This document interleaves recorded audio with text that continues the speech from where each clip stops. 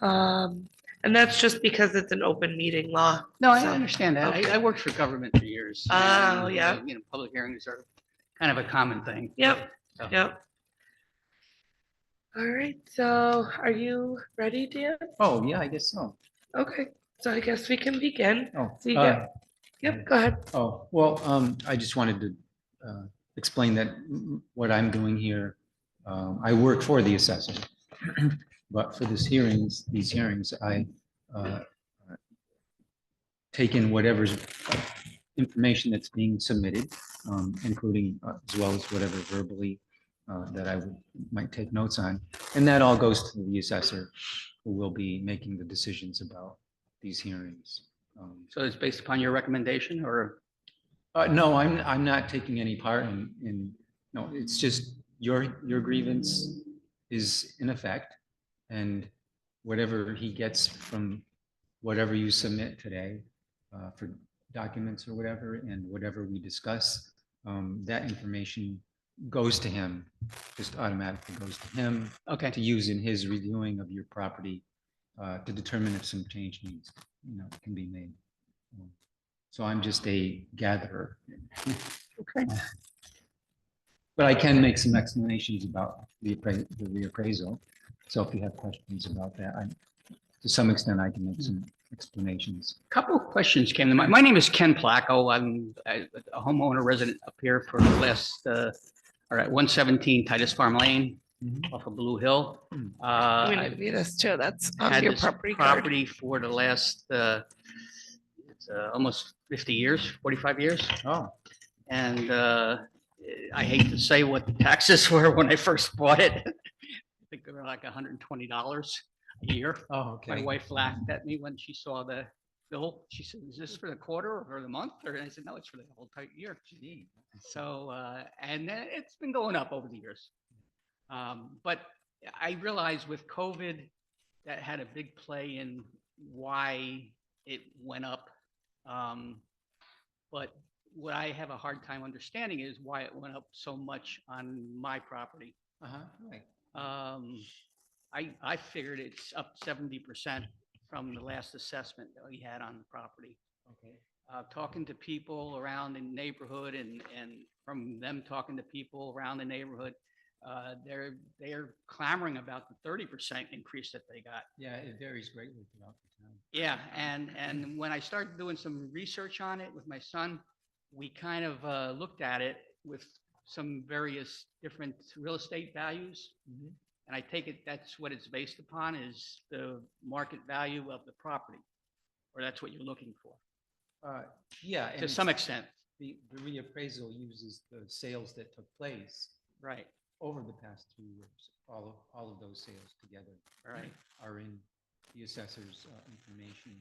And I agree with some of that method, but on the other hand, if someone starts throwing a curve in there by outbidding what the asking price was based upon what then the market price was, it could really skew the whole thing. Skewed is kind of a subjective word. Yeah, but a lot of this is arbitrary and subjective. Yeah, but the sales that have to be used are all the sales, regardless of how they came about. That doesn't really, it's a significant factor, and the assessor may actually throw out a sale that doesn't seem valid. So what you're talking about could be sort of fall into the category of not valid if it was outrageous. Okay. And invalid could be also meaning in the other end of things, sales that took place with extremely low sale price that would seem to be way below market value.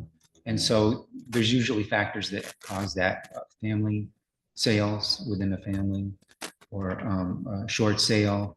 So those sales are filtered out by the assessor. Okay. It does take an expert well, it takes someone who knows which ones are not valid. Yeah. So all of the valid sales that end up having taken place in those 3 years, ending with March 31st, going back those 3 years of sales, all of those are in the system to create the new values.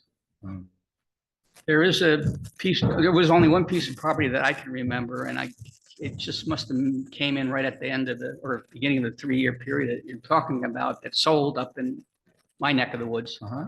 And it sold for $95,000, which I thought was way too high for the property, considering the last people that bought it 2 years earlier paid only $60,000 for Is it. that with a dwelling on it? No, it was just vacant Oh, land. vacant land, okay. But they had cleared the land, and so they got a view, and they said, okay, this is what we're trying to sell here, the view. And then they said they Oh. put a circular driveway in, which I don't know whether you call it a driveway or not, but it was something that got them up the hill, and they didn't have Path to to get back through. in, yeah, so they can just make a loop, Okay. you know, so. But you look at it, and they can't use that property in the wintertime with the driveway that it is now. Even me, I can't use my property in the winter unless I spend some expensive money for plowing work. Mhm. So I kind of gave up the fact of driving up there in the wintertime unless there's no snow. Oh, Yeah. they're painting outside. Yeah, Oh. they got a ladder. Yeah. So I guess they found a loose shingle. But anyway, I told them recently too, I says, I think you really overpaid for it. And they kind of realized it too. But again, they wanted to start their dream place up here. So, and I could understand that. And I did that with my place 45 years ago. Mhm. I found a piece of property from just doing some back road driving. Came upon this piece of property. 5 years later, I found out who the owner was. We wound up working on a deal of what he wanted for it. And I made an offer to him at that point in time, but it was probably worth, what they were saying was it was probably more of a 50% increase than the other properties in the neighborhood. $8,000 for 10 acres versus $12,000 for 10 acres. Quite a bit of a jump, but on the other hand, it was on top of a hill. It had some views of the mountains and the lakes. Since then, it's overgrown and I can't see the lake anymore and I can't see the mountains anymore except in the wintertime. But that's the time I'm not using it either. So I know when they did one assessment, they did do a property or a view tax. And I don't know whether that's in any of your records. You seem to know about this a little bit. View tax. In the records? Well, I've heard of it, but I don't yeah. know that Yeah, that's and we we used don't have anymore. anything in the system that's being used now, which was just introduced was just started to be used in 2020. Yeah. There isn't anything that specifically says view tax. If there's a noticeable pattern of properties that are sold that do have what we would call a view, if there's a correlation between the valuation, the properties, the sale prices, what people paid, then there is a factor to increase the land value, but it's a general, it's not specifically viewed, but it makes it, the pattern would show that people were paying more for those properties. Yeah, well, So that can be used as a factor. yeah, and I understand that part of it. But when I started talking to some people again back then, and we started looking at it, there's views all over the place here. I mean, you could really put that tax on everybody. So then it's a universal tax that you're trying to do. It wouldn't be it would be called a factor. So Yeah. the land would still get a normal land value with possibly some added, a percentage determined by the assessor. Then the other thing I heard was property itself. If you had a 10-acre lot, they would tax you on each of the 10 acres. Well, we still don't want to talk about the word tax though. Well, The assessor doesn't get involved in tax. You can say the valuation. the valuation. Instead of tax. Okay. The way it works now, you may have seen on your property card, the 2-acre home site gets the bulk of the valuation. Okay. So you kept with, it used to be 1 acre, but now it's 2. Oh, yeah, it's been 2 for quite a while. Yeah. Yeah, but maybe back when you started. Looking into it a little more. Yeah. So that's the bulk, and everything after that is called excess acreage, which is a much lower rate per square foot for the valuation for the excess acres. Okay. And again, thinking back upon it is that it's a camp. It doesn't, I'm off the grid. I don't have, well, I may do over the years with an outhouse and my own battery system, Yeah. solar now, Yeah. and gas, propane that they come up once a year. So it's really off the grid, Yeah. and trying to get to it is the big problem. Like I said, unless you're willing to snowshoe. And I remember doing this with the kids and the video cameras in those days with the battery backpacks and going up the hill with the snow, and the wife is saying, "Hey, come on, keep up with me." So are you speaking about the difficulty involving your driveway or the road? Well, it's a private, if it's a private road. Titus Farm Lane is a private Okay. road, Okay. and it's, where I am is almost a mile from Blue Hill, which is the town plowed road. Oh, okay. So over the years, various other houses, property owners down below in front of me plowed it out to their place, either to ski or to just. That was get gonna in. be my question. Do you have private plowing for Titus Farm Road? Again, no, I don't personally. Right, but It's on other an people individual maybe? basis. Okay. If depending on the need, if you wanted it, you can have it. right, but you gotta figure it out But on there's a your level own. piece of property that's relatively easy to plow. But then as I go up, I'm on top of the hill, like I said. It's, I watch some of the biggest loaders that you guys have with trains and everything else, and they spent hours trying to plow this thing out. And Really? I just said that, this is ridiculous. We're not going to do this. I remember getting stuck up there one time with a 12-inch snowfall. And luckily it was around Mother's Day or something like that. And we had to let it melt for a couple days before we can get out. Yeah. So it was, but it was an acceptance that me and my wife accepted, and just kind of reveled in the idea of, oh yeah, we got stuck in Vermont, as an excuse to go not back to work. It was one of those things there. But So you could say that off and on you share the cost, but not all. not really. Again, on the use. If I'm not using the cabin, my cabin can be shut down in the wintertime, easy enough. Every time I leave it, I can shut it down and come back, a week later or 2 weeks later, open it up real quick, and I'm back in use again. Okay. Other people that have plumbing, and I think there's 2 houses past me that have, when the properties were divided, they put easements in. And they had this electrical easement going across one property who serviced the log cabin below me for years. And he had the water system put in and everything else. And I think he was only getting a gallon a minute for water. So he had to have a storage tank. And having the storage tank, he needed heat in it to keep it from freezing. Do you have water? I go by rain. I have a rain barrel, and I bring up bottled water for drinking purposes. Okay. So no running water. And the heat is a wood stove. Okay. So yeah, I think is there actually a fireplace? No, it's a wood There's no stove. fireplace? Yeah. Just a wood stove. Is it situated against a wall, or is it in the middle of a room? No, it's near the wall. I allowed about a foot spacing Oh, for it, but then I lined it with a big stone, oh, okay. 2 by 3 foot stone. Oh, that's nice. So it really radiates the heat back into it. Yeah. I even put a gap behind that to allow for air movement and not worry about burning it down. And besides, a few little instances with a water damage by mice. They got into my water tank Oh, and ate the hose line, and I didn't realize it. oh, no. And I reached under the cupboard there and pulled it out and said, "This is empty." I knew it was full. And then I started figuring out that, it got underneath the linoleum, rotted out the floor. Oh, my goodness. That was just recently. And that was a big expense. I thought I could fix it myself. I pulled back the linoleum and I couldn't get it back far enough with all the cabinets in there and stuff. Yeah. And I replaced the plywood.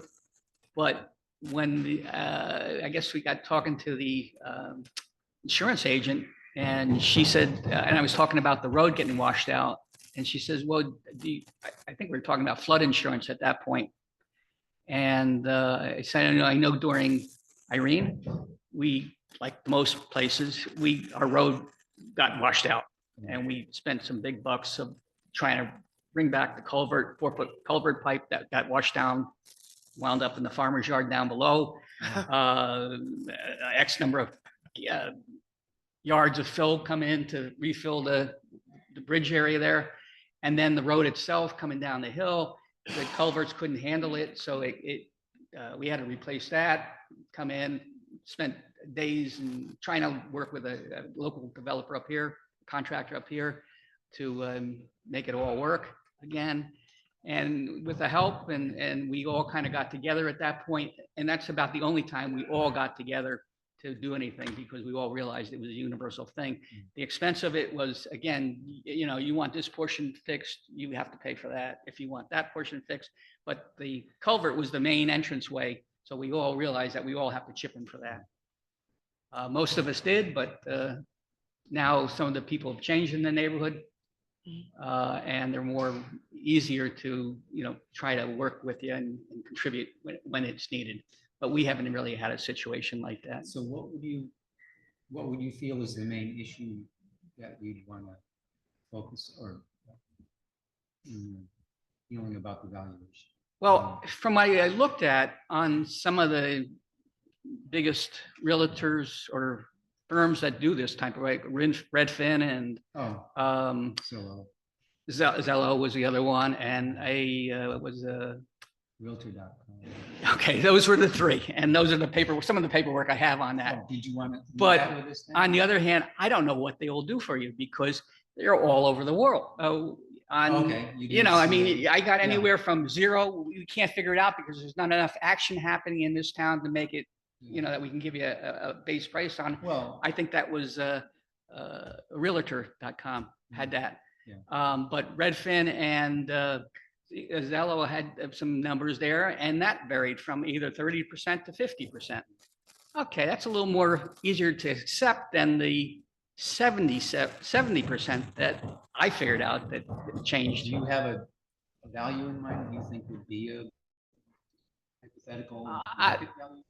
I'm just trying to keep it fair. Yeah. I'm not one of the ones that trying to, I don't think it's worth anything more than when I bought it for Were you $120, Were you able to point or determine town parcels that? I don't, You're aware yeah, of and values? a lot of my friends have passed away now, and I don't know what their values are that I would have talked to them about it on, but Well, I I'm think- just talking to friends and some of the friends that I have up here now, talking to their friends, and they're just saying, that 30% is way out of line. Again, I realize the increases have happened, and, I'm willing to pay my share of it, but I don't want to be the far out of the reach to make it happen. Yeah. Well, from what I see here, the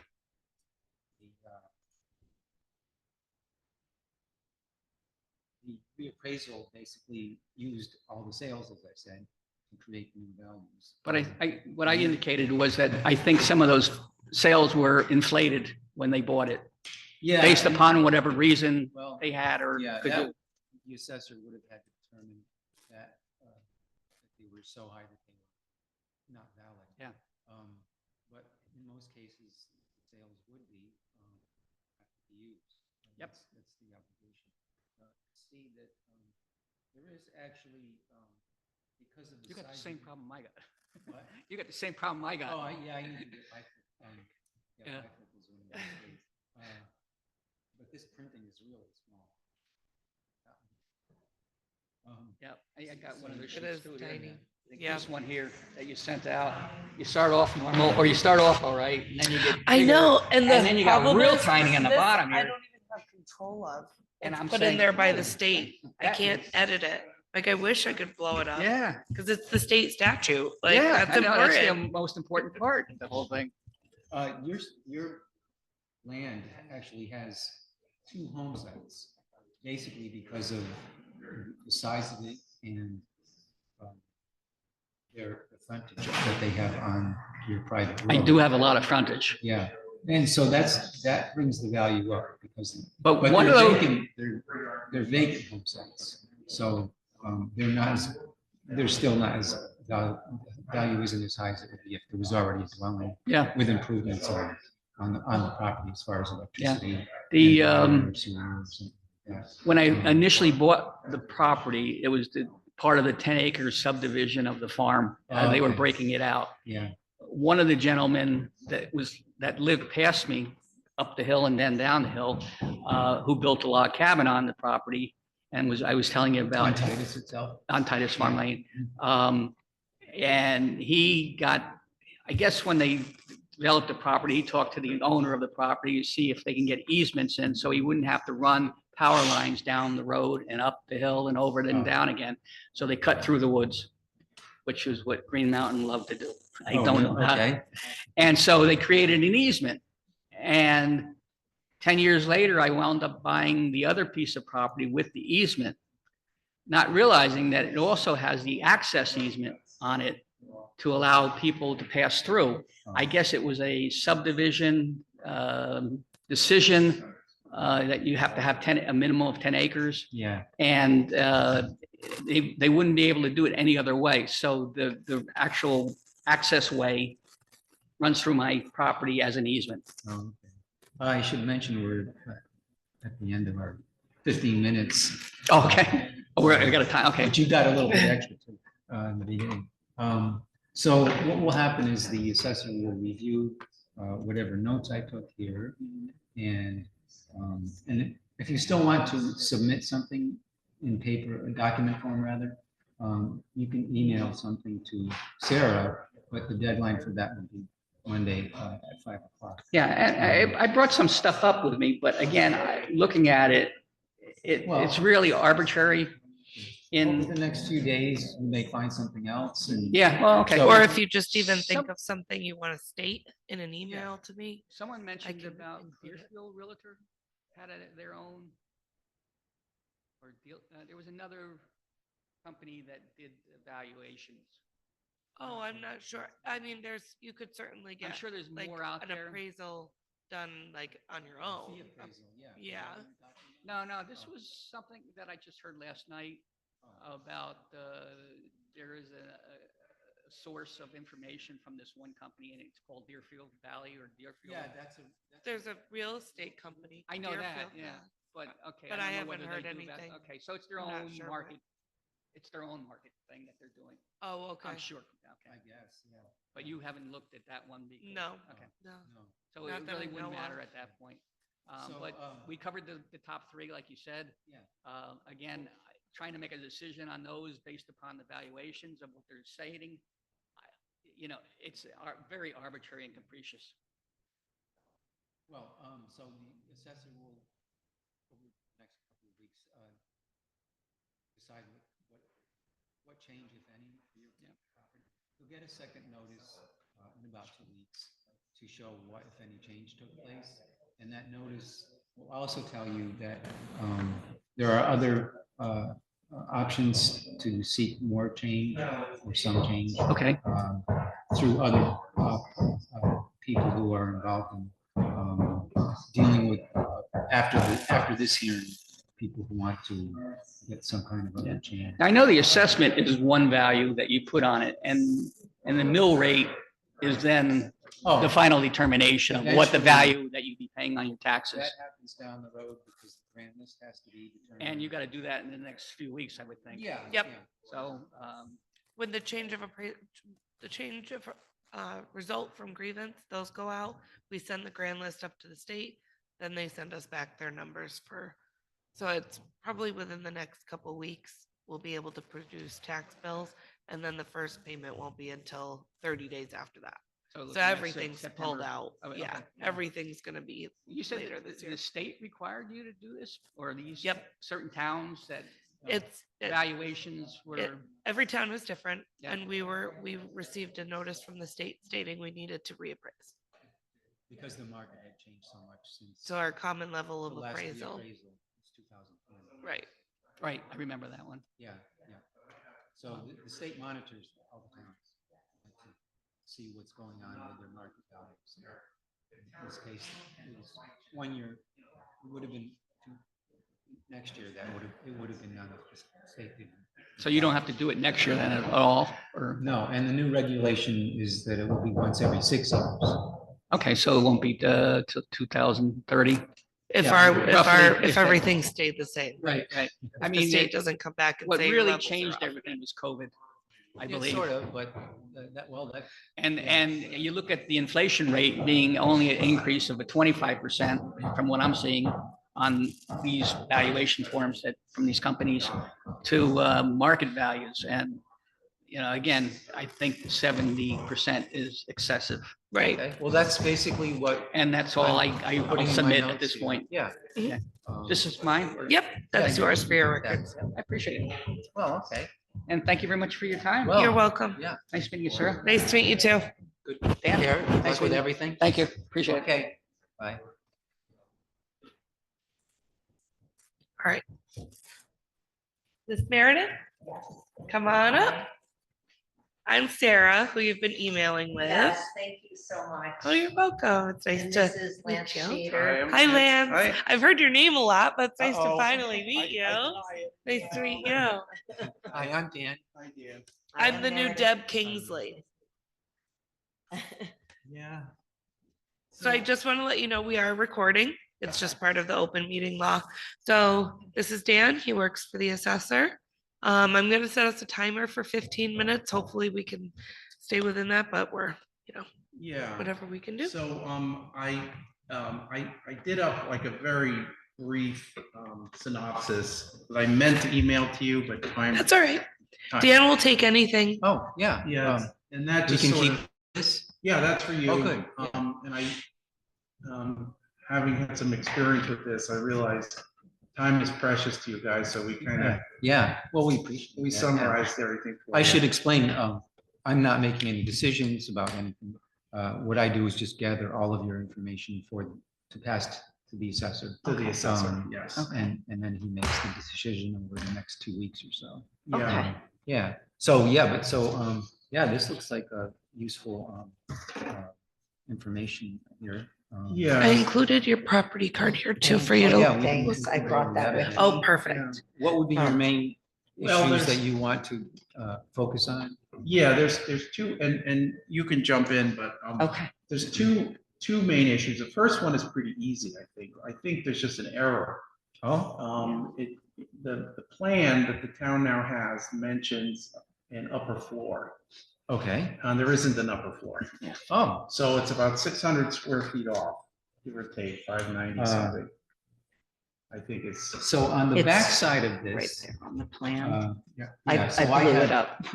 Oh, okay. So, if you can show me on this one. Yeah, I can write it's down here. this right here. So that was the square, it's, the second, if there had been a real,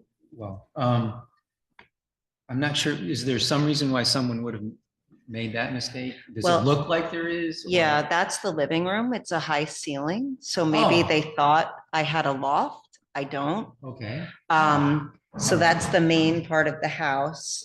And so there was the square footage error. And I included the original appraisal. I don't know if you want this. It's longer than what Lance did, but it shows the original square footage on our appraisal when we bought the house. So it was 1279.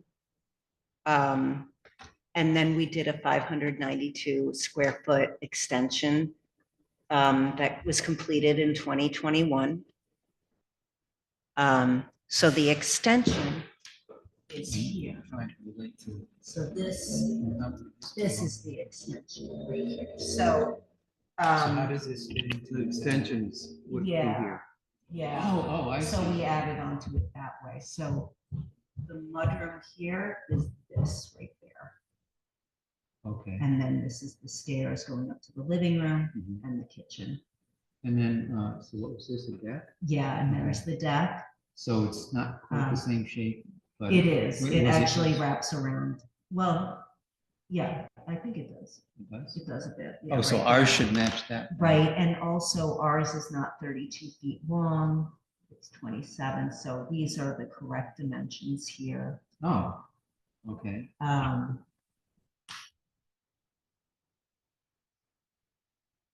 27 meaning Instead of 32. this whole length here. Yeah. Oh, oh, yeah. Oh, yeah, I can read this. Yeah. Oh, great, And yeah. I actually printed out pictures and Oh, of good. all the comparables. Because Yeah. this is the same exact house. It's my twin. I love it. Oh, It's in really? Village East. It's the same kit. My dad actually was one of the first people to build in Haystack Village East. So I know all about the Wow. Sears and Roebuck kits, and this is one as That's well. what it is. Yeah, yeah. Oh, So there's another one in Dover also. Yeah, so this chart here, you can see that there's an asterisk. This is the other Sears and Roebuck kit right here. this one right here. Right. This is the first one with the asterisk.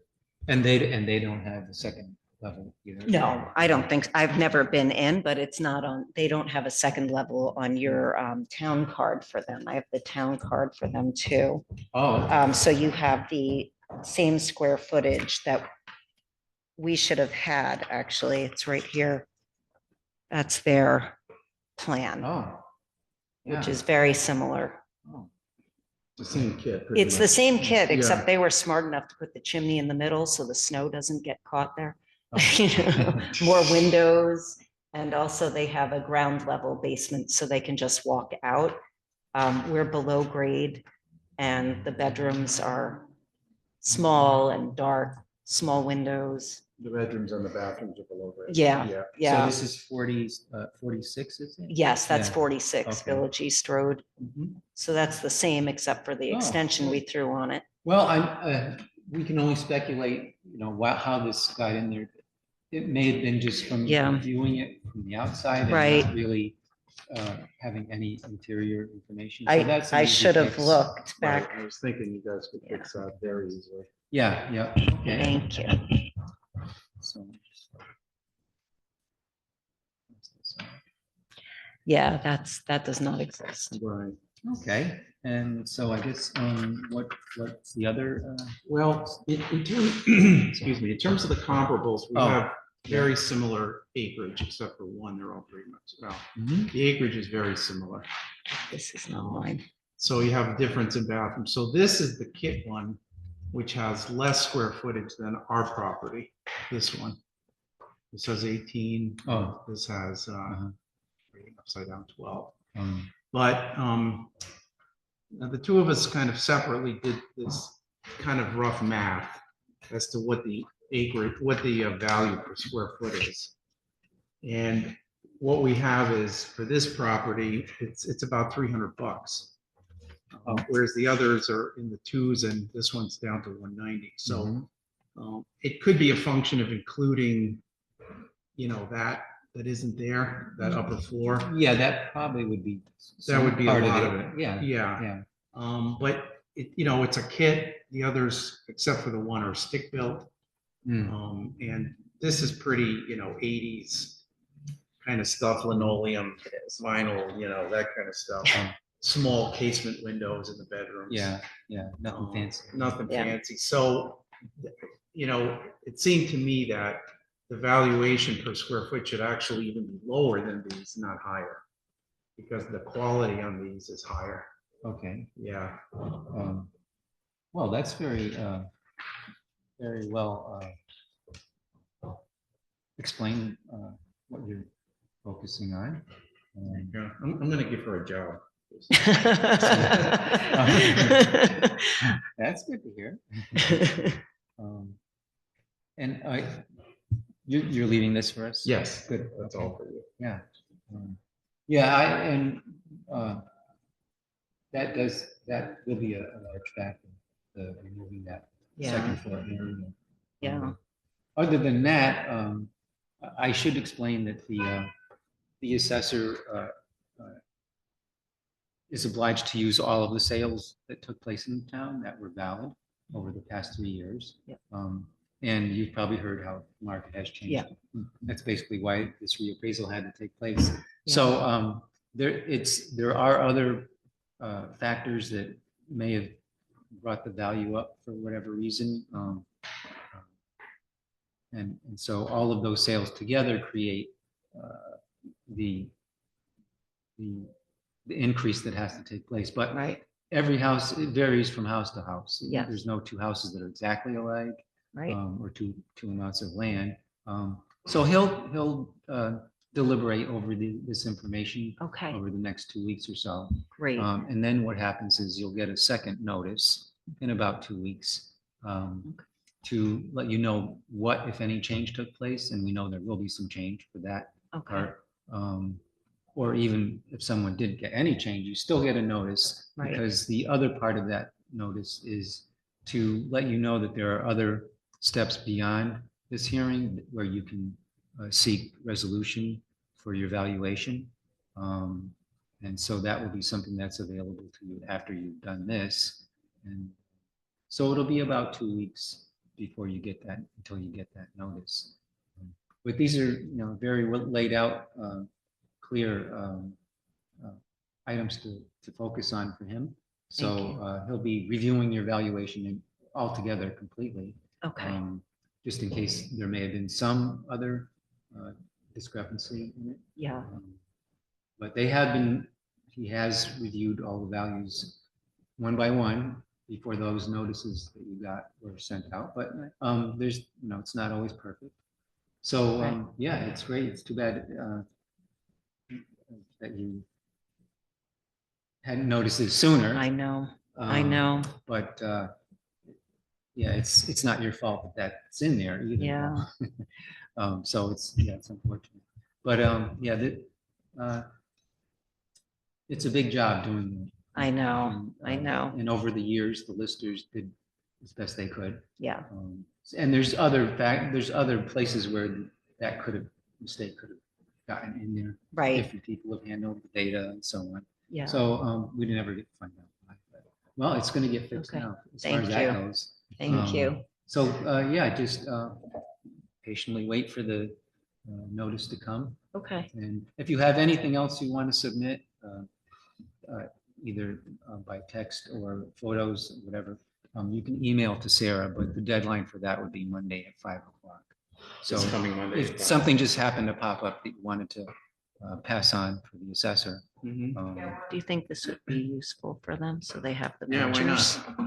This is just like extraneous information, like if Oh. you have questions about the houses, I wrote what I know about them, like Yeah. that's about my house and the other is about all the comparables. Oh, good. And I have all the town cards printed if you want them, if that's, He can look up, Easier? if you Okay. have the house numbers in here, yeah, he can look them up. That's perfect. On his system. Okay. Yeah. great. But Do you thanks need for- copies of anything or you just, No. okay. I think we're fine. You did your homework. You I did had great. to, You you came know, we very built the prepared. extension because we want to retire up here. Oh, well. You yeah. know, and then I'm like, oh my God, with taxes like that, we can't afford to live up here. So, Well, don't fret about like, the taxes yet, oh. because there's still no mill rate to go by. okay. And it wouldn't okay. likely be as high Yeah, as your increase of Yeah. valuation by any means. okay. Well, my big concern is we're on Fanny Hill Road. We're there because I grew up skiing at Haystack, since I was a tot. Yeah. And I'm not like part of the Hermitage. My daughter actually ski instructs up there and Oh. I feel like we're paying Hermitage prices all of Oh. a sudden. Well, So yeah, I guess you could look at it that way. I but, know, I know. It's. It's a nice neighborhood now. Yeah, It's really sure. very pretty. Oh, okay. Well, good luck with everything. All right, Thank very you. much for hearing our. Yeah, oh, well, I'm glad to do it. All It was right. nice to Thank meet you you. both. It's nice to meet you. Okay. Thank you. Okay. Thanks so Nice to meet you. All much. right, bye now. Thank you. Okay, thanks. Nice to Have meet a you. great, have a great day. Nice to meet too. you. I know. Thanks. Bye.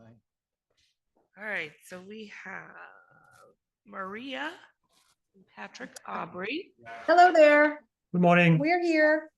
Well, it's nice to speak with you on the phone yesterday. Oh, Sarah, I We have get to see say. each other. Yeah, I'm in the blur right now, but I'll fix that. I'll fix that. So I first want to start off by saying thank you, thank you, thank you. You are doing an amazing job at this huge undertaking. I don't want to be you, but you're handling it with such grace and such efficiency. I want to thank you and thank you for the time this morning. You're welcome. Thank you. So we're here to discuss the reappraisal for our unit, our condo unit at 12 Par Drive in the Spyglass development. And, $95,380 increase, a reappraisal value is a really tough nut to swallow, I have to say, with an appraisal value of 287. So prior to this hearing, I submitted documentation and a cover letter. Sarah, I'm sure you're in receipt of that, with some information, helpful information to guide us through this process. So we really do feel that it's an Oh, I have the unreasonable. wrong one. Do you have it? Yep, I yep, do it's right now, here. yeah. Awesome, awesome. So we really don't, we truly don't feel that the new valuation reflects the true market value on the property. And the reason why I say that is this. Last year, our intention is to retire in Vermont.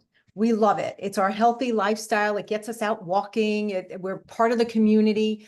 And, we're trying to do the fiscal part of it. And last year we decided that we were a little strapped with the economy. So we decided to put the condo on the market. We were very excited when we had a buyer. We were like, oh, okay. We priced our condo based on our realtor's advice under what the reappraisal value is, this current new reappraisal value. And we actually had a buyer. And what happened was we went into contract, and part of the contingency of the contract was their relative was a property inspector and in another state. So he wanted to have a look. Fine, no problem. We are aware of the huge problems in Spyglass. We have problems with moisture, the building structure. As a community, we are trying to address that, and that's going to be somewhat in the millions to correct just the integrity of the buildings. So that's another issue that we're going to be faced. But we were very upfront with the buyers, and we told them this. We shared the information that we had, but yet they came in and they decided to do an inspection, like an unofficial inspection. Lo and behold, they retracted their offer and they renegotiated the purchase price to $235. Which at the time, Patrick and I were talking about buying something else, one level living. Listen, we're not getting any older. We know the stairs are going to be an issue for us. So we started searching, and they retracted it. They decided to not go through with the purchase at $235. So now we're left with this very tough nut to crack. One, there are critical issues that need to be addressed structurally, and we do have a mold problem because of the moisture penetration. So we're going to have to remove walls inside and properly, eradicate the mold. And that is very costly. That's a big factor that we lose sleep about at night. The other thing is the property card that you have on file, it actually says that we have 4 bedrooms. We don't. We only have Okay. 3. We can change that easily. Yeah. Yeah, so I don't know. Did someone physically come in to inspect the condo unit? This reappraisal was statistical in nature. I see, I The see. last one in 2020 was physical. Okay. And this reappraisal was required by the state. They told the town that the market values were too far out of whack. So that's why normally it would have been next year for the reappraisal, but the state said it had to be done this year. And so it was statistical in nature. But I'm not sure why it would have said 4. Right. But it's going to be changed to 3. That isn't actually a value changing point in the computer, but we want it to be accurate, of course. Right. No, we want it to be accurate. We Yeah. do. Yep. No problem. Unfortunate or fortunate, whatever way you want to look at it, we've not performed any upgrades in our unit. So it's like, it's from 1985. We have the same cabinets, the same fixtures, the same floors, carpet and such. So, some of our guests, they laugh, they say, wow, it's like going back in time. Really? And the other half of it, you should come visit. You should see it. It's very retro and very, it's neat and clean, but there are no upgrades to fair market. So the comps that are in the area, a lot of those comps are based upon upgrades, updating and such. We are not them. We're not them. So, and lastly, the condition of the property. I mean, we really have some critical issues to address, not only in our unit, but as a The whole community, community. the community. And, you know, we have a property manager who maintains the roads, does the snow plow removal, does all of that.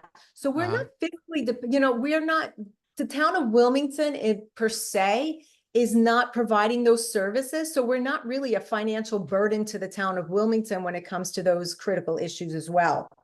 And lastly, I don't want to take up too much of your time, but I do want to say this. From a personal perspective, this increase would be such a financial burden on us. We're looking to retire in Vermont. However, I think that it's a catch-22 now, simply because we won't be able to afford very easily the tax increase, but it also pigeonholes us and puts us in a really bad spot for selling the unit because it's not going to be comparable. So we respectfully request a reappraisal and consideration in that, and hoping that, you know, we could come to some sort of agreement on what would be fair and within the market value of our unit. Do you have any kind of thoughts about what you would consider a reasonable market value? You know, honestly, we've tossed that around, and I'm not a professional, but I do know that I can honestly say a $93,380 increase in a reappraisal would not be it. Would not be it. I was expecting maybe 10%, if that. But if you looked at our unit, comparing it to other units, aside from the little laugh that you would do, because it's very nice and neat and clean, but like I said, we live in the 80s, and you know, that's what we can afford. Yeah. Well, okay. What's going to happen is, I guess you probably have in what you submitted for papers, documents, is what you've just described to us here today. Is that the case? That is all of correct. that it's in here? Okay, this is all going to go to the assessor for him to make some sort of decision. And you'll get a second notice in about 2 weeks to show what change, if any, took place in your evaluation. And so that notice will also tell you about options available to seek a change or resolution after you get that notice. There's other steps that you can seek change from. And so you can keep that in mind and consider that when the notice gets to you. So yeah, it's good that you have explained it very well, and your documents here will be of use for sure for the assessor. Wonderful. We thank you for that. We're hoping Yeah. that we can come to some sort of resolution. I mean, Patrick and I both love Vermont, so we want to stay. But this is really a detrimental value to us, and it's really sincerely a financial burden. So can I ask you, lastly, because it's my own curiosity, what formula does the town of Wilmington use to arrive at these? In addition, you know, statistical, I understand, but is there some sort of secret sauce or a formula that you use? Well, the value is determined by the assessor based on all the sales that took place into the past 3 years, ending in March 31st. He uses a system for doing analysis to create new values for whole towns, thousands of houses, whatever it takes. And there's no particular formula. It's a very complicated process that the assessor is very expert with using. And it's a system that's approved by the state to do town reappraisals. So there isn't any clear-cut single formula to say it was this or that, but it is the sales that drive the increase overall. And you know what, I just want to add, because we've spoken to our neighbors who are in the same situation, ours seems to be the highest amount increased. Whereas their units have been updated and upgraded, and we're the highest. So that's why I asked that question. Yeah, I understand. Well, yeah, it isn't always possible to know what updates other people have put in their house. they don't, have to advertise it to the assessor or anything like that as far Right, and as, there's no physical inspection. yeah, and usually there's no permit required either. So that kind of leaves things in the dark sometimes, unfortunately. Oh, Um, yeah, I see now. yeah. Okay. Well, we want to Okay. thank you. Thank you Well, very you're much. welcome. And Yeah, thanks for you're being welcome. patient. All right, Okay. Sarah, have a wonderful weekend, both of you. All You right. Thank too. you. Have a Thank good you. day. Bye.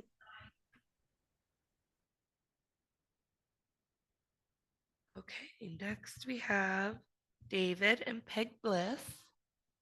Okay. David, you can go ahead and unmute your microphone.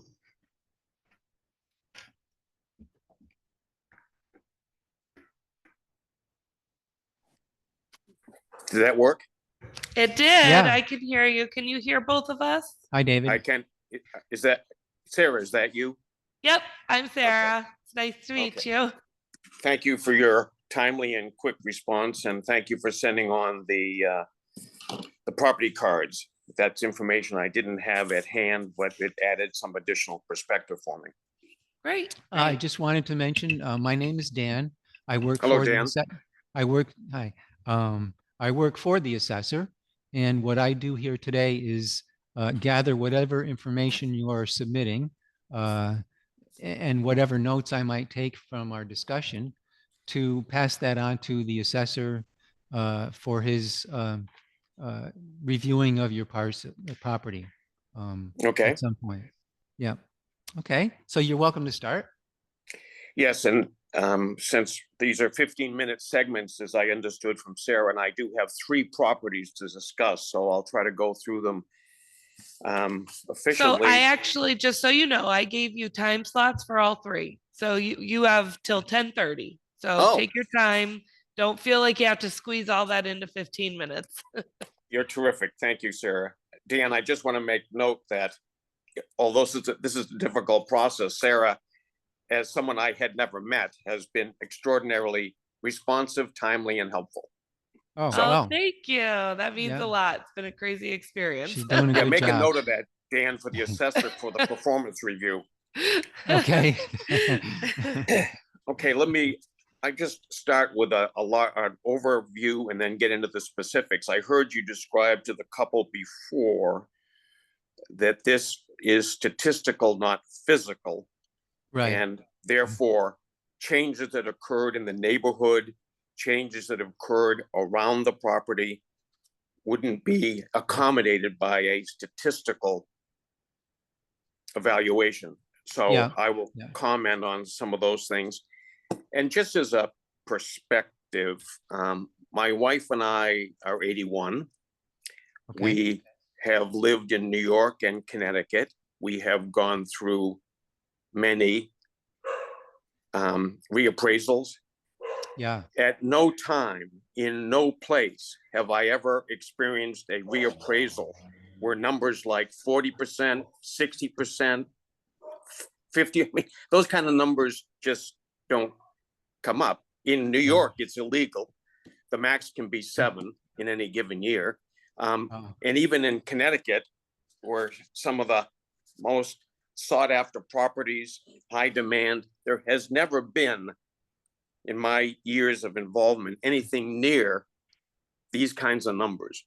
uh-huh. So I'm, at least in my experience, when numbers are large, not even this large, there's a commensurate reduction in the mill rate. So I've not seen any information on that, but I hope that that will be considered, because the budget could not have gone up for Wilmington by the amounts these properties are going up. That's just a context. Okay, first parcel Yeah. is the 2090-300. It's 10.67 acres land only. Yeah. It's an unimproved site. What I said in my note to you, it's not an easy, it's a difficult building site. I think it's overvalued in comparison to some similar properties. But I looked okay. at, Dan, I looked thanks. at the numbers. I purchased this in 2020 Right. for $60,000. In that same year's reevaluation, the town reevaluated it at 73,350, which is 22% higher than I actually paid for it. And so that's just as a base. And I bought it, the person I bought it from, we were trying to come up with a price so we wouldn't argue as neighbors, and we decided we would just use comparables as best our real estate agent and others could find for us. And out of that comparables in 2020, we settled on 60,000, and we both felt that that was okay. But the town evaluated it for 73,350, which is 22% higher. Yeah. And now in this 2024, it goes up another 14%. So in the short period I've owned it, 4 years, from 2020 to 2024, the town has increased the value of unimproved land 39% in that 4-year period, which there is nothing that I've seen that would sort of support that. The other point that I made to you, which goes back to it being statistical, not physical, Dan and Sarah, is it's received a lot of press and notoriety, but 34 Look Road, the town, contrary to its rules and grandfathering and so forth, has allowed a group lodge and active camp to operate within what is a residential zoning area. There are issues of noise, light, and traffic, which has been litigated involving the town for a couple of years. The town, unfortunately, did not play an active role or positive role. So my experience, and this is the physical on-site experience, is given the lodge reality of large groups arriving in it, because it's not a old kind of lodge that it used to be, where people would arrive as singles or couples or fours at various times. This is groups arrive in buses and vans as groups and leave that way. And during the course of their time there are issues of noise, light, and traffic, which have been repeatedly reported to the police and to the town, and was the source of litigation and so forth. My point is, for the assessor's consideration, is that if you were doing this physically, not statistically, you would see from a real estate broker standpoint that, given that reality, the value of that property of my land has gone down. My view is that I would not be able to sell it for anywhere. Well, I don't know if it's marketable, but it would not be marketable at anywhere near the level that your statistical analysis has as its value of 83,690. So so big increase over the 4 years I've owned it, 39%. The actual marketable value impacted by that neighborhood situation of having a commercial operation operating within a residential area. And that has occurred in the time frame since I acquired it in 2020. So that's the first one. Right. The second one is also land, and this is the parcel 4018-000. And here, Sarah, actually your sending of the card was extremely helpful if I'm reading the card correctly, because there appear to be errors. Well, I'll come back to that. But this parcel, which is off Haskell Hill Road, as I described, is an unremarkable sort of odd shaped piece of property of 7.8 acres. From at least my experience, it's not a buildable lot. And as I said in my note, if it were, there would be a significant cost to bring in electricity from Haskell Hill Road. there's a permanent easement that my neighbor has that for his driveway and so forth that cuts across the property and runs with the property that reduces its usability and value. Okay. And the thing I want to come back to on the card, Sarah and Dan, is it is listed as land with a camp. Well, this camp is a very old hand-built small log. It was originally a log hunting cabin that I thought was built in the late 70s, but based on your card, it's probably the 50s. Mm-hmm. But it's not a commercial log building of 20, it's 12 by 24. It's not a commercial log building. Oh, You can, We have a picture of it here. okay, you can see if you look at the logs are all of different sizes. It's not a uniform log construction as you'd see on new log homes. This was built by whoever built it from trees harvested on site. This log cabin, which was built in the, I guess in the 50s, at some point, the roof was blown off.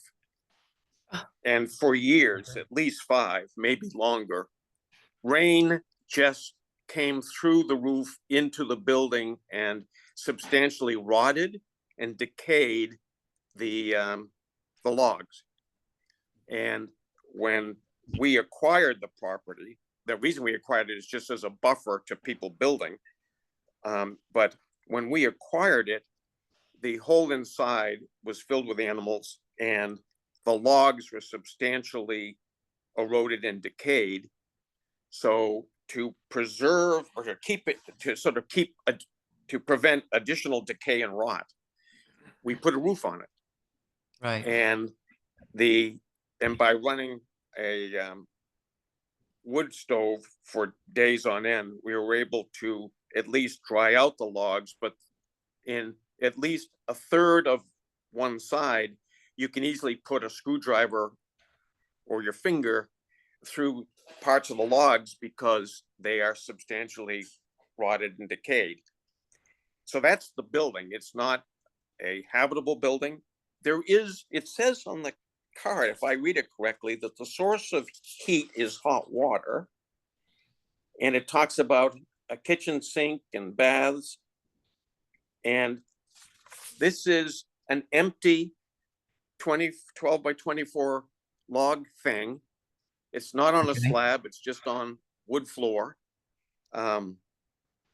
It's basically as we acquired it, other than we put the roof on it. There is no electricity, there's no well, there's no septic. Right. Okay.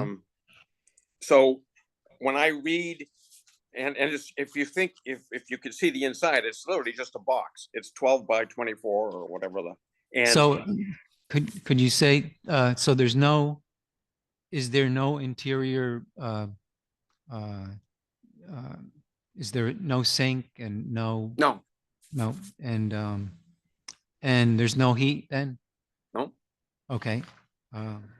No, it's Okay. Dan, it's a as I said, it was built in the 50s. Actually, whoever built it I think they tried to do a pretty good job, but when the roof blew off, it just filled with water. What the original owners had left as a sink was an old styrofoam cooler. Oh, So this So there's no they basically used it. You could see on the tree they had hung ropes that they could haul up the deer if they could get a deer. So this was a infrequently used hunting place. yeah. And the inside is the inside is the same as the outside. It's just exposed logs, and it's not divided up. It's just a box, and Yeah. there is no, as I said, there is no heat other than you could the wood stove. It's unheated, no electricity, no well, no septic. Is there Um, actually a wood stove in there? We have a stove, a kerosene stove that we bring and try to heat the Oh, place okay. up in the winter. So it's kind of a portable stove, sort of? Yeah, I mean, this is not I guess an improved building. Is Yeah, no, that's just space heat, doesn't really count for anything. yeah. Um, So this So, is, and as I yeah, said, so when I looked at this, Dan, and the property we just discussed prior to this, these two properties abut at the back. So okay, I've got 10.67 acres on Look Road, and this is 7.81 acres on Haskell Hill. So the Haskell Hill property is smaller. It's 7.8 versus 10.6. I don't think it's buildable. There are no sort of views. And on the previous appraisal, this property was 30% higher than the Look Road property. The current appraisal makes it 60% higher than the Look Road property. well, And at 40%. yeah, So I I would look at expect a this big and I- change in the valuation. Huh? I would expect that there could be quite a bit of change in the valuation based on mainly the way you've described the cabin. Uh, It's basically, it was low quality to begin with, and over time was totally mistreated, so to Yes, speak. yes. So it's really has very much lower value, if anything. Is the roof actually waterproof now? Did you Yes. said you put a roof on it? Yes. Yeah, okay. Actually, it's a metal roof, which some would say, wow, that's kind of extreme for a little thing like this. It turns out I was doing re-roofing and stuff on my primary property, and the carpenter had some stuff left over. So we Oh, yeah, said, let's do this roof. Because Dan, the issue is we basically use the land for snowshoeing and cross-country skiing and so forth. So we sort of wanted to preserve the cabin as a place to sit when we're out in the winter or something. yeah, yeah. But it's nowhere near. And as I read the card, yeah, it has sink and toilet, or it says water heat. Yeah, Doesn't have those any they of that were, stuff. it sounds like someone had to guess because they couldn't see into it or get into it. Yeah, I've crossed off those things here. Is there a shed on the property? No, Okay. Because it was listing a shed. Maybe there was one in the past, perhaps, or some, as best I can tell, Dan, when I purchased the property, as I recall, I went back through the town records, yeah. and I think there was an application for a building permit years ago for a Oh, shed, but I think uh-huh. they never built the shed. I think it's just this thing that Okay. there is no other, just to answer your question directly, Dan, there is no other structure. I mean, there's no shed or anything on the Yeah, property. okay. Yep. Okay, Yep. thank you. Yeah. I felt heard on that one, Dan, so I appreciate it. And Sarah, okay. So the last one is our main house, which is parcel ID 2090100, Right. which the reappraisal lists as 20.25 acres of house and land. And as I indicated in my note to you that I submitted in advance, the original property that we bought at 111 Look Road is a 10-acre property, not 20. Below us, there was another 10-acre property with a house on it, not a particular, not a good house, but a house on it. And when the couple got divorced and then she ended up selling the house. We bought it again because we didn't want somebody building. And when we, close to our property, so we bought it and we tore the house down and returned it to just land. Right. So when that occurred, I was told by the town that while it continues to exist as a separate deedable lot, that in terms of the towns dealing with the state of Vermont or wherever, they're allowed to combine properties to reduce the number of taxable properties or something like that. Anyway, Right. so because of that, they combine the two properties for tax purposes, and that's how I get to the 20 acres. Mhm. So we purchased the property in 2013. The property was built, as I said in my note, the property was built in 2006. And as I said, reflects sort of the fit and finish of the time. It's not a modern, high-end, welcome to the Hermitage kind of place. It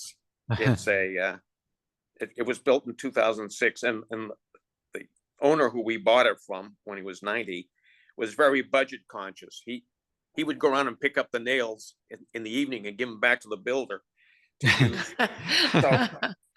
So the reason I say that is you go inside the house and you don't find fancy granites and, you know, that kind of stuff. Anyway, so we bought it in 2013 for $470,000. We have not made any changes to the building's footprint since that time. The building, they're on the property is what we purchased. And from the 470,000 that we paid 10 years ago and up to this valuation, that would have been a 208% increase in 10 years. And when we paid 470, as you look at the card, in 2018 and 19, the town increased it 27% to 595. And then going into 2020, it went up another 7% to 634. And then in 23, went up another 12% to 710. And now this goes up another 38% from 23 to 24. And during all of that time, nothing has changed. So as I said, from 2013, 10 years later, that's a 208% increase in the value of this property. So it's when it was 7% or 12%, you know, under the be a good citizen rule, I said, okay, I get it. But the cumulative effect of all this, even since the 2020 reevaluation, this would now be up 54%. Since, I mean, these are very big numbers. So then, as a separate perspective, I went and looked at other properties on Look Road to see how they had been evaluated. 34 Look Road is the lodge we talked about earlier. It's a commercial establishment. It has 5 acres, has an occupancy of 80, and it's listed at $568,000, a 20% increase over prior. 568, 20% increase. The Pease property at 61 is 40 acres. And if this is, you know, land, buildings, that kind of stuff, 40 acres, that's 362,000. What house was that? Which number? That's 61 Pease. Okay. That's 40 acres with a building. Directly across from me at 108 is the Kennedy property, 108. And it's got 13 acres. It's a very big house, much newer, better construction. You've got that valued at 800,000. The Look property at 157 at the end of the road is 104 acres with house and barn and outbuildings. You've got that at 732,000. And there's another property at 82 Look Road that's 10 plus acres that you've got at 825,000. So mine is being, my property is being evaluated at 980,560. And in that stream of numbers, a commercial property at 34 being only 568, 40 acres for the P's at 362, the Kennedys at 8, which I will grant is a newer, bigger property on 13 is 800. The Look at 730. I mean, just when I look at all of those and then look at the 200% increase I've been hit with since I purchased it 10 years ago, or 54% increase since 2020. When I look at forget the increase number, when I just look at the absolute valuation, it is unclear to me why with those numbers, 500, 600, 300, 700, why my number comes out to be 980. And the other perspective, just to flip it on, is there is the Swan property, which I don't know the number, which is a much newer property and more expensive because it's a big property and it's freshly built, high end. It only went up 31%, where I went up 38%. So my point on all of this, Dan and Sarah, is I'm just looking at other properties going down the street with 40 or 104 acres or similar building sizes and actually newer construction, and my 980 seems way out of line. The 710, you know, as I said, I could tolerate or put up with, sort of good for the citizen and good for the town, but it's getting crazy. The other thing I would add to that is, again, looking at the physical versus the statistical. Again, we have the group lodge and camp running on our street in a residential area, and people can have different views of the amount of impact, but I believe that clearly degrades the attractiveness of the property from a pure market standpoint, and that would not be captured sort of statistically.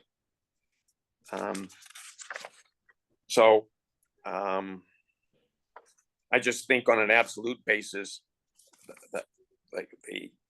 the amount of increase over the years and the absolute current level of 980 is just, in my mind, way out of line, and I don't see anything that supports that.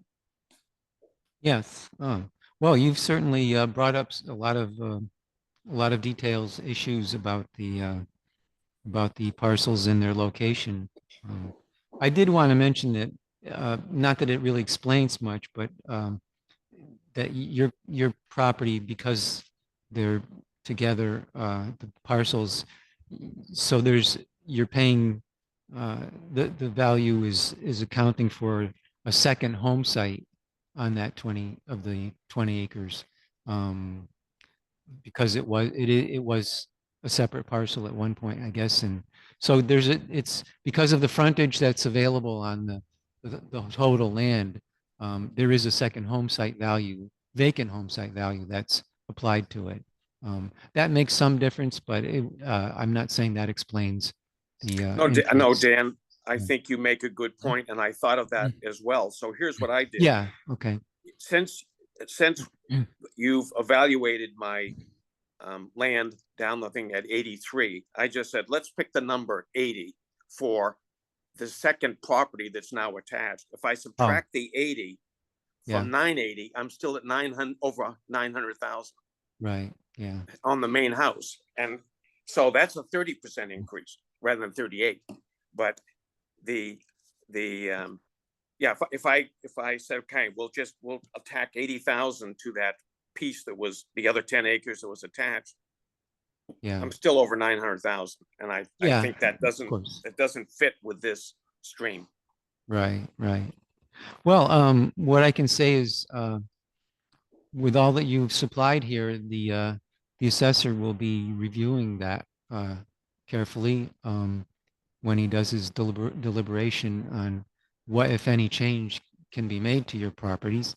Um, you're going to get a second notice in about 2 weeks for each of the properties to show you what change, if any, has been made to the uh, the first value that you received. Okay.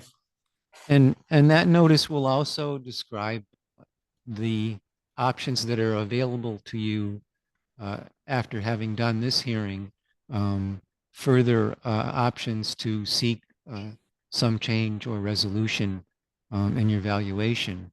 So that might be an important Good. thing for you to see. Well, I will look for that. A question and then a comment. Just a question Sure. that the notes or points I've made about the prices and so forth.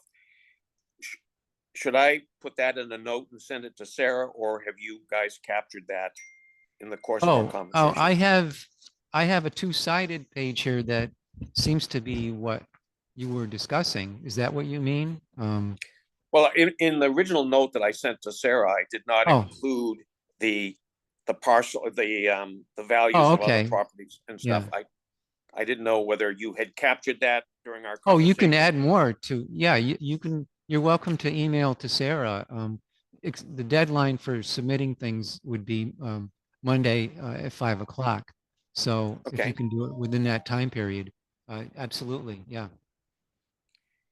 Okay, that's and my comment is, I know this is a complex process, but two comments. One is I feel that Dan, you and at this meeting and Sarah leading up to it, I feel heard, and I think you have conducted this in a positive and constructive, sort of friendly sort of way, but that I appreciate, and I do want to reiterate that, Dan, I appreciated your way of interacting during this meeting, and I appreciated Sarah's help and providing of information, which turned out to be quite useful to me in advance. So, Well, that's good to hear. Yeah. well, I look forward to getting the notices, and hopefully we can make some changes. Yeah. Okay. You've done a good job. So hope so. Thanks, Dan. Thanks a lot. Thank you. Thanks, Sarah. Yeah. Thank you. Bye now.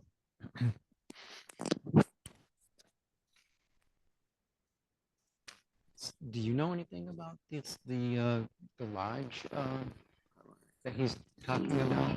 I'm trying to leave here. That's all right. Leave. I got it. I'm gonna pause this.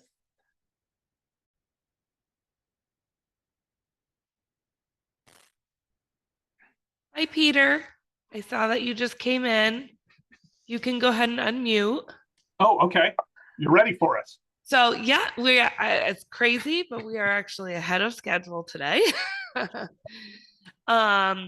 So I do want to just make you aware that we do record our sessions just as part of the open meeting law. But I'm Sarah. I'm Hi, who you Sarah. talked through email with. And this is Dan Bodwin. He Hi. works for the assessor. Hi, Dan. And I have you in for all of your parcels. So you have plenty of time to talk about all three. So whenever you'd like to begin, or if you want, Dan, Dan actually will let you know a little bit about this Oh. process first. Yeah. Sure. Thank you, Dan. Well, I work, excuse me.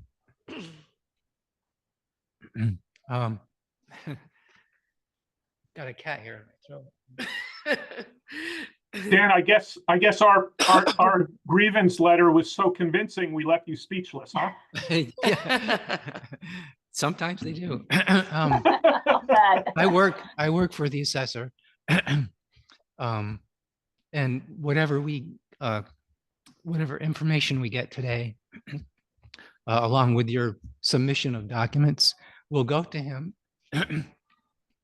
So I don't make any exact changes today. So you can start talking. Okay. Well, first, Dan, thank you so much. And Sarah, it sounds like you've been doing Herculean work in coordinating all of this year. And thank you for your flexibility on Monday. Our dog has a bad leg injury, and we were at the vet, and so we had to defer to today. So thank you for your flexibility. Yeah, no, absolutely. And Dan, we spoke with you last year with respect to one of the properties, Lot 11, which is on here, and we give some of that history. And I just wanted to thank you for last year, your reasonableness in looking at that and thinking about and changing the assessment. One thing, Sarah, just to get out of the way first, just an administrative. If you look on page 3 of our submission, I'm sorry, page 4 at the end, where we have the paragraph finally, just before section 4. In the grand list and in the description, in the properties, for some reason says house and land lake Wood Road number 26, which is clearly, I don't know what that's referring to. And I think that should be fixed going forward. I will absolutely look into that while you're talking. Yeah, okay. I don't know what that refers to. So Sarah and Dan, as you can see from the submission, we have 3 properties. Our main house is at 123 West Lake Road, which is on the west side of the lake, so it's not on the lake. We have a camp at 102 West Lake Road. We share a driveway with Michael Brandt at number 100. Michael's property has the driveway. We have a right of way on that property. And lot 11 is down at the end of the private road, West Lake Road. And that's a lot that we have that we explained this in our submission that's attached from last year. That was something we got in return for giving up an easement over the former Garrity property. And that's an undeveloped lot. So the assessments, the change in the assessment this year, as you can see, increases the assessment of lot 11 another 33%. So that would be a cumulative 150% Over the last 2 years. in the last 2 years. 102 West Lake Road, almost 50%, just a little over 49%. And then our main house up almost 400,000 or 31%. As we say in the letter, and I don't think the reason we're here is that we object to those increases for the reasons that we set out in this submission. One thing that we think is probably driving this is sales of properties on the lake or around the lake. And specifically, we know that, and I'm sure you guys have an algorithm or a formula that you plug in terms of comparable properties. And you're fully aware of the Weinstein property, which sold for like $2.6 million. At 118 Westlake, which is right across the street from our main property at 123, but they're lakefront and we are not.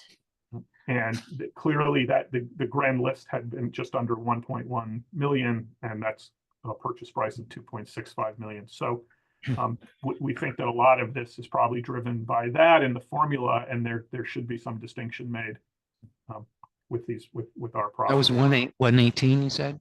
Yes, 118 Westlake Road. Yeah. And it's on the top of the second paragraph on page 2 of our submission, Dan, which we lay that out. Yeah. And we know generally how this works in terms of looking at putting in comparable sales into formulas and algorithms. But we think that our view is that the to the extent that that's driving all or a substantial part of these increases, each of our properties is distinguishable in material ways. Mhm. So starting with lot 11, which is the 1 acre parcel as towards the end of the private road. That had historically been valued and assessed at $40,000. In 2023, the town increased it to $250,000, to which we objected, as we indicated here, and the town set the total real value of lot 11 at $75,000. This year, the town is proposing an additional increase of $75,000. I'm sorry, an additional increase of 40,000. Sorry. Let me just get my facts clear. Yeah, it's an additional increase of 25,000, excuse me. Last year, it went up 87.5%. This year, the 33%, which would be a cumulative 150% in the last 2 years. And we can't understand why this is increasing from 1 year ago and over 2 years at 150%. There's the property has not changed at all. There's been no improvements. It's the same thing. Yeah, and there's no, I mean, notably, there's no vehicular access to this property. So you can't even drive to it. There's been no perking. There's no potable water. There's no utilities. There's no sheds, no dwellings. It's just, it's pretty inhospitable. Uh-huh. And to the again, we just think that it was raised last year almost 90%, and that there's no reason for this to be raised in this year. The second property is the camp or cabins down at 102 Westlake Road. Mhm. And just, I think the best way to think about these is almost in comparison to the Weinstein property, which is a recent build, thousands of square feet. These are two old style little camp, almost like Girl Scout cabins on the lake. We have a dock, and then we have a small shed. It's a seasonal property. It's not winterized. And to the extent we get water, we have a well up in the woods, and all those pipes are either above or underground. So we can't maintain that during the winter at all. It's, as I said before, they're small camp cabins. We've got the driveway, which we have the right of way to. And we also know that from our neighbor, Michael, that his property, that really is a comp, close to a comp, went up 37%, and we're going up 49%. So we don't understand why that difference. But most importantly, yes, it's on the lake, but it's not even close in comparability to the Weinstein property. But to the extent that this is being driven by that in the algorithm, we think it's an unfair increase. What's the house? Excuse me. What's the house number of the property you're 102. comparing it to? What? 118. No. Oh, also 118. Okay. 118 is the Weinstein property. Okay. Right.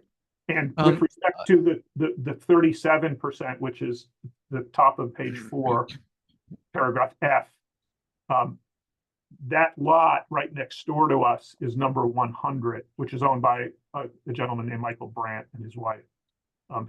We know from him that his assessment is going up 37%, whereas ours is going up 49%. So we're just not sure why we would be going up higher. I'm looking at the property card, and is there only one little cabin in addition to the main structure?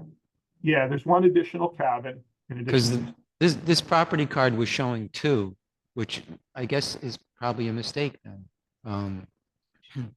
There's a shed as well. Maybe that's the confusion.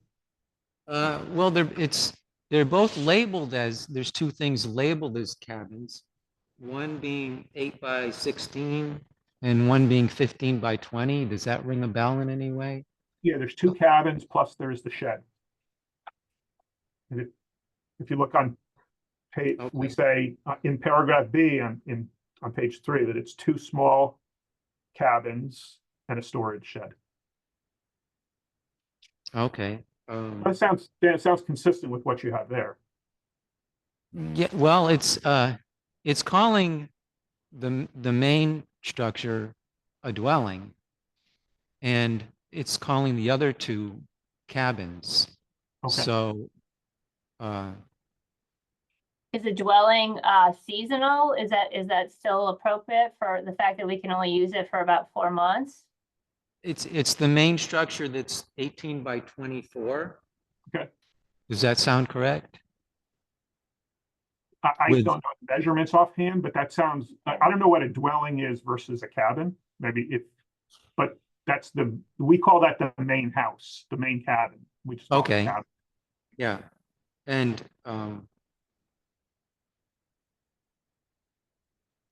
is there an upper level to that main No. house? No. Or is it? No. Okay. Well, so this is, yeah, this is kind of a mystery to me. Do you have the copy of the property cards No. for these? Well, that's something that would be helpful for you, and Sarah can email those to you so that you can see what I'm seeing, in particular for this particular property. Yeah, there's three in total. There's 3 buildings. There's 2 cabins, Yeah. and then there's the shed, which is like tools and stuff for Yeah. the lake. Well, they didn't label anything as shed, but that could be perhaps the smallest structure, 8 by 16. Does that sound That could be, yeah. realistic? That sounds about right, right? It's pretty small. Yeah, I don't know, it's even 16, but if Yeah. that's the smallest dimensions of your 3 structures, that would be the shed. Yeah, that's what I'm seeing. But there was also something that seems to be associated with the main house that's 12 by 16. And I'm not sure what that's supposed to be. It's not saying it's something to do with the main house, but it seems to be another mystery. Could that be a deck, Dan? Pardon?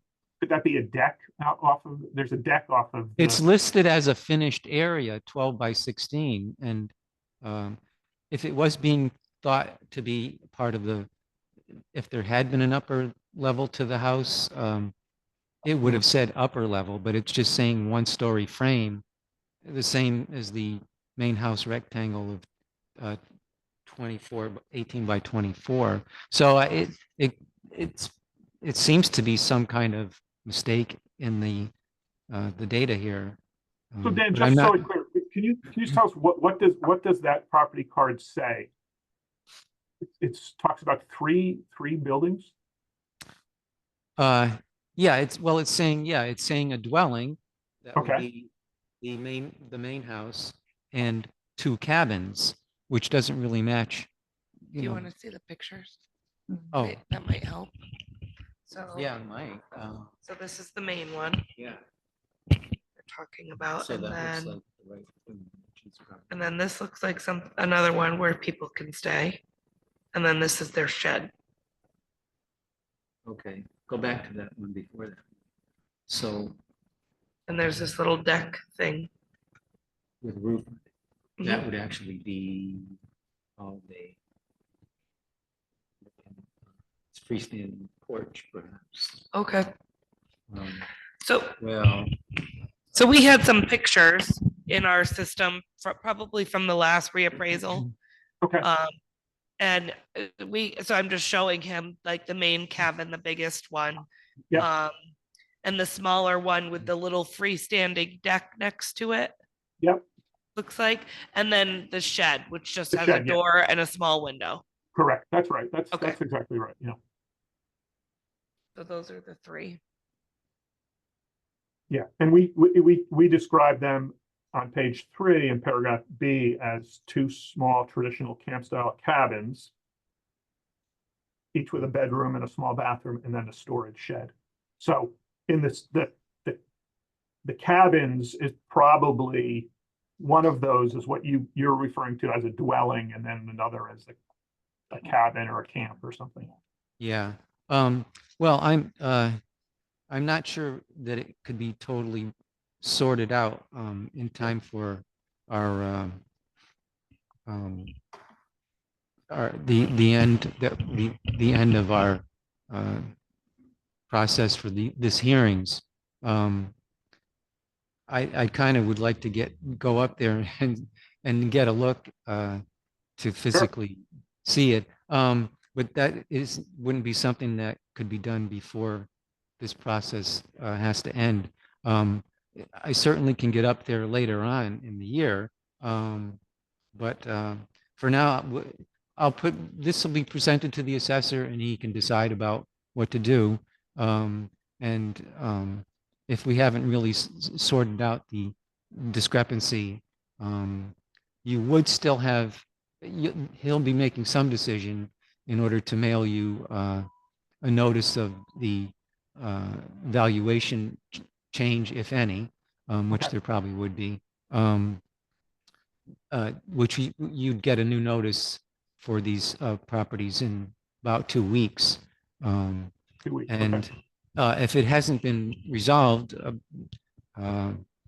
he would still have to make some decision, but you will have the options after the whole process is done to meet with other official people who can make changes.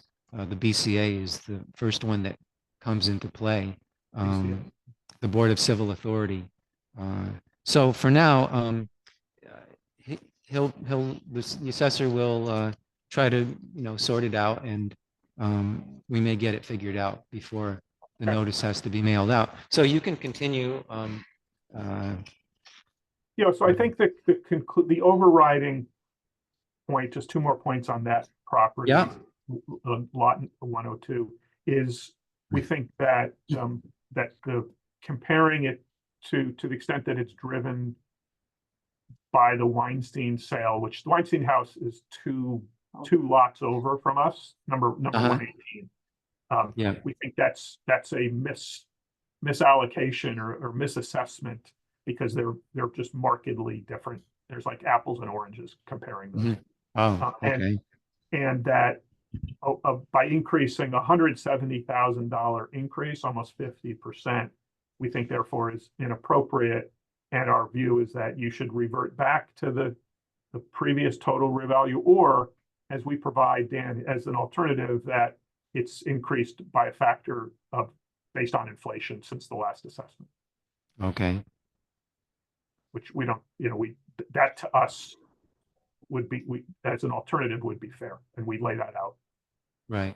in there. And the similar, and so then we get to 123 Westlake Road, which is our main house. That's on the west side of the lake. It's not lakefront. That is being increased 31%, or $395,000. And we think that since there has been no additions or improvements to that property since the last assessment, we think that an increase of almost 400,000 must be driven by the formula or the algorithm affected by the sale, the Weinstein sale, and the increase from 1.1 to $2.6 million. And we think that, as Ann is saying, that property is just not comparable to the Weinstein property, principally because it's not on the lake. Oh, okay. Yeah, the reappraisal, the way it, the basic description of how it gets done is the assessor is obliged to use all of the valid sales that took place over a 3-year period, ending with this past March 31st. And all of those sales are part of the calculation of the analysis to create the new values. And in particular, sales in the Rupanda area would play a large part in the increase in your values. And of course, those vary greatly, especially between the ones that are right on the waterfront and those that are not. But in any case, those sales have to be used by the assessor to create the new values. And even though there is in the process it's statistical, but the assessor does review any values that are being calculated to using his own experience to, if necessary, change values based on his knowledge. That's which is a great deal of knowledge about small towns in Vermont with waterfront and so on. So there is a human being who makes the assessor makes the final changes, but it's certainly totally appropriate for you to express your feelings and your evidence about the other properties that have taken sales that have taken place. So that's basically how it will happen. Is over the next couple of weeks, he's going to review all of this information and come to make decisions about it. And so that notice, as I said, for each parcel, the 3 notices will come to you in about 2 weeks. 2 weeks, okay. And then Dan, I appreciate that. And I think the key for us is, I mean, just talking about 123 Westlake Road for now and lot 11. Yeah. Those are, well, I guess all of them. Even two of them are on the lake, but they're just radically different from other sales that have taken place, given the nature of the lot or the house. And 123 Westlake Road, it's not lakeside, so that really those comps have to be discounted. Hopefully the assessor will take that into account. We appreciate that. We appreciate that second look. Yeah. Yes, we'll just have to wait and see. And keep in mind that there are options after this part is done for you to seek resolution. And how does that, in a nutshell, what is that process? That's the board, you said the Board of Civil Authority? Well, that would be the first available thing. And it's a group of townspeople who are work as a group and have somewhat more freedom to make changes, unlike the assessor, who's limited by the rules and statutes for the reappraisal part. And so you present your evidence the same way you've done here. They would closely study whatever you submit to them and make a decision. And then beyond them, after they make a decision, there are a couple of other options, I believe. So that's what the Board of Civil Authority does. Got it. Yeah. And that's not just that is just them deciding they don't have a hearing, sounds like, or do they have a hearing as well like this? It would be like this. It's actually a little bit more formal. It's a Right. whole board of people, Okay. and they're all town people. So they know more about this area per se, but they just have it's a different level. This is just your first step, basically, is coming, speaking about your property, giving your grievance about what you feel has been assessed incorrectly. And it goes back to the assessor and he'll make changes upon what you have stated. And then once you get that notice, your next step would be appealing to the BCA. Okay. Sounds good. Okay. Well, Do you have any questions for Ann or for me? no, I don't. Okay. So thanks for calling in. It's been very informative. Absolutely. Thank you for your time, and good luck with the ongoing process, and Sarah, keeping your head above water with all of these requests. Well, we're at the end. I actually left yesterday with no unread emails. That's the first day Okay. in about 3 weeks. That's progress. Yeah, All right. right. Well, thank Light you at very the end of the much. tunnel. Okay. Have Thanks a great again. Take care. day. Okay. Bye Okay, now. bye. Bye.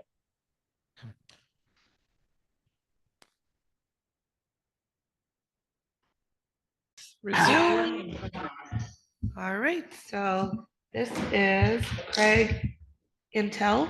Yes, Okay, and you're here for 6 Brandy Lane. correct. Okay. Perfect.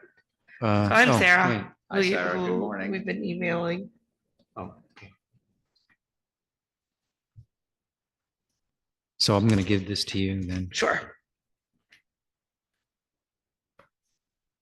Thank you. Just to explain what I'm doing here, I work for the assessor, and for this hearing, I gather whatever information is submitted or discussed with notes. Pass that on to the assessor for him to review your property along with that information. So I don't make any decisions or anything, just pure data collecting. Thank you. Okay. So you're welcome to start. Sure. So we received the assessment on our home, which we sent in an email letter where we kind of outlined why we felt the assessment was on the high side. I'll just touch on, quickly some of the things on the home. Right now, we need a new roof. We have leaks throughout the home. Oh, really? Yes. So there's a leak in the master bathroom, there's a leak in the kitchen, and there's a leak through the garage, all from the roof. Okay, yeah. The decking on the house is rotted, unfortunately, and needs to be replaced. Oh, that's a lot of decking. Yes, it's rotted through. Wow. And they're more than welcome to come look at this. The windows, and there's a lot of glass on this house, the seals are broken. They're thermal pane windows and Yes, um they were argon glass or argon gas, oh, so they yeah. fall through because the seals broke. Wow. So all of the windows or partial or I'd say a good 5 to 10. 5 to 10? Okay. Yeah, But, that's wow. The seals are gone. That's the outside, that as far as staining the house and all of that, that hasn't been done in literally 15 years. Okay. We did plan on putting a lot of maintenance into this home. Unfortunately, COVID, I stopped working my job and I have not gotten back to that yet. Wow. I was working in Manhattan, and that disappeared. Wow. So we haven't been able to afford these repairs. We also have on the property itself a drainage issue, which we have been piecemeal fixing, where there is water running underneath the yard and the house, which is causing the yard to cave in, and we keep backfilling it. We have to figure out what the problem is with the runoff. Is water getting into somewhere? The garage itself gets wet when it rains a lot. There's cracks in the garage foundation floor, and you can see wetness there. And in the yard itself and the driveway, which was blacktop, has caved in because underneath it's been washed out. We filled that back in about 2 years ago or so, and it's starting to collapse back in again now. So we have to do some excavation work at some point to figure out where this water's coming from. Did you say the water where the cracks are? That's in what part of the house? In the garage. In the garage. Yeah, Okay. just on the floor. Oh, okay. Yeah. Yeah. All right. The house itself, inside, it doesn't happen. Okay. On the interior end, bathrooms, the master bathroom is kind of not functional now. It's the shower and stuff is kind of molded over, and the tiles need to be replaced, and it leaks into the garage. So we're not using that one. And the appliances, while they work, nothing's been replaced. Everything was original from when we built the house. Okay. Appliances don't really count, but it's okay to mention them. Yeah. Otherwise, so the house is, I wish it was in great shape, but it's not. I did submit some pictures originally. Yeah, I've got prints of And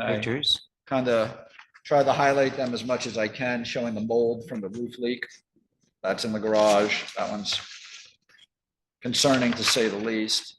Mhm. That's in the master bedroom, leaking as well and cracking. The roof, it does not look too good. It's all lifted up. We have some, forgot to mention it, we have some broken windows as well, Oh, actually with tape on them. the Not glass proud- part is broken, you mean? Yeah, Oh, okay, I'm not proud of any of this. We'll get it fixed eventually. yeah. I know you're just reporting it, but you can kind of see from this picture that you wouldn't want that roof on your house. Yeah. This is just showing all of the windows themselves, the seals are all broken and everything's kind of fallen off them. Hmm.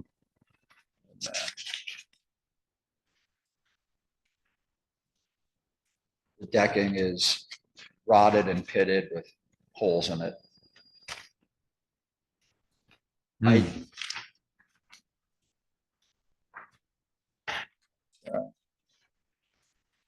this is probably the best picture of what the decking looks like now. Hmm. Unfortunately, it's taking a vegetative life of its own, it looks like. So What's this photograph? This one? What is that's the that? bathroom that we can't use because it's Oh. molded over and Oh. the shower pan, if that's the right terminology, Oh, okay. is Yeah. leaking into the garage. So I gotta replace that whole one. And this picture, even though might not be the easiest, the windows are all fogged out Oh, because the argon gas seal broke. yeah, that's So- hard to photograph. Yeah, so they just fog over. I tried to find, because I didn't want to bury you with useless things. I'm about efficiency, the closest comparable home I could find to me. And the closest one I found was actually right down the road, which was the 141 Top of the Hill Road in Wilmington, Hmm. which I did submit with the paperwork. Yep. got That was a 4-bed, 5-bath, around 5,000 feet, so close to me on 17 acres, where I'm on 10. That one that one is renovated. I looked at it. It's beautiful. I got a wine cellar in it. It needs nothing. They're asking $979. It's been on the market now for 134 days. So longer than anything else. So it's not selling.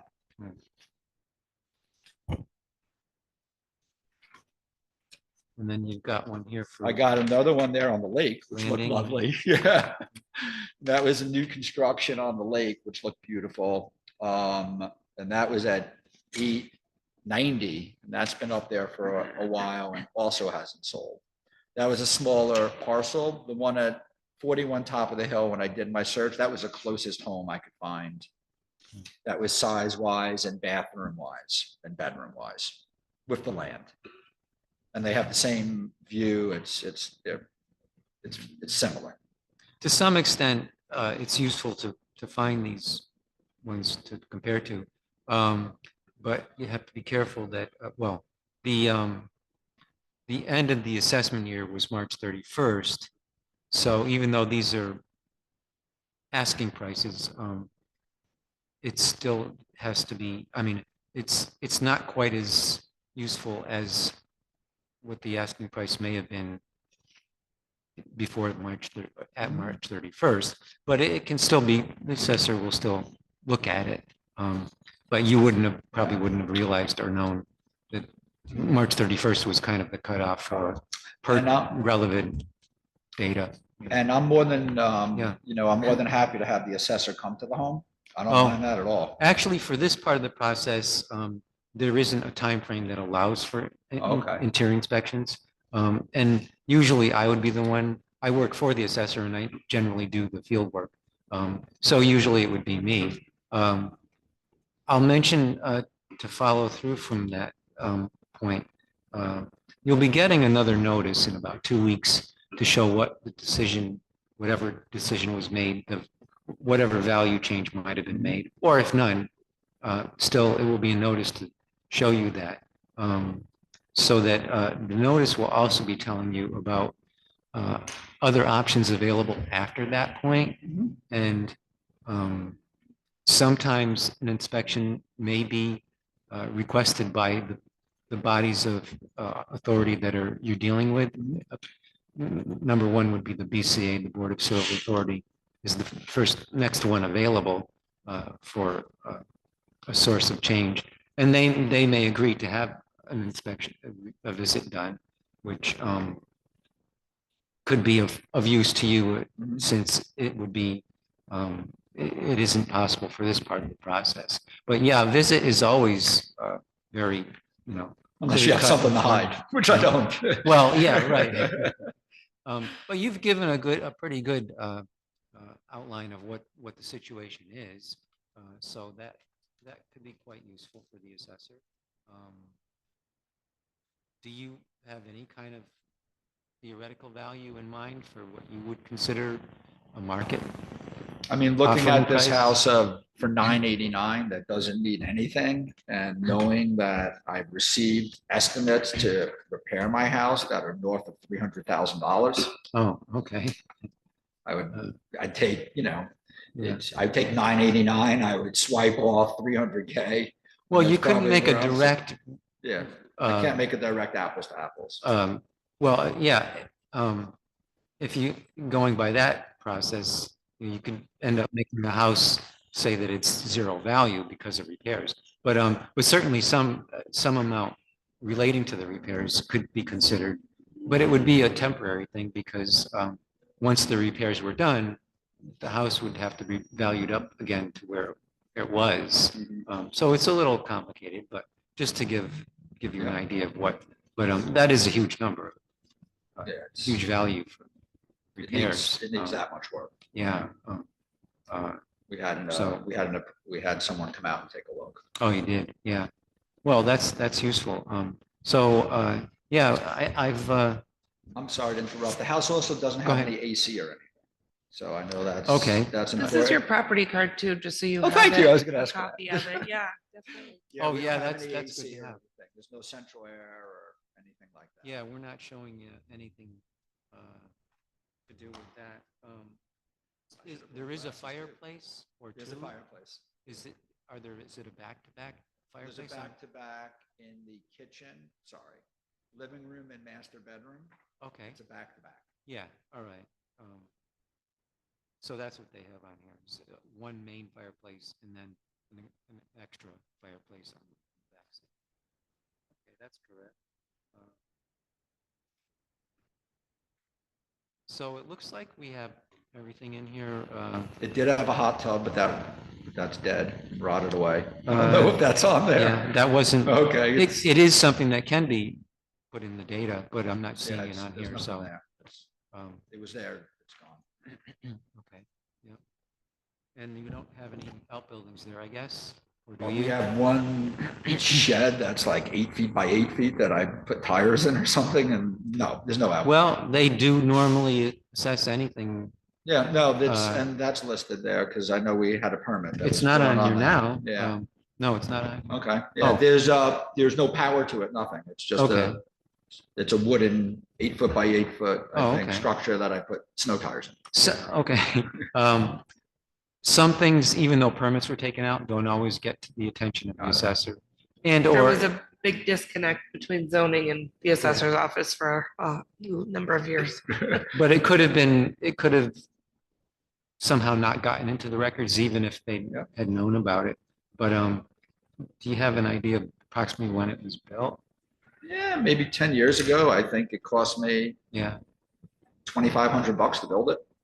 it was what, 8 by 8, you said? Yeah, 8 by 8 or 10 by 10, and it cost me Yeah. $2,400 or $2,500, and that's it. Oh, okay. Yeah. So I'll It's make a It's really a note. nothing shed, it was just Yeah. the supplies that cost me that much. Is any side of it open or is there just a door on it? Just a wooden door that just opens. Yeah, up. okay.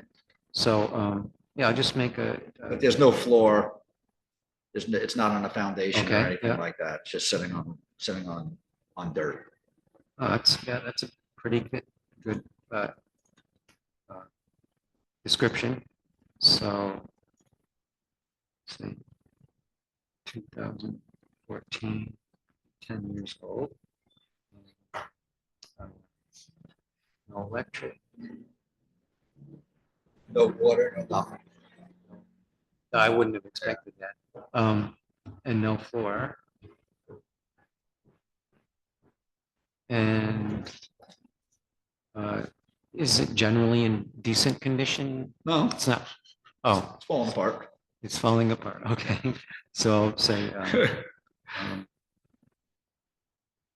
that it's It'll be taken care of with the rest of the house fair eventually. condition. If you ever remove it, let the assessor know, Of course, yeah. because it would be taken off the records. So I guess we've kind of covered all your important issues here. So as I said, the assessor will be reviewing your property overall and including what you've submitted today, and you'll get that second notice in about 2 weeks.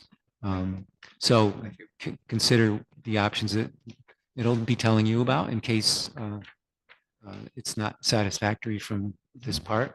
But it's good that you've come in and had some good evidence here. Thank you. Yeah. You have this, so there's no need for me to leave this, right? This is Yeah. Exactly what I was sent you printed before? everything that Yeah, was, she did. that was sent to me. Perfect, So so we're- I'll Yep. hold on to this then. We're all set. Yeah. All right, anything else you guys need from me? I think that's covers it. Yeah. All right. Have a great weekend. Enjoy the weather. Well, Thank you, yeah, you we're- too. Thank you. We're going. I hope your day is easy. Yeah. It could be. Yep. Thanks. Don't let anyone bother you. That's all. Thank you. All right. What else I need from you, right? Take it. Yeah. Yep, you are good. All right. Take it easy. Thanks. Hi, Kevin. You can go ahead and unmute. It has you muted right now. Yeah, There you go. okay. I'm glad to good. see you were able to get on. Yeah, forgive me. I was looking at an old email, so I didn't see any of the stuff. So, you have to forgive the guys with gray hair like this, might not be as technically savvy as I should be. And my wife is not around. She would be actually the brains of the operation, so we made So it. this is And- Kevin. Who was, yeah. Yep. So this works out. We're running pretty much right on schedule. So, I'm gonna try not to be long, and first and foremost, I just want to say thank you guys for what you do, and we love Wilmington. We're not complainers. Great little community. Love the downtown. Love the church. Love Shaw's. Love the hiking trails. So it's a great little place. We're very happy. We're not real complainers, and we're just we're very limited users. I should probably use it a lot more than we do. And it's funny because the people in our area, they say they came for the skiing and they stayed for the lake. So it's kind of we love Lake Raponda. If I'm lucky, I'm there once a month. And I guess just our thing is, I look, I get the fact you're going to be increases are inevitable, we're not denying that, that fact. I just think that if we could decrease the increase and ours is a limited use house, kind of primitive, probably built, I'm guessing, in the 70s. Terrible insulation, which hasn't been upgraded. Electric heat, which should probably be upgraded. Kitchen should probably should use a lot of work, but like I said, we're just not there that much. So we're just kind of happy to be in the spot and have a spot to be able to kind of come and visit. But it's I guess the size of the parcel is probably similar, I'm guessing, to the other parcels in the area, but it's not like one of my neighbors or a couple of neighbors' houses where they're poured concrete foundations, they got oil heat, they're really meant to be livable all year round. And just from my limited understanding of Vermont values and real estate, I got a buddy of mine in Dover, and he's been there for over 30 years, and his property value hasn't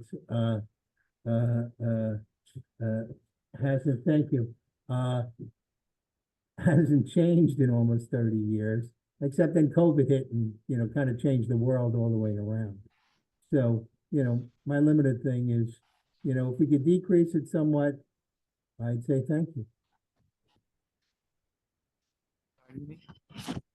Uh, oh, yeah. Come on. Oh, okay. What was it you were saying then? Well, so like I said, like I know one of my buddies who's got a place who's been in Dover, value hasn't changed in like 30 years except for COVID. Then COVID came along and I think changed the world. And yeah, values have kind of gone up as a result of COVID. Uh, you know, and I'm just saying, we're grateful. We just think that, it's being reassessed at the peak. It's probably going to come down a little bit, and we would just respectfully request a little bit of a decrease in the proposed increase. Yeah, it is a big jump in valuation. I can explain a little bit about how the reappraisal comes about with these values. The assessor is obliged to use all of the valid sales that took place in town over a 3-year period, ending with this past March 31st. So those 3 years of sales are in the assessor's analysis to have the new values created, and the sales, as you were aware, were high, partly because of COVID, but nonetheless, the sales have to be used for the analysis, and so there have been quite a range of increases. Some people's property didn't go up as much as this one, but every house is different, and so the assessor does look at the values that the analysis creates using the system, computer system, to do the work of calculating, but all the values are reviewed by the assessor before they're actually printed and mailed to you. So how do they distinguish then? So if it's not, let's just say, a 12% increase across the board, or a 100% increase across the board, how do they sit there and say, okay, this particular one goes, like, I think mine is about 63%.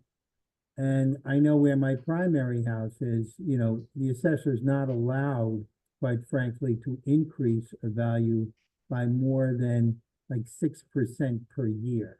But obviously it's a different jurisdiction. But I'm just curious to sit there and say, okay, how do you say, and I don't know all the increases, obviously, but how do we say, okay, mine is 63%, my neighbor is at 90%, and somebody else is 20%? How do they distinguish? Yeah, well, just to refer to your point about having an upper limit, in Vermont there isn't an upper limit, just to let you know. So every property is different, and even though you can look at various properties to compare yours, but the structures are valued based on other properties of similar type, for one thing, and the age and condition of structures are very important to the valuation. So two houses that might look like on the outside could be very different on the inside if their quality or condition is above or below what's considered average. But it doesn't mean that you can't still feel that your value is overvalued. Do you have any feeling about what you think would be a reasonable market value for your property? Well, so, for like, so the bathrooms all original, kitchen original, electric heat, which I would love to change, but you know, Yeah. can't afford to go and do that right now. You know, I would, I mean, I was thinking of splitting the baby, which would be 200,000. You know, if it went to 210 or 215, I think that might be maybe perhaps a little bit more reasonable. I just thought that the 63% increase, given the fact that it's not an all year round house, you know, and the fact that I'm not using it all year round is not your fault, and I get that. It's just that I think the quality of it is not the same as, say, the all year round houses might be.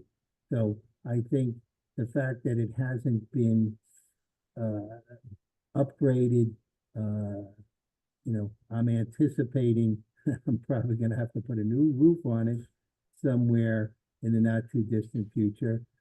You know, the kitchen I could live with, you know, certainly I'd like it upgraded. I said the bathrooms everything's it's basically all original. The floors, it's carpet, they're not hardwood floors, you know, not the kind of quality that that I would think that, you know, if somebody was living it all year round, they might want to have higher quality. So in that sense, you know, I think if we are in that 200, 210, 215 range, it might be a little bit more appropriate. Yeah. And it's still a substantial increase from where it currently is being assessed. Are there any serious issues though that things are urgently in need of repair, or things? Anything urgent? Now one of the bathrooms, I have a little bit of I'm not 100% sure what's wrong with it. I can't get some backup in one of them. I haven't been able to find a plumber that anybody's really recommended. The other problem that I have is the hot water heater that cuts out. So if there was an urgent thing, it might be the hot water heater. And trying to figure out what to do with that. Though some people say the old hot water heaters, even though it's over 20 years old, are better than some of the new ones. So that's probably my most urgent thing right now. And then I guess the next thing would be the roof. And like I said, kitchen is more cosmetic, so I live with that. I just wanted to check some of the data here. Is it 2 bathrooms in the house? Yes. Would that be one on each level? One upstairs, one downstairs. Yeah. Okay. And is there a fireplace? Yes, there is a fireplace. Okay. And there's no outbuildings there? No. Okay. Sheds or anything like that? Okay.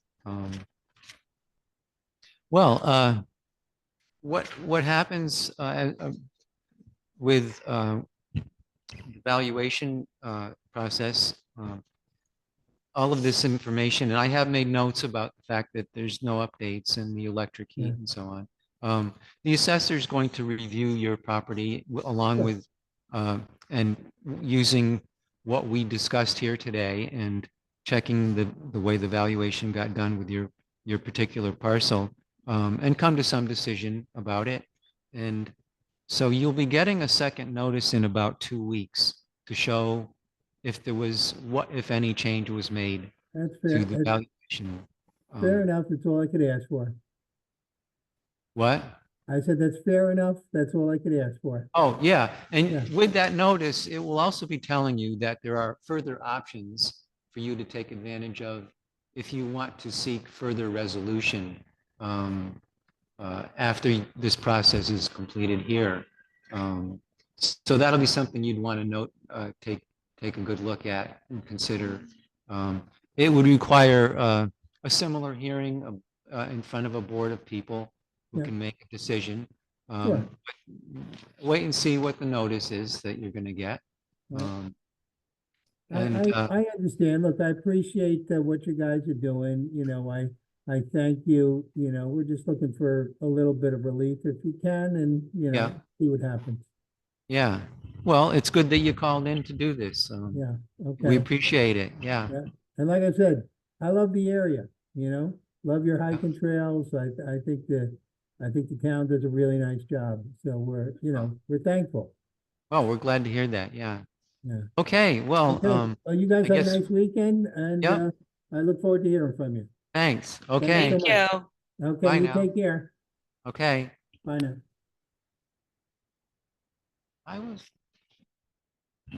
Somebody here yet, or is somebody? Oops. I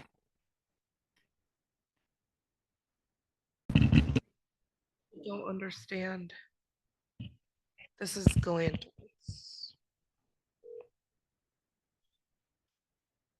Hello, Marshall Hanowitz. Hi, Mark. It's Sarah from the town of Wilmington. How are you? Yay. I've been calling and emailing. We never got a link. So when you pre-register for the link, did you get the registration link in my email? No. Okay. You said you would send it and I responded, yes, please. Okay. So that's all right. We'll just do it over the phone. That's fine. But I wanted to link my wife in. She's at a different office. I think I know how to do that on my phone. Can I do that? Or can you do it Absolutely. there? Sure. Sure you can? Oh, I wouldn't, I don't know that I'd be able to. Okay, I think I can. Hold on. Okay. Add. Barbara, go into it.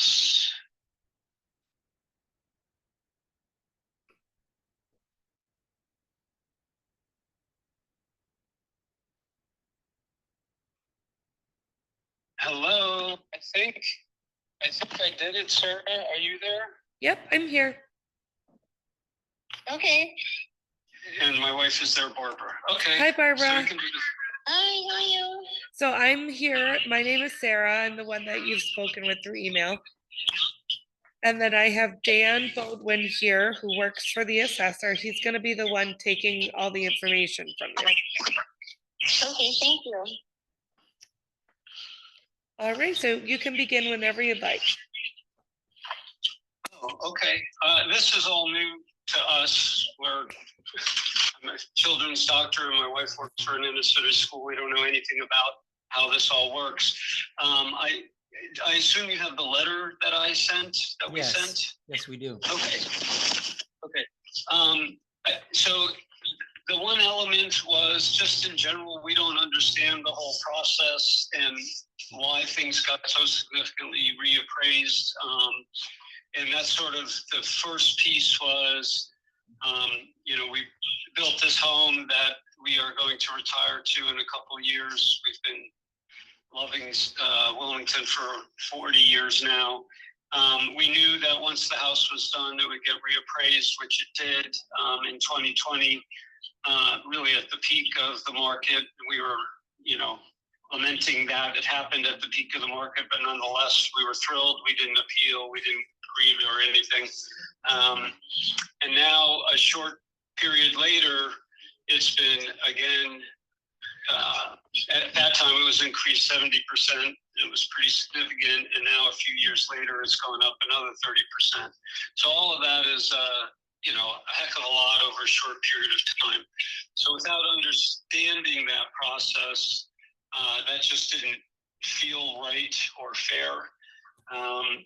And then we happened to notice that the two newer homes in our same development are rated at a lesser value than our home, which is now 5 years old. So we were just sort of surprised by all that. Maybe there's reasons, but from our naivete, it didn't seem or feel right. So there's that piece. And then the second part that seems a little more factual is that development of about 12 homes all have 10 plus acre lots, very similar land, all but a couple have lake views. yet ours seems to have been reappraised dramatically more than the others, again, for unclear reasons, and doesn't seem quite right. So those are the two focuses and the core of the appeal. Okay, yeah, I can explain a little bit about the reappraisal. The reappraisal used all of the valid sales that took place in a 3-year period ending with March 31st of this 2024. All of those valid sales are used to assess the whole town. And the large change from 2020 is partly because of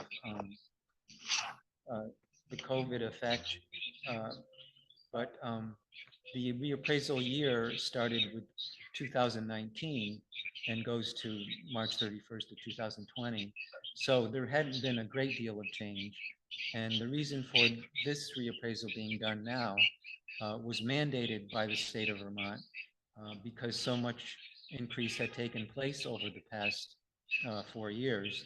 And the state said that it was so far different from 2020 that the town had to do a statistical reappraisal.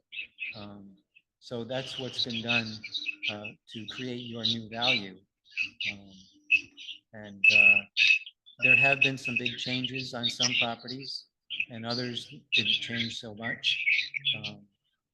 It's quite a variation of different changes for different properties. And what I'm doing is hearing what you have to say about it, and you're entirely correct. It is a big change. So the assessor will be reviewing your property information when it comes time to for him to make a decision. And do you have a feeling for what you think would be, by any chance, what you think it would be a reasonable market value, by in your opinion? Yeah, I mean,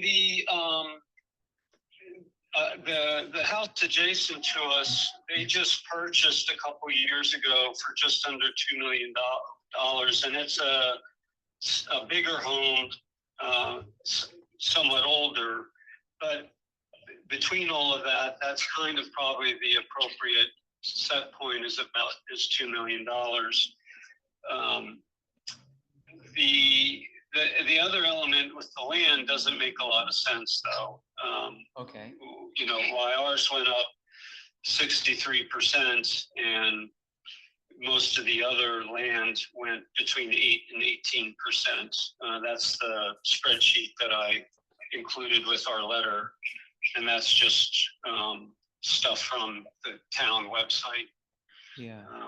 Well, I should say the waterfront properties did go up a great deal, and it's not surprising really that waterfront is very desirable, and there are many sales that are quite high because people are very right. But the two with very similar views just below ours, 261, 265, they went up 8% and 12%.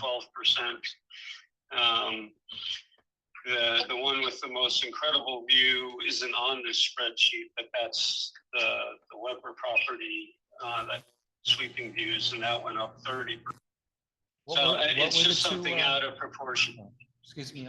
Can I ask you something else, though? I just wanted to ask, what were the two addresses that you just mentioned? 261. They're on the sheet. The next two below. Okay. Yeah. Okay. Go ahead. Yes. I wanted to ask you. You say waterfront. Is it waterfront or is it water view? Because we don't have waterfront because it all belongs to. Rapana Lake has waterfront, but we don't have waterfront. You don't have water. Okay. Yeah. It's all water view because the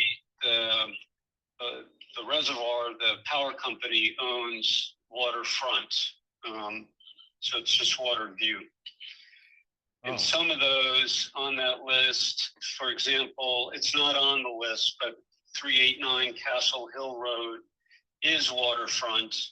And that one only went up 30-something%. A couple, Oh. but none of the ones on Old Mill Lane are waterfront. They're water Okay. view. This parcel is it's all owned by Great River Hydro. The electric company is all this land. Oh, okay. Okay, yeah, I'm taking note here of that, and that will be something for the assessor to check out very, very carefully, yeah.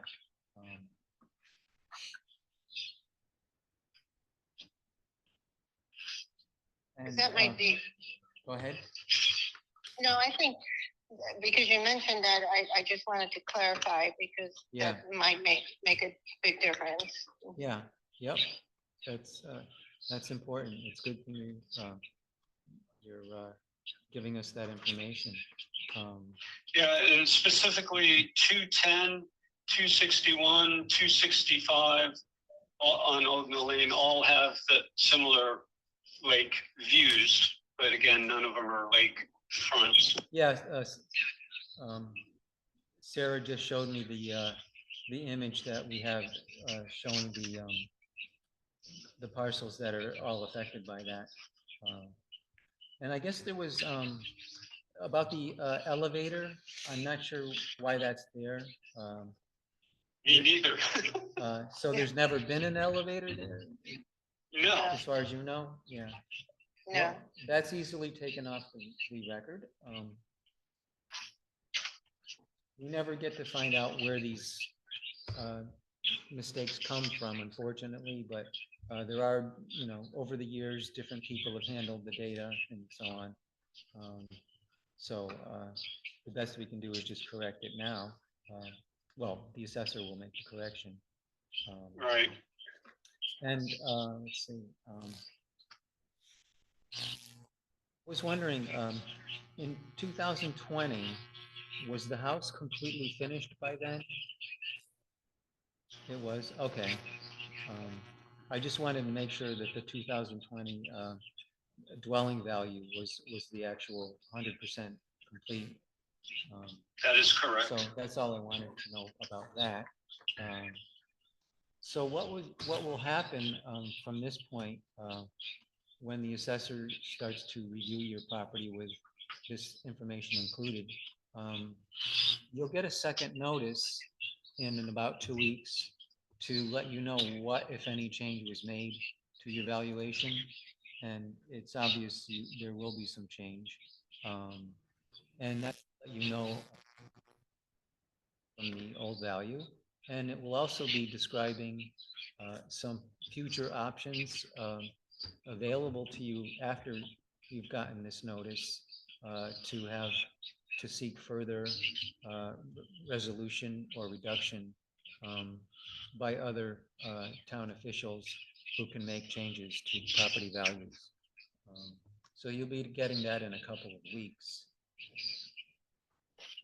Okay, I appreciate you giving us a heads up on that. I think the last thing on the card, the elevator obviously removed the, I don't know how the conditions are graded and stuff. That seemed a little odd to us, and that the newer homes are graded lesser than our home, which is older. So that I think is one other thing. And then Sarah, I emailed you our new mailing address. Yes. As opposed to that Junction Way. And those were the things to highlight.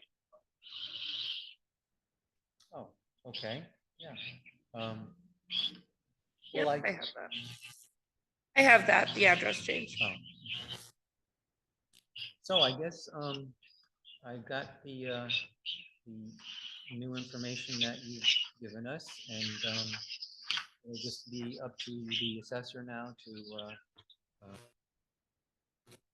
property data and see what else might need to be changed. for now. Anything else, Barbara? No, I think that was it. Oh, For me. I did want to mention, you are welcome to furnish anything else that you can email to Sarah up to 5 o'clock on Monday. So if you do have some other information or just want to send any other document, you can do that. Okay. Thank you. What kind of document would you suggest? Oh, anything at all, photos or other comps, that sort of thing. Okay. Yeah, We have everything that you did send already. so far, yeah. Okay. All right, well, thank you so much for your time. Thank you both. Take your Appreciate it. time. No problem. Have a great day. Bye-bye. Okay, Bye-bye. Bye-bye. All right, so now we have next, who's already on here, I'm guessing is Michael Thomas. Are you on the Zoom meeting? You can go ahead and unmute if that's you.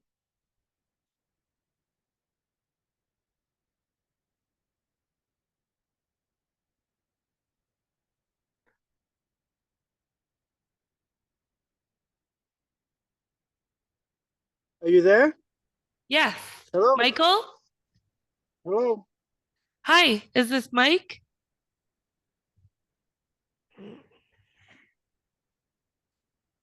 Hi, is this Mike?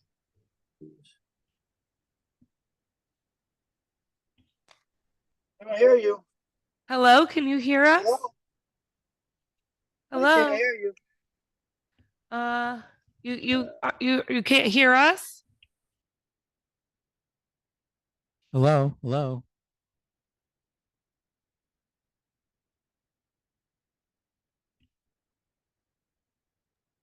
Hello? Hello? Hello, you there? Yes, can you hear us? Oh, I can hear you now, yes. Okay, perfect. So is this Mike? That's me, yes. Okay, so sorry, we're running a little behind here. That's okay. That That's tends okay. to happen in our afternoons. That's So I fine. have you in for it looks like a land off of Camp Trail Road. Yeah, yes. Okay. So you can go ahead and begin. I have Dan here who works for the assessor, and my name is Sarah that you've spoken with a couple times. Hi, hello, Dan. Hi, Michael. It's just a 1 acre piece of property. It's 5 miles from the nearest road. The camp has been unchanged for 45 years. It's just a 1-room camp, 2 beds and a wood stove. And I don't know why it's been raised almost 70%. I don't know. I can't understand that. Well, let's see. Did you get a copy of the property card, the assessor's property card by any chance? No, I didn't. Oh, okay. Well, that's something I would be referring to Okay. for our discussion, and Sarah is able to email a PDF of Okay. that property card. Mm-hmm. It's very useful for you to have and hang on to. Okay. So I see that you did have a grievance hearing in 2020? Yes, yes. Okay. And Mr. Chapman, when he realized where my camp was, he didn't realize I was still on the phone when he said it wasn't even worth the assessed value that it was appraised at then. And I had that on recording, but I was still on the phone when he thought I hung up. It's a very small piece of property with a very small camp, and it's way in the woods. And when I told him where it was, because he thought it was in Medburyville, which it's not.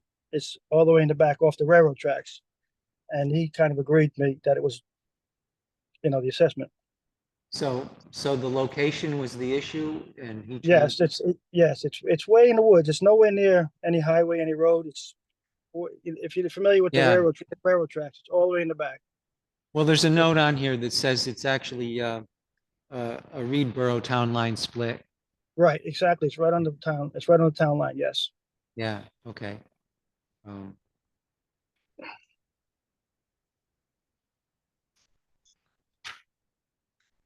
And the camp itself, what's that like inside and It's 2 beds, a wood stove, and that's about it. And a table. That's it. so it's all open inside one Yeah, room? all open. It's all open. One room, yes. Oh, okay. And the wood stove is the heat? Yes. Is that a There's no, fireplace? Or no is- fireplace, just a wood stove, no Just a wood electricity, nothing. No running Okay. water, nothing. Okay, yeah, typical camp, Typical fit a hunting camp. That's all it is. yeah.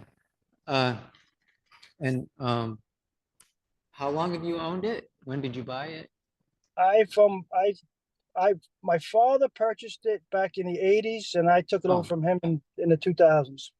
Oh, okay. Um, It was a gentleman named Vern Aiken used to own it. If anybody, he was the original owner. uh-huh.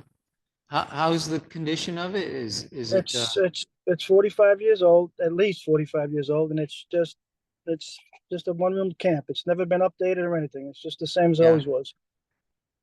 so structurally it's there's nothing serious wrong with it? No, nothing There's- serious wrong with it. No. Yeah, yeah.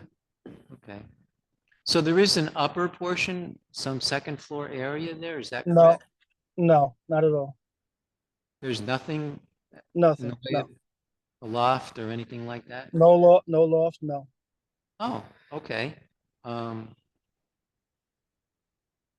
Seems to be some mistake here about that. No, it's no loft. Um, So is it on piers or is there a supporting wall or anything?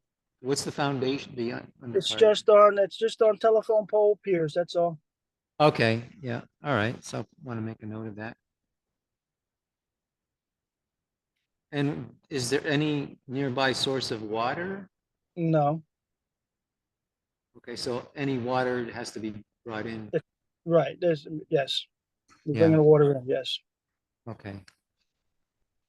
Um, Is there is there a part of the back, well, I guess it's the back end of the house, Uh-huh. an unfinished area? Like No, nothing. Is It's just one described- room. It's one room, and it's just got 2 beds, a wood stove, a little gas cooking stove, and that's it.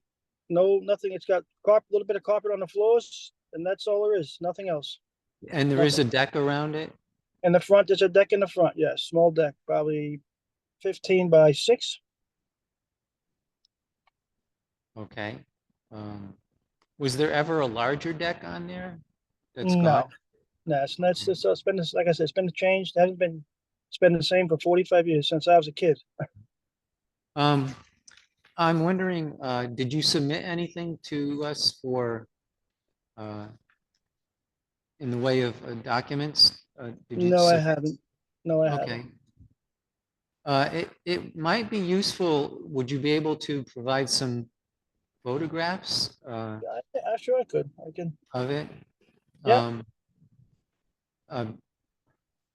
Yeah, our documentation here for the sketch of it, of the house, seems to be somewhat different from what you're describing, and I'm sure think you're, I think they have it confused, or probably the ones up in because they thought it was in Medburyville last time, and it's not. It's not one of those camps, and they thought it was, and I think that's where the issue comes up. oh, yeah, well, yeah, so if you could submit some photos from, different sides of the building, doesn't have to be a lot of photos. And if you could get that in by 5 o'clock Monday, because that's our deadline, Okay. for submitting evidential material. But I see are you in New York right now? Yes, I am. Okay, so how would you be able to do that? I mean, I might have some photos at home, or if I have to go up there, I would have to go up there. Okay. So oh, you know. so there's nobody up here who could take pictures, I guess, huh? I could find, I mean, I could ask some people, but it's way off the beaten path. It's like, it's, Oh, you can't even drive to it. You have to take yeah, an ATV to get to it. So it's not like you can just drive to it. yeah. I No, wish I could go up there myself, but this process, our time frame here Yeah, isn't allowing us any time to do any right, on-site inspections. right. But we may have some old photos somewhere. I'm not sure yet. I Um, don't know for sure. So, I'll take a look. If I have some, I will send them in. yeah, okay, that'd be great. Yep. For now, uh, I did want to say that your camp is among all the other camps, like all the other camps, whatever sales there were for camps over the past 3 years were part of the reappraisal process. So Okay, values would have come from whatever sales were available for those 3 year period. okay, And so it is. So the factor of where the location factor that was your grievance for might still be in effect. I'm not sure if it is. So that okay, will be something the assessor can check. Some grievance changes don't get to be held over to the next reappraisal, and what the owners would do is bring in the same evidence to have it reinstated on the appraisal. But I don't okay. know if yours would be one of those. I can't tell at the moment. So the Right. assessor's going to look over all of your information, including what we're discussing here now, and you'll be getting a second notice around 2 weeks from now. Okay, Which that notice will show if there was any change or if there was no change from the first notice that you got. okay, And also, it will show the information about being able to do further resolution with, like the way you did with your other grievance. okay. Was that with the BCA? Yeah, I think, I can't remember off the offhand, but I remember. we It used to probably check- was, yeah. Yes, So, and you said Lenny Chapman yes, yes, uh, was the one who was knowledgeable about it. Okay. yes. When So, he realized where it was, he yeah, just, that's when he said, "Oh, yeah, sorry." That's where, you know. yeah. Well, okay. That's the most we can do right now, I guess. And so that notice will get to you in about 2 weeks. And in the meantime, like I said, if you can scrape some pictures together, that'd be great. Okay, But you'll still have the BCA to go to if it doesn't work out for this hearing. okay. So you don't have to worry about that. Well, okay. All right. Hey, Well, I appreciate your time. yeah, we're all set, and thanks for calling in. It Okay, was thank very you. informative. Thank Okay, you. bye Thank now. you, sir. Okay, bye.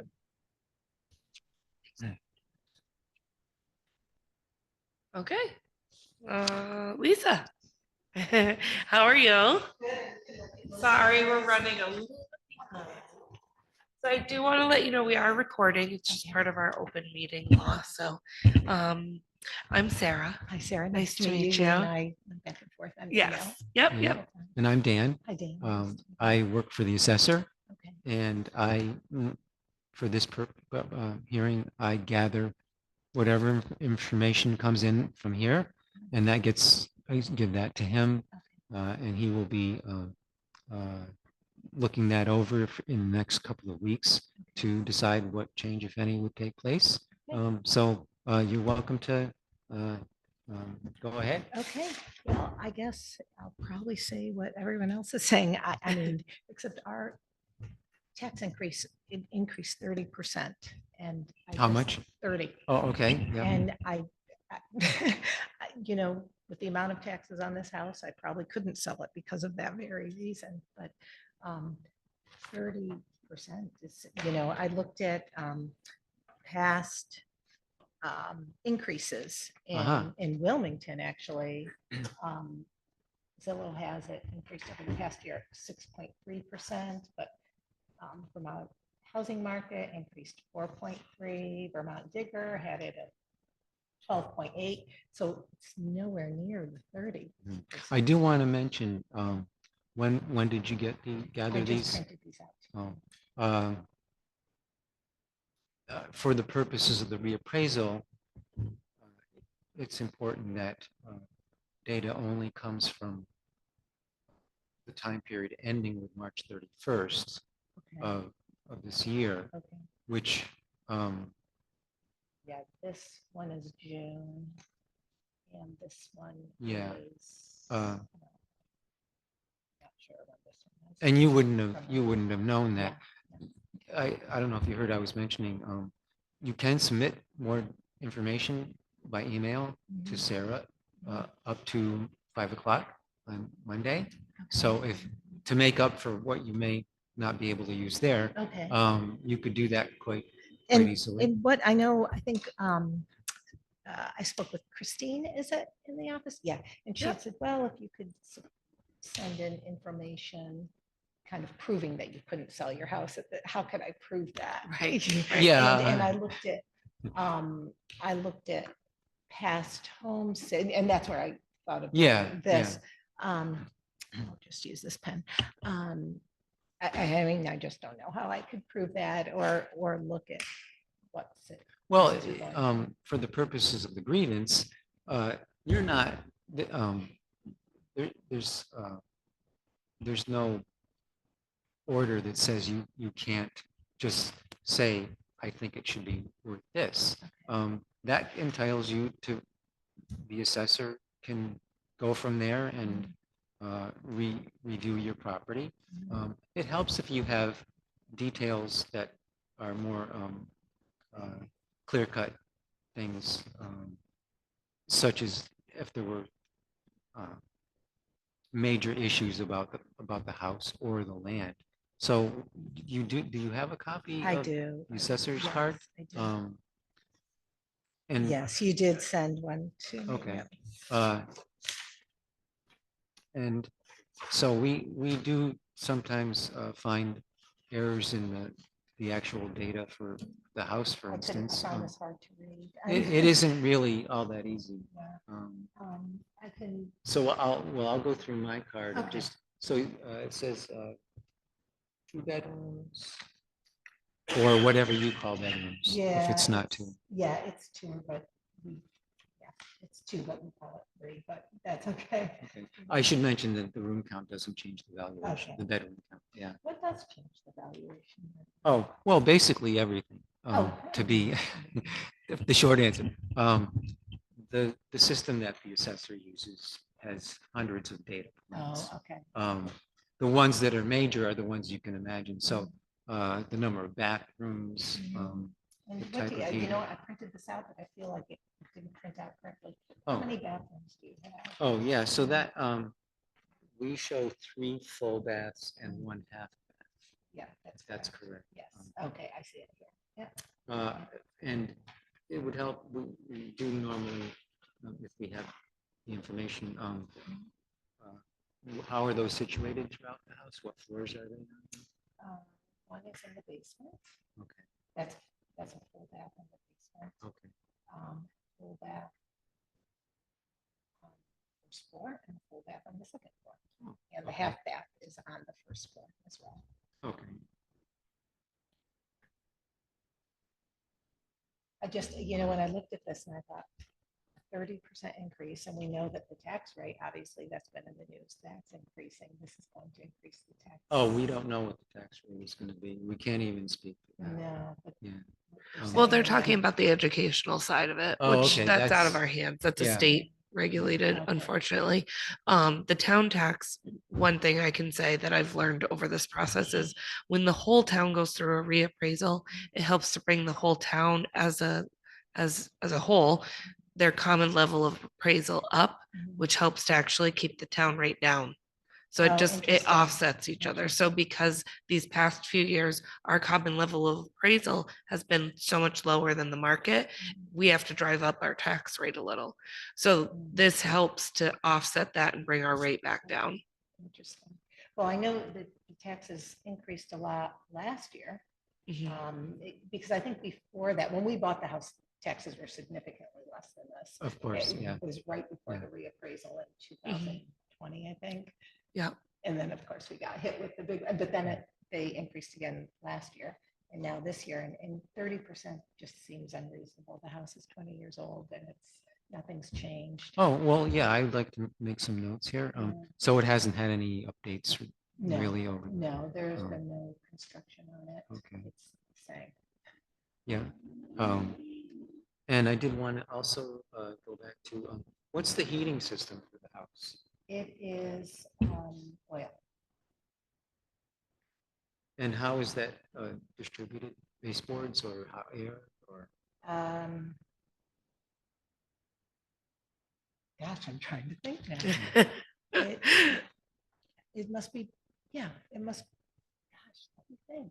If it was hot air, there'd be vents in the floor usually. Yeah, I guess I've seen vents. Yeah, I think I've seen vents. Apparently so it was built in 2004. And apparently, it seems like they never got to know what the heating system was because it kind of defaulted to hot water, which that's what it defaults to. Nothing has changed. So if I put forced hot air, if after you get back home, you find that it's different, you can just email Sarah. I think I can't, I know I've seen Well, vents. yeah. So I think I know we don't have baseboards. Baseboards would. We do have. Or it could be a combination. I don't know. We may have a combination. You can check it out at home and let us know. It wouldn't be necessarily a huge value changer. I don't even know if it would change the value at all between hot air and hot water. And so.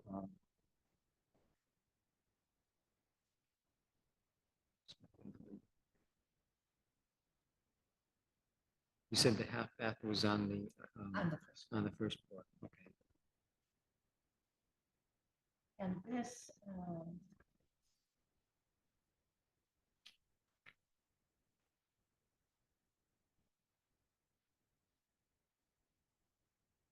So there's no, is there any, there is some finished area in the basement, I guess. there is Is some that correct? finished Yeah. area, yes. We're showing partial. Yes, it is partial. Mhm. Is there a door to go outside from the Yes. basement? Yes. Oh, okay, so we usually want to note that there's a walkout from the basement. Is the roofing metal standing seam? It says metal, but It's metal and I think a it is. vertical standing seam. ridge. It has a strip going down Yeah. in between the two Yeah, pieces. Yeah, I think So it is the- standing. it's a seam. vertical 1-inch kind of strip. Yeah, going down, Yeah. yes. Would be standing seam, as opposed to other types that are just kind of rolling, Okay. Yeah, I curvy, know it's standing curvy seam. kind of, yeah, okay. And the siding, It's would that batten. be, Yeah, batten board. it says wooden board and batten, yep. Yeah. Okay. And no outbuildings, I guess, or is there? No outbuildings. Okay. Yeah. Mhm.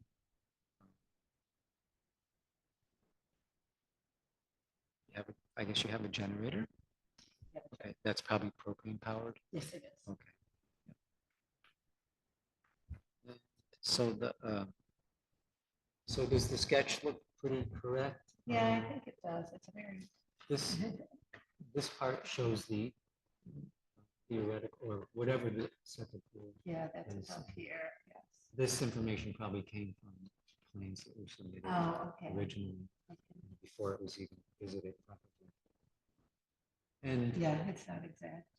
what is this one-story section? I'm just curious. What This does that is, consist this of? is the master bedroom. And Oh, an that's office- the master And bedroom. an office, yeah, very different house. I So have to say. it's accessed by just a small section of the side of the house. Yeah, you can't even That is- access it here. It's just the access is in the front. This is the front of the house, actually. So you bought the house in 2020. Yeah. So, yeah, that's interesting. It looks like somebody wanted to have it be more private, I guess, to have it separate. That's interesting that you said that, because we constantly are thinking about that. We're thinking, especially with the, just the one door.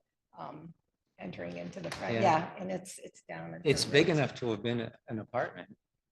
Is it not, Yeah, it's not set up like that It's- though. No, it's not set up like that, and it's, you know, the bedrooms are spread out from each other. Oh, uh-huh. How many bedrooms are in there? We use 3, but there could be technically 2, if, I don't know what's considered a bedroom. Oh. Yes, but in different states. you know, Oh, you have a yeah, closet or- for this system, it does have to have, at least have a door for privacy. Oh, okay. It doesn't have to have a lock on it, but obviously that would be preferable. It doesn't matter if there's no closet. Oh, okay. It just has to be big enough for a bed and have a door for privacy. Okay. Okay. So I don't know if I could do some more research and, I mean, but you probably have all the research too, but it's just, it's Well- the 30% increase was just, Yeah. again, because did have a large increase last year as well. Yeah. And, The overall, the range of changes is like very wide range. Some were less than yours. Many were much more than yours. Really? Each house is assessed on its own characteristics. The assessor uses a very high-end software system for doing a whole town all at once, but after having it instructed to do what it's supposed to do with the information, the assessor does look at the value that is coming out for each property. And from his experience and knowledge, he determines whether that should be changed or not, and may adjust the values that came out initially, and that's what ends up on your notice. So if you have something with you there, or whatever you want to look up in the next few days, that would be considered. He would look at that and see if it has some relevance. Okay. But the reappraisal is done in a way that's very different from fee appraisals, where we use 3 or 4 really accurate comps, as opposed to what a town-wide reappraisal has to use all of the sales together, and the assessor knows how to configure that to come up with values for all the different properties. So it ends up with different changes for all the properties because of the characteristics. Okay, well, I will send in an email, I'll get some more information. Yeah, And that'd like be I said, great. I don't think I could base it on actual sales, because every house is so different as well. You know, Yeah, I could find a right. house like ours in Chimney Hill that might, or no, there won't be a house like ours because it's very different, but there could be a house maybe in the same price range or size at Chimney Hill, but that might go much quicker because it's in more of, you know, that's a haystack. There's just Oh, more yeah, appeal, but everyone's different. yeah. Yeah, it would be, it'd be some bit of work to do that. But in any case, even if you don't have anything else, I've got notes about what we were discussing and the items about the heating system and so on.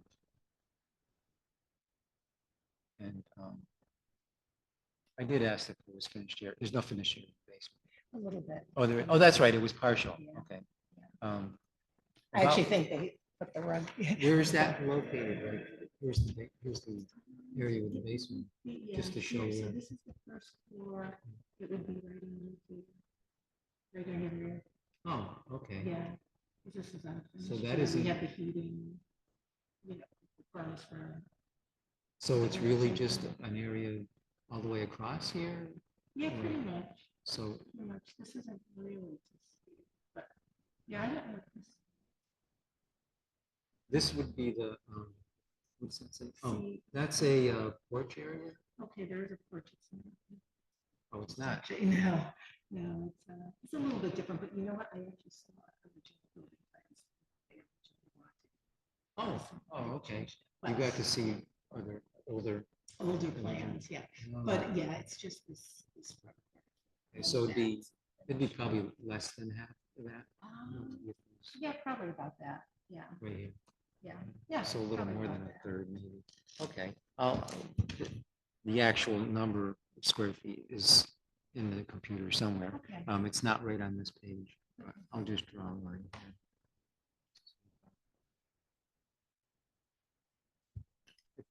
Show where it is. Okay, well, I guess we've gotten all that we could get in the basic details. And so you'll be getting a second notice in about 2 weeks. Okay, well, I And, will send something in.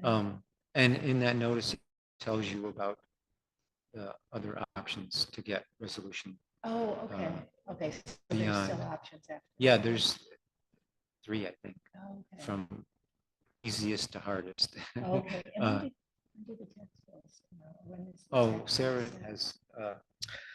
So, once our grievance meetings finish, then, what they call lodge the grand list of our assessments, all of that gets sent up to the state. Mhm. And then the state gives us our tax rates from them, which is the education, and then their portion that are part of the towns. Okay, And then we are able to set our town rate.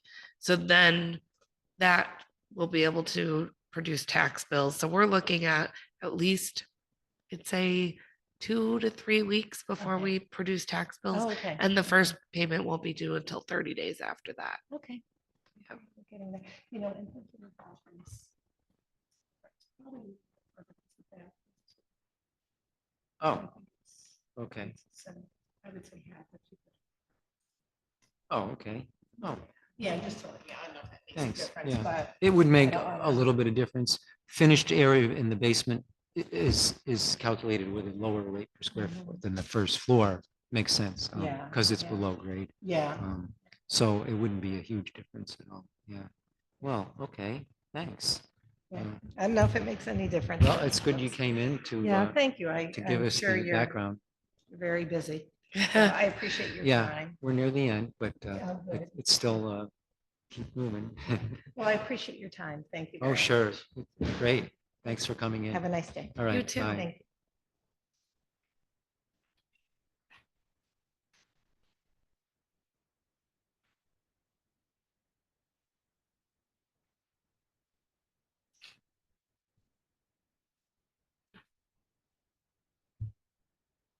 We'll see if this girl calls. I just gave this girl my number to be able to call if she wants to, but Oh.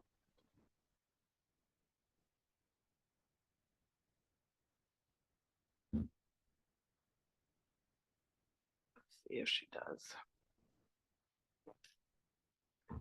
But I was gonna do her as a read-in because I talked to her like days ago Yeah. and she never said anything back. But really, all of her stuff is about, it's one of those unbuildable lots. It's the one that went from 500 to 1500. Oh. So she has information here just saying, like the last time the taxes tried to go up, stuff about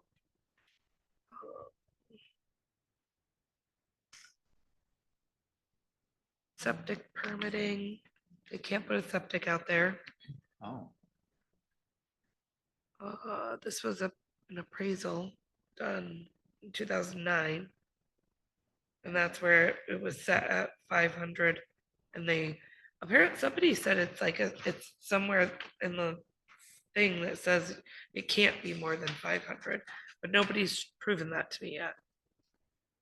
Like somebody said that's why they weren't changed at the last reappraisal because they can't go up. Is that in the area where there's a whole pile of those? Yeah. Because I there's know like I've seen that. on 100, I maps. don't want to say hundreds, Yeah, maybe Russ not was hundreds, discussing but that one day. lots of them. With Deb, I think. And so, yeah, he'll know all about that, I'm sure.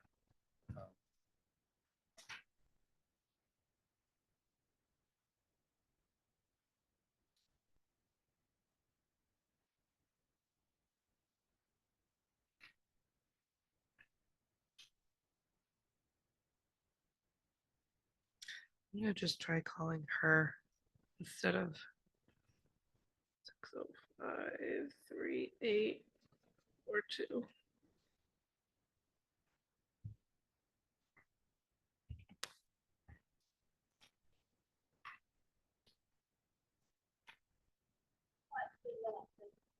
Hello, Sarah. Hi, Alicia. How are you? Hey, good. How are you? So I just figured, I know this is so crazy. I haven't done this yet, but I was like, I really wanted to get you in because I know it's just been such a time crunch and figuring this all out. And you went through all the trouble to get me these documents. So I'm sitting here with the assessor's associate, Dan, and he's looking over your documents right now. Okay. Hi, Um, Dan. Hi. So this is one of those land lots, right? That's up in a development area. And it seems Yep. to be that they're sort of undevelopable. Correct. So if you want to just give a little bit of background so Dan can hear your story here. Yeah. Okay. And so hi, Dan. Hi. Thanks for talking. Yeah. Yeah, my parents bought this land back in like 70, 71, when the Haystack Corporation was first getting underway. And then I'm not sure exactly what happened, except they kept going bankrupt, it seemed like, and they never really had the money to put in the roads or the sewer. Oh. Right, so And there's no then- infrastructure at all. Correct. And I think also under the bylaws of the Haystack Corporation, I mean, you have to have, I think, sewers in order to develop, but you aren't even allowed to have like a camper or let alone a tent or Oh. even hang a clothesline or anything. Wow. And I can send you those bylaws if you'd like. But initially, there was a certain amount of, it was valued at like $5,800. I think that's one of the documents I sent you from 1996, where then they reduced the value down to $500. That's not her. No, it's not. No. Okay, go on, keep going. And so it's been that way ever since.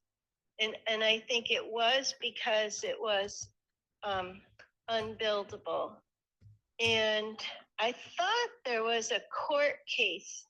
There was a couple of court cases too, involving the Haystack. I don't know if it was against the town. Not. I do have those, and this may be like a problem for another day, but there is some long history there. Yeah. And part of Haystack got developed, and then this part, Maple Valley, and a couple others didn't. I'm not exactly sure why, but anyway. Yeah. And we got that postcard from the town saying, about the state laws and how you can't even really put in a septic because the lots are too small in order to have probably a house plus a septic primary and reserve system. Not to mention that there's not a road. So even the town said at that time that it's probably not buildable. And then in 2012, we went to the real estate appraiser because my dad then went into Medicaid, and we had to, show what all of his assets were. Oh. And so that's why we needed something in writing to justify, how could a piece of property really be only worth $500? Yeah. And so that's why we went to the appraiser, and they gave us that letter saying it was only worth 500. Yeah, I see that. Yep. So that's kind of the scoop. So I understand that, the price of things are going up, but I just wondered what changed on your end, if anything, that made you increase it to 50? Yeah, I myself don't have any background on this, but that's really for the assessor. And I am aware that he's been involved with other pieces of similar in that area. So he certainly would have some basis for whatever the change was to 1,500. What will happen is you're going to get a second notice after he does another review of your property information. And he will see the documents that you submitted and make some kind of decision, either for change or no change. And you'll be getting another notice in about 2 weeks to show what, if any, change has taken place. And it will also tell you about other options that are available after you've done this grievance hearing to seek a different valuation. So that notice will be important when you get that in a couple of weeks. And there are so many other similar parcels. It should be clear if it was done for all of them, whether it was what the reasoning was, but but I wouldn't have any background on that right now. Okay, So it's good that you did call in, though. that's great. Okay, Yeah. good. So And thank you, Sarah, for facilitating that as well. Yeah, no problem. yeah, thanks for calling in. Good luck. Thanks. And again, I mean, it's not like any huge amount of money or anything. No, but- Just I'm curious about it, and then I guess we got to figure out what we're gonna do with this. Yeah. Property, like at one point we got a letter from the Hermitage people because you must know about them, right? Sure. And interested in buying some of those parcels to satisfy, I think, the state's open space requirement, because they wanted to put in the larger airport runway, and so they needed to offset that with space for wildlife corridor or something like that. Oh, So I thought, oh, well, that's good. Maybe it'll be worth something with that. But then they kind of went away, and so. I don't well, know. for now, If there's like a local land trust or something, yeah. we could donate it to, or I don't know. Well, over time, you'll be better able to decide what to do with it. But, Yeah, after but it's this- been 50 years or whatever, Oh, so. yeah. Well, hang in there. Okay. All right. Well, thanks a lot for calling me and reviewing the documents, and I'll Sure. wait a couple weeks for your second notice, and Yep. we'll go from there. Okay. All right. Thanks, Alicia. Thank you. Have a Okay. great weekend. You You too. too. Bye. Take care. Bye-bye. Okay, bye. Hello. All right. So this is Colleen and Bradley, right? Yeah, Brad.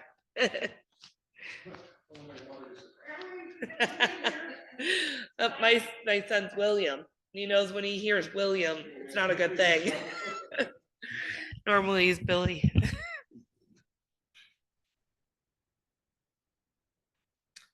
All right, so you guys are welcome to come up. We have, and everything you submitted, I have here printed for Dan.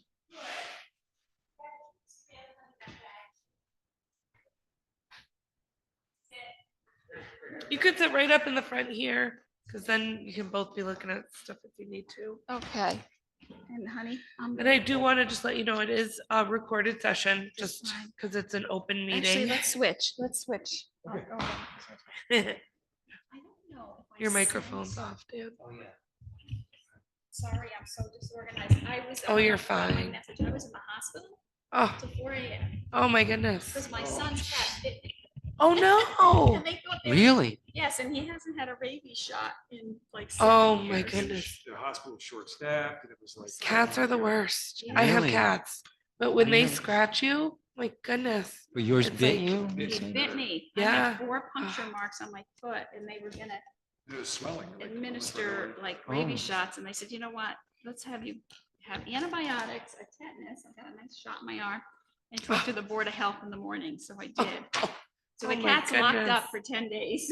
Oh, Wow, But it was like, it totally messed up our everything. yeah. Did I include this? It's Let a me percent of see. the changes on Old Mill Lane. Let's see what we got here. if not, I can take a copy of it. It looks like the rest of this is photographs. So no. Okay. Unless it was on the backside. And then here's, I did 2. I got lots of extra copies here. No, it Brett. wasn't on the backside. And I think I forgot because I was, Did you need copies of these? no, I made Oh, okay. copies. Okay. I made copies, so.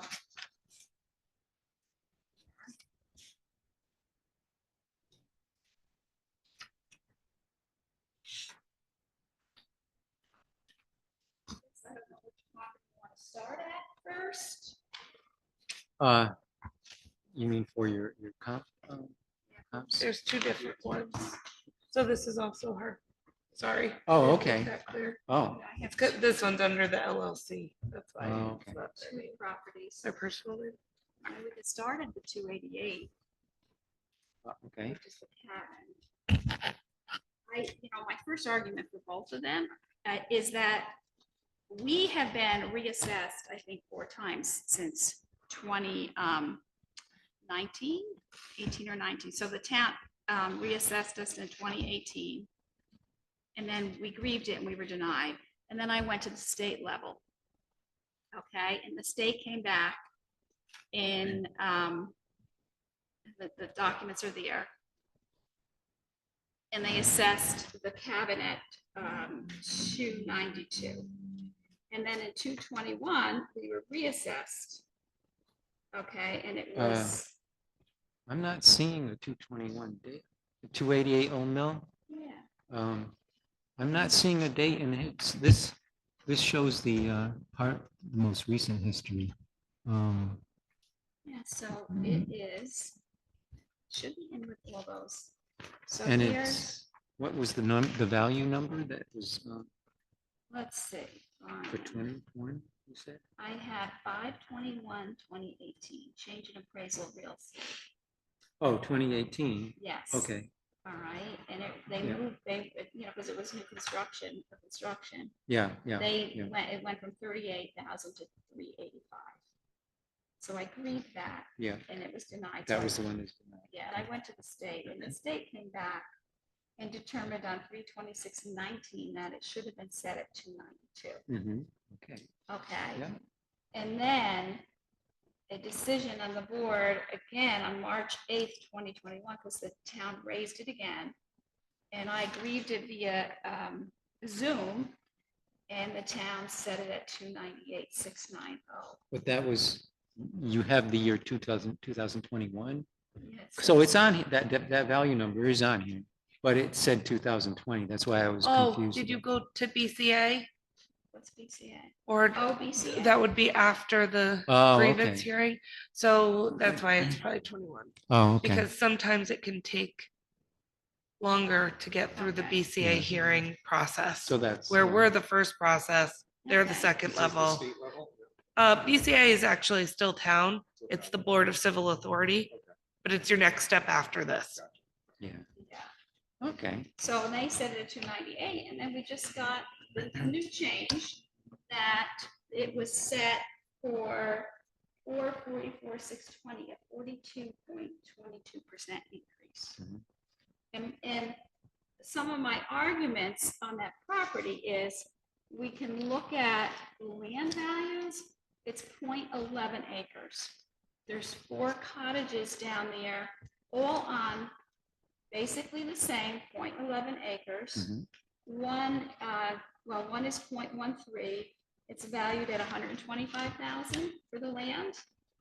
Another one is 0.11 acres, the Jocelyn Cottage, valued at 125, so it went up from 100 to 125. The Frost property also went up to 125, but for some reason, our little 0.11 acres went up to 175,000. Okay, and nothing's changed. And then, and that's for 0.11 acres. And then I didn't do the math, but next door, the Dascos have 1.1 acres, that's 350,000. And then our other property at the top is 1.5 acres for 325. So if you do 0.11 acres, I mean, if you divide that into that, I mean, it's mathematically, if you, Yeah, but I don't know if your formula. I don't know what your formula is. Well, yeah, I was gonna get to that. Well, then Wendy Manners, she has right next door to us up on 265. Her land, her first 2 acres is at 450, but the other 8.38 is at 25.40. She's got quite a bit of land. So I just think that the land value is set way too high. That's, Oh, well, that's, your opinion is valid. Well, I'll explain. The reappraisal uses valid sales of properties, including vacant land, for the period of 3 years ending with March 31st. That 3-year chunk is the range that is obliged for the assessor to use all of the valid sales in that time period for creating the new values. And there is a great variation amongst value changes between properties. There's most likely good reasons, as far as the assessor was concerned, for putting whatever values were ended up on parcels. is there any way to find out what the reasons are? Because the cottages are all on this 1 acre Yeah. parcel. I wouldn't have that information. You may be able to get it from the assessor. It's not normally printed out and broadcast to owners necessarily. As far as it's impossible to list every property and all the fine details that might have gone into creating that valuation. The assessor's system for the initial calculation is very high end and has hundreds of data points in order for the assessor to, in order to have the data be as accurate and detailed as possible. So that makes it difficult to explain. And it's not just one single formula, it's a very involved process that the assessor is an expert in using. But as far as making a change, certainly if you're submitting, your comps, he can look at that and see if they're relevant. Well, this is the land value change. Okay, yeah, you're mainly concerned And I about need to that. submit that. And then. Okay. I Oh, we was- don't have that yet? No, you don't. Okay. Because I got these after I sent it over. I Oh, okay, requested them. good, yeah. But I was under the impression that this whole town-wide reassessment was done via computer and Well- not of eyes on the ground type of assessment. Yeah, it's called statistical. Every reappraisal is essentially has a statistical aspect to it. But the old schedule was that once every 10 years, they would physically go out to the properties. The listers would go out and view the properties. And it wasn't done by appointments. It was just done street by street, unless somebody made an appointment. So they would basically walk around the property and make note of the characteristics and take photographs. That was done in 2020. The state required this reappraisal to be done now. It normally would have been done a year later, next year. Because in between the 10-year physical, they do a 5-year statistical in the middle. Is that a new thing or is it? That schedule was the old schedule, and that had been that way for many years. The state just recently said it's going to be every 6 years now. So that 2020 was, as far as we know, was the last time anybody had been there. And there could be changes. Well, they were Uh, there in 2020. There aren't any changes. Right, It's the right. same on all the Okay. properties. Actually, the guy next door put a septic in on his property. Oh, did he have a septic before? It was a brand Not new? Prior to Oh, okay. 2020, when did Glenn, Oh. when did Mike die? It was right when Mike died. Maybe more than that, maybe 2020. Oh, okay. 2018. Yeah. 2019. So the land values are created using land sales, and there usually aren't a whole lot of land sales, but the assessor has to use whatever ones were available. You can't really take factors of a property with a dwelling on it. You can't really take their land and kind of translate it into vacant land. It really needs to be coming from actual vacant land sales. Right. So that's how where the value changes were. So why then, if there's 3 other properties that are similar, Yeah, why didn't their value go up the same? yeah, I wouldn't be able to explain that to you. And the assessor also uses his expertise about values. So he may run the system with all the data points and all, and it will come out with values, but he goes through those values and makes changes if need be based on what he knows that the computer can't actually have that particular, his knowledge in it. Basically, So, So the reading process, it sounds to me like really not.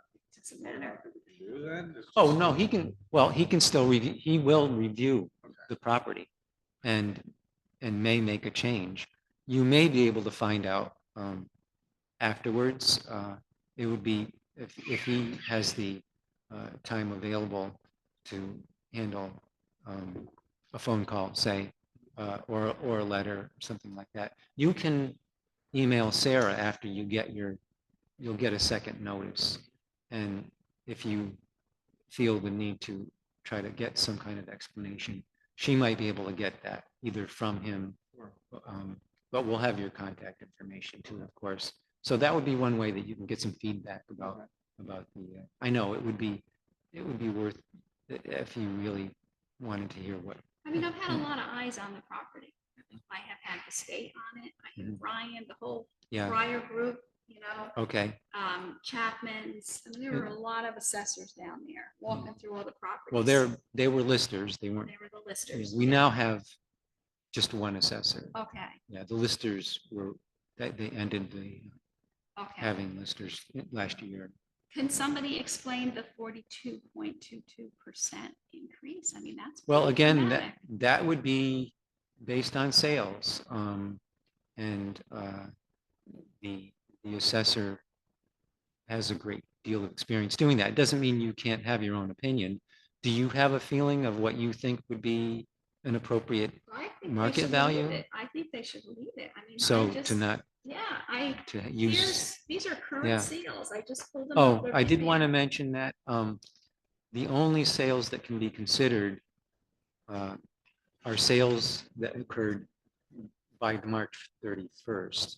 You wouldn't have known this, but anything after March 31st is not usable as a reference point, so to speak. So this is July 12th, 2024. Yeah. This is right. June 14th, So 2024. those wouldn't really be applicable. But if whatever you have that's up to March 31st, or if you want to look for some more, you can always email them to Sarah. How comes that's not, that wasn't told? Why Oh, wasn't well, that- it's not something that they don't cover all the bases necessarily. The town way of doing things. But it's what is known is that the assessment year ends on the 31st of March, but that doesn't really tell you it's going to end. It's the end of usable information because it's occurring after. You just think that with a 44% increase, we have some recourse. It seems like there's very little recourse that we have. Well, We talk you won't. about it, Yeah. It's just, you know. so let's look at these, then I can't use these. It is frustrating because it seems like every year we get hit. I mean, we're what, our grandkids are fourth generation coming up here. Well, by every year, you mean your We- tax bill? It seems Yeah. like it's constant. It is Yeah. constant. Well, with us. the tax bill will change every year, the tax rate rather. But as far as the market values, it's by the appraisal year.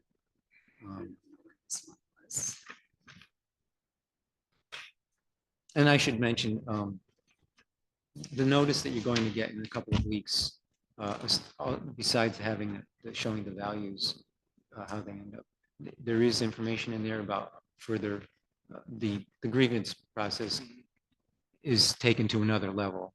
And that's what happened with you. You went to the BCA or the state, I guess it We went was? to the state. Yeah. Did you ever go to the BCA before that, or did you The just BCA skip? would be the next step. Yeah, you after would this. normally, so Then, you, Board of Civil Authority.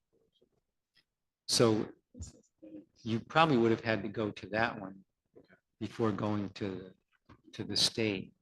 And they have a wider range of freedom to make changes. The assessor is limited by the rules and statutes that the assessors have to follow. So there is a limit to what they can do. And so also, I don't know if it's not necessarily any consolation, but the grand list, which is the book of all the parcels and everything, the assessments grew in a general area between 45 and 50% across the entire town, It's just in insane. general. How are people gonna do But there this? were So that parcels doesn't mean your changed a lot. taxes grow by that percentage. Right. It means it's bringing up the common level of appraisal for the entire town, which helps to actually offset the tax rate and help to keep that lower. Well, mine went up. Part of Not your taxes, though. Your tax rate right. is that we try the appraisals, this reappraisal helps to keep the town's tax rates lower. So what is And it gonna taxes be haven't for- been generated yet. They haven't. been. No, Oh, so the 40 some odd percent doesn't That- represent the increase. exactly, exactly. It's just your assessment on your home. Yeah, that's So another thing. grievance gives you the chance to come here and say why you feel the assessment would be too much on your house, Yeah. right? So, Well, but taxes hopefully- haven't been generated yet because we haven't even submitted our assessments back up to the I just state never level seen it yet. that high before, I so. know. Well, part of the reason was that the reappraisal that was done in 2020 actually covered part of 2019 into 2020 up to March 31st. And the COVID factor hadn't really hit during that period. So what happened was they did the appraisal with whatever the market was then. And now here, 4 years later, a great deal has changed. And that's why the state said we had to do one now. What's the COVID factor to the Oh, well, town? it was basically, people were deciding to move. They may have lived in a high infection rate area and wanted to move to a different place. And it had just happened in New England. People south of Vermont and New Hampshire bought up a lot of properties. We did the reassessment for Guilford, which is right on the Mass border. Mhm. Their values 2 years ago pretty much doubled for the whole town. And that was basically an influx of people who wanted to get away from the cities and live somewhere, a desirable place like Vermont. Isn't that gonna flatten out though? Well, it eventually it would settle down, just like Mhm. the bubble from 2008. Mhm. That was awful too. And eventually things kind of found a more stable market value. So this is what, and there were, not that it's any comfort, but there were properties that went up much more than yours, percentage wise, Well, up into I see some um, on our street, that went up. 75% in some cases.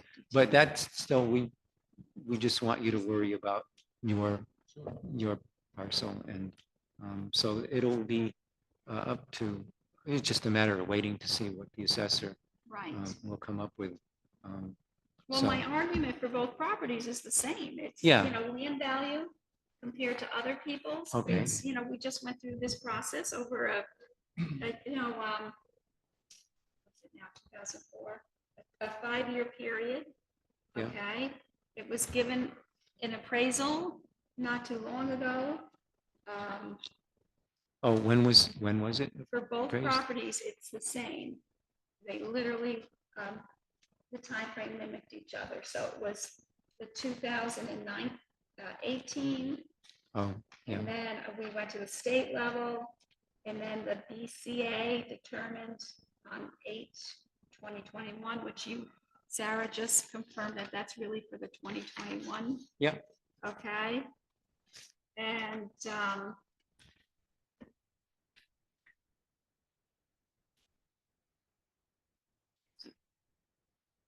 this one. That I'm gonna give to you. Okay, great. Yeah. That's the land values. Was there anything about the other property as far, you said it was, you're basically questioning the land Yeah. values, so. Well, the land value, yeah.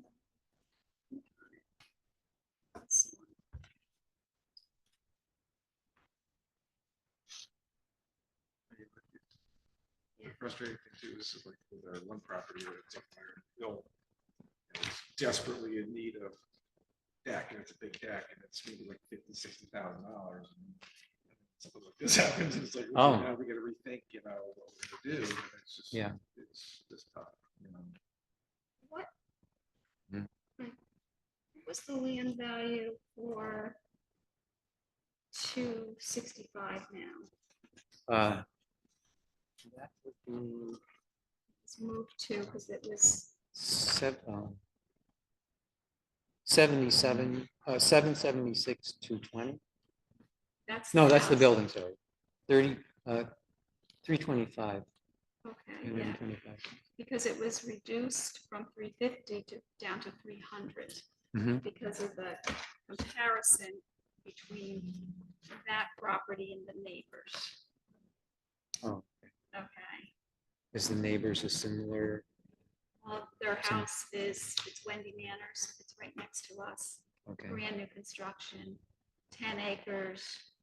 They actually almost clear cutted the view completely. We kept it all wooded. Oh. What else? What's the difference in, Well, they have 10 acres. We Right, only right. have one. I mean, as far as the actual assessment, you know? Our property's at 350, did you say, or 350? For the land? Yeah. 325. 325. 325. That's what it is at now. Yeah. And theirs is, for the first 2 acres is on the fact sheet here for something. And then the other 8 acres is at 25,000. So I don't know how you figure out land values here. You mean as far as the reappraisal goes? Just how do you evaluate, you know, put a value on? It's by sales, essentially. Yeah. It's a little bit more difficult because there usually aren't a lot of sales compared to the number of houses, land with houses on them. But the assessor has the experience to make use of what there is. And he's very experienced in Vermont town values. So what I noticed is that people with large parcels, it seems like they carve out a homestead, almost like an area within, like, say they have 10 acres. They carve out a portion of that where the house is. and give Yeah. That a value. Right. Okay. Right. It's 2 acres. Yeah. Oh, Yeah. it's up to 2 acres. It's most towns now are 2 acres. Okay. For the home site. That's what the home And site, yeah, and then the rest is called excess acreage. Okay. And for people who have large amounts of excess acreage, there's the current use program for dealing with that. Yeah. Okay, that's what I didn't understand. It's an but then optional. I started looking at Mm. different comps. I'm like, okay, there's something that they're doing here. Yeah. With that. Okay, that makes sense. Mhm. Right. Okay. So I guess that's just my argument. And then Yeah. so the comps that I have for that unbeknownst to me. I do have the one that's more prior to March. Yeah, But this one, I mean, I was using this as an example, Spruce Lakes, and I think that was on our lister's card from one of the Spruce Lakes house. I mean, this sold in July for $725. His estimate was $689. It has 12.7 acres. Pretty big house. But you said I can't use that one. Here's Boyd Hill Road, this one. It's up there. That was $750, and that was on 8/4/23. I don't know what the date of this one is. I'll have to go back. oh, it doesn't show up on, This is realtor.com. It was $749, okay? And this is just current, so it looks like the prices are dropping. They're starting to go back to normal values again. well, it might be in that particular one, but I don't know if it's really changing that rapidly overall. Double check this, but I'm Yeah. not sure if this is usable. Okay. Yeah, you have until Friday, Monday at 5 o'clock to get, if you want to submit stuff.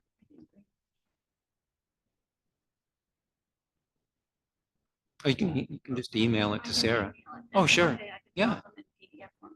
Yeah, yeah, Okay, yeah. so 5 PM on Monday. Yep.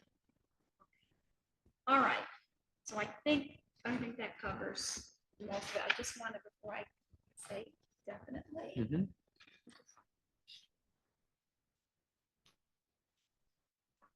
I think I just said in the thing, it's the reassessments. For both properties, I talked about the chronology of those going to the state, Yeah, reassessed again, honoring the state's assessment partially, and to consider, keeping it at that value. The state had right.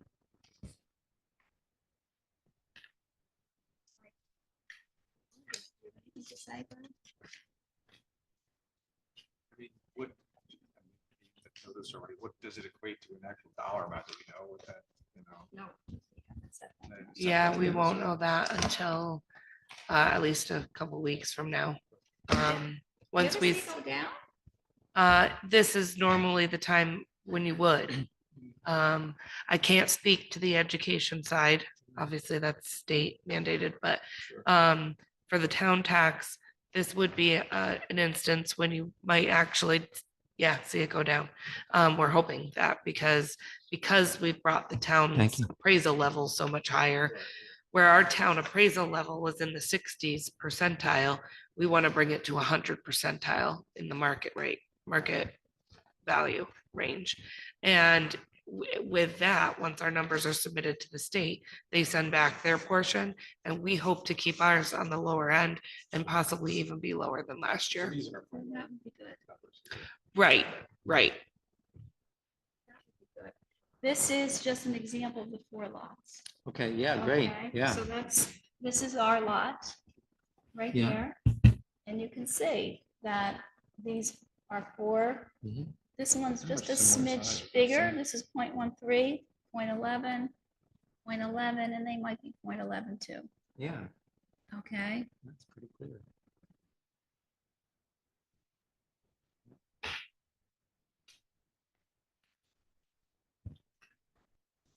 So I'll take care of looking at house.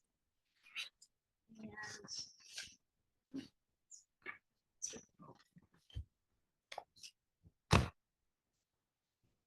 I appreciate you with your patience. Oh, well, you're Of quite course, welcome. Of course. Listening to I know I was hoping that we could make it work. Like, we're so tight right now being the end of it here. I was so I'm so thankful to see the end of it, to be honest. Did you get a lot of people come in and grieve? I mean, we're up in, I'd say around 200 numbers, Okay. yeah. Yeah, I would think a lot more people would do that. I mean, it's your opportunity to kind of be heard. Right. Yeah. But it's good. All right. Thank you. Well, good luck with everything. Thank you. Yeah. Thank you. It's nice It's to meet nice you talking both. to you. and, Likewise. um,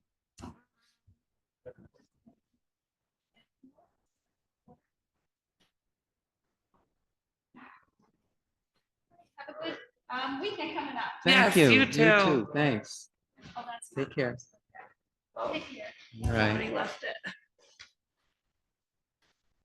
Oh, Meredith's she left it.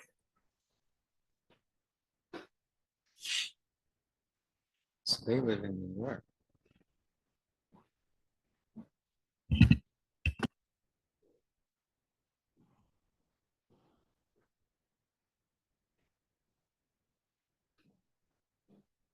Now, what is this?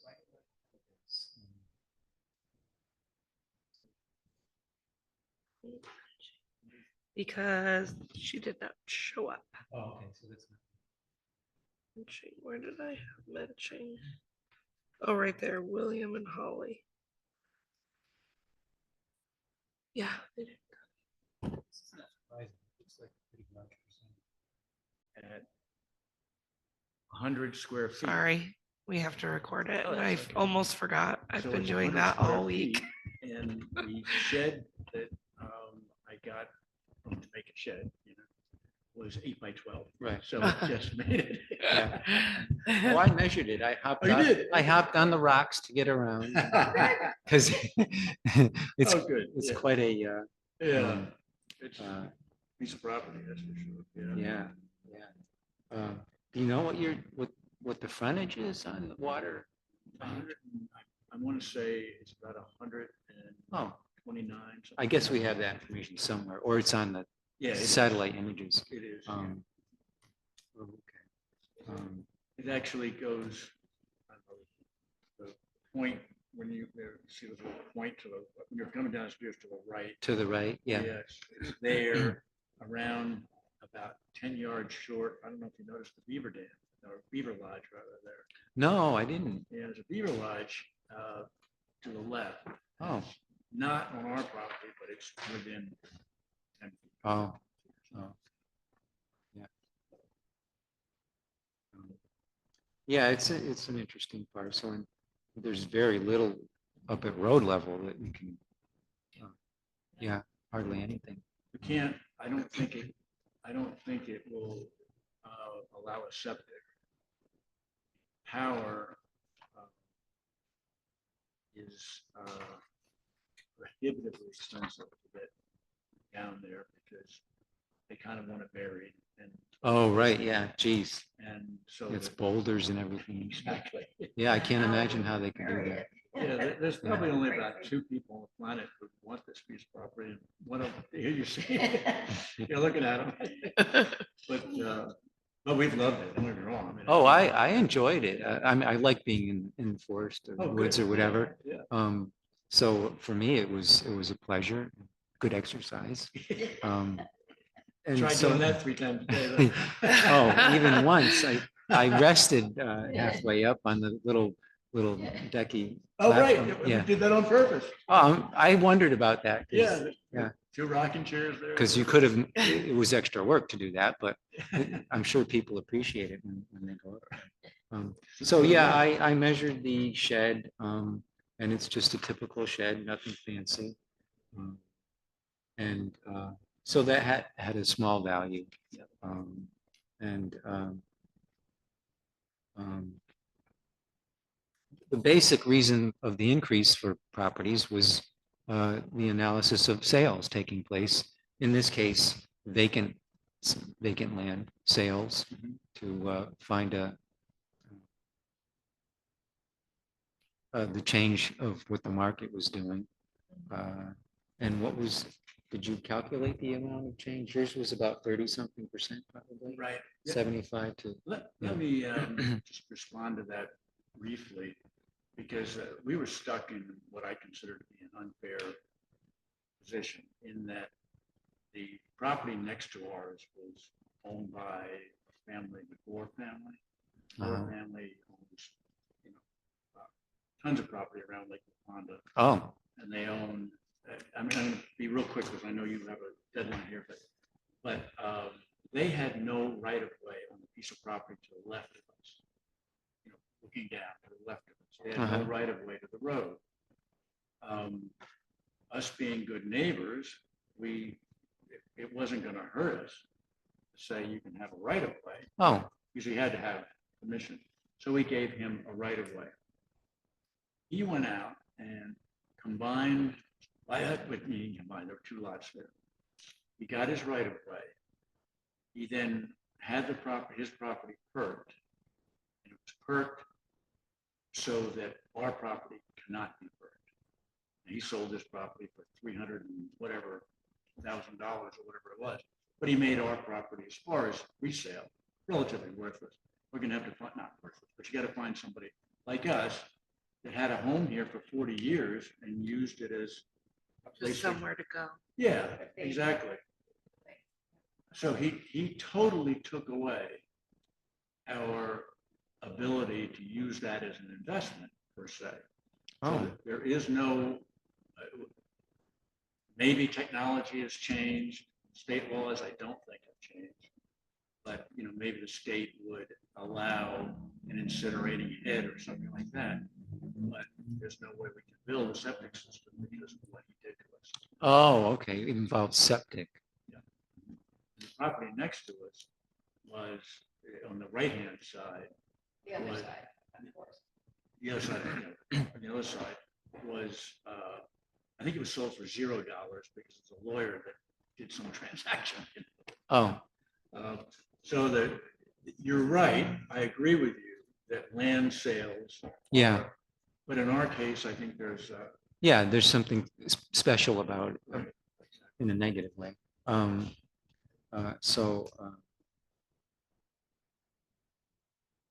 And when did when did they do that? about 7 or 8 years ago. I think so. Oh, okay. 6, 7 years ago.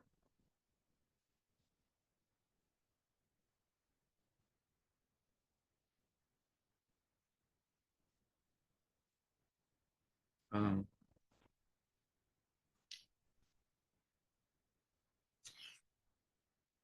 so I guess,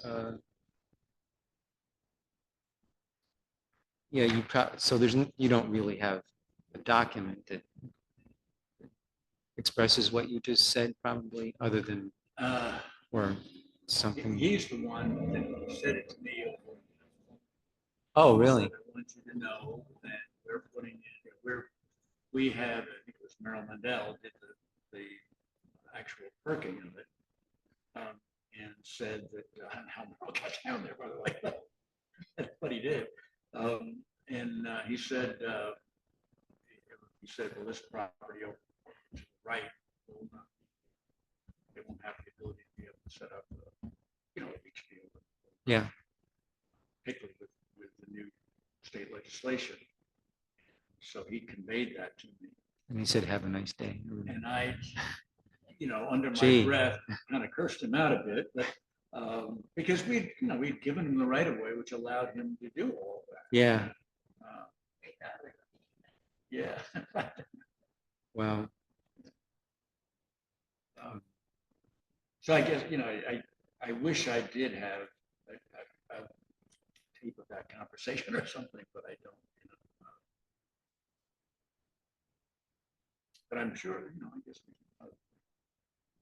Well, I'm making a note here for the assessor to, I'm trying to at least give a rough impression or expression of what you were telling. I don't know if the previous value had anything to do with other factors that made it valued the way it did. I think the previous value, we grieved last year also. Oh, you did? And, oh, yeah, I see that. Yeah. And it was lowered basically because of what I'm saying now. You know, I didn't get quite so intricate as far as bringing up the phone conversation. Well, I'm a little confused here, though. It says in 2020, it was 40,000. And then you grieved it, and then it says it was 75,000. It went up? It did, but they had, I think there was another reassessment done then, and possibly, because they went from 40 to 100 and something. Oh, so So that's grievance. they went up. It could have gone up more, but they went up only from 40 to 70. Because I think, and I gave basically the same argument. We weren't here then. We were, 20. So we couldn't come Oh, to express. so you got a remote or whatever you. Yeah. So, and that, at that time you presented what you just told us here. Okay. One thing I should mention, adjustments that are made by the other entities, meaning the BCA or whatever, those are wiped away when a reappraisal takes place. And it's up to the owner to attempt to get it reinstated by doing a hearing in this case. That's pretty much standard. I know it seems like it's, just causes extra work for owners, but it's because the entities that the BCA and the other, whatever other things are that do it,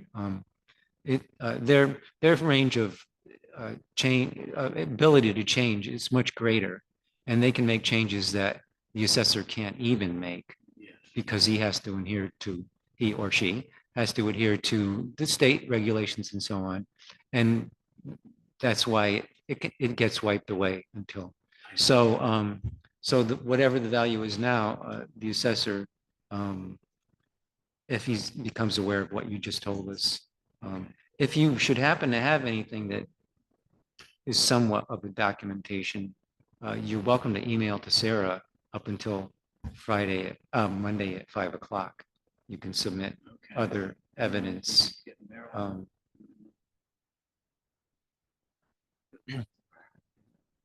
Would you have gotten anything from the BCA when? I don't know. Concerning that phone call.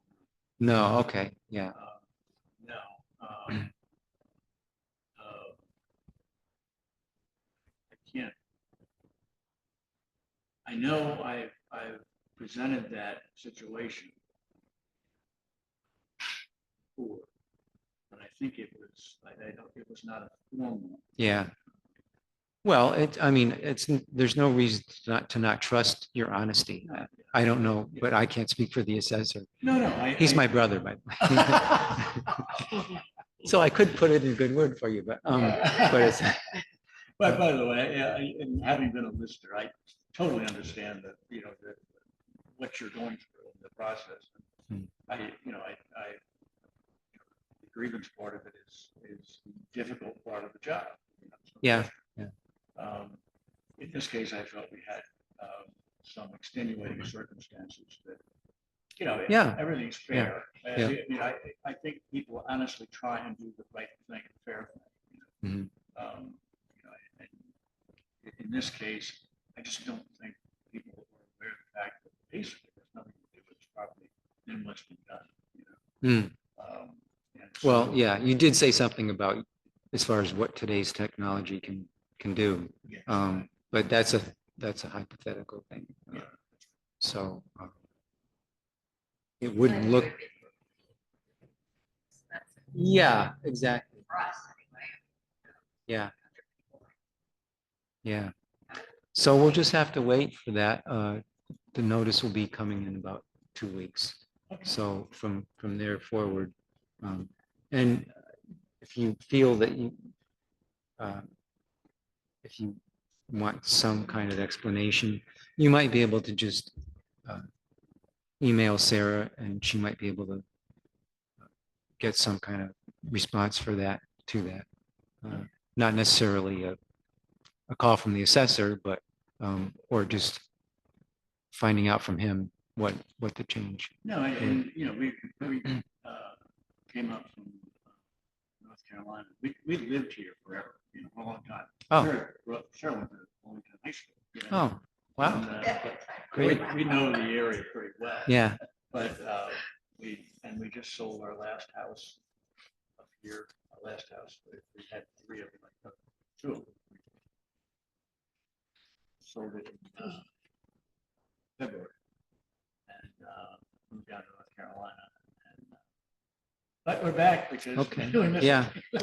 Well, we're glad you came in. I know. Right, We've got right. Another meeting. Yeah. And, Well, thank you for the time. yeah, I do good luck with appreciate it. everything. Well, Yeah, thank you. yeah. Have a great Sarah, nice day. meeting you. Yeah, it's nice to meet you too. Yes, I do. Yes. I was gonna say, because I know we went back and forth through Phone, phone, that's but my did you fault. end up getting an email from I me? did.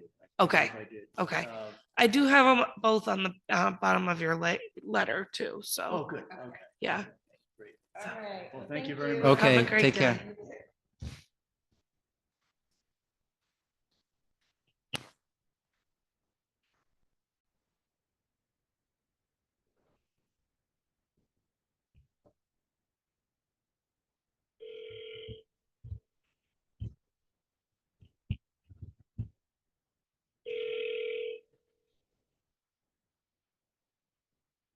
Hello. Hi, Selma.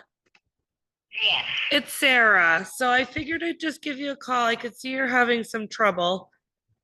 I'm sorry, Sarah. That's all I right. was. I understand.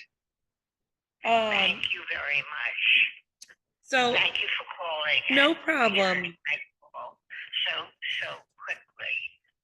I tried printing everything out that you sent, which I finally did.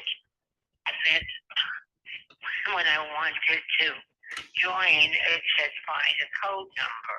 Oh yeah, don't worry about that. We'll just do it this way. All right, so tell me what you want me to do. And tell me what I should do for you. So we have your letter here, and Dan is here that works for the assessor, and he's just gonna take any information that you wanted to speak about your property. Yes, I do.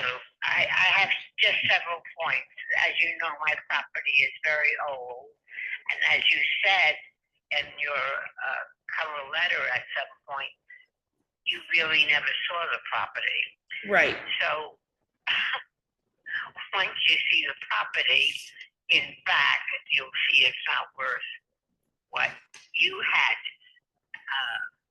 I mean, I think it's worth it, but it really never would go because the roof has to be replaced.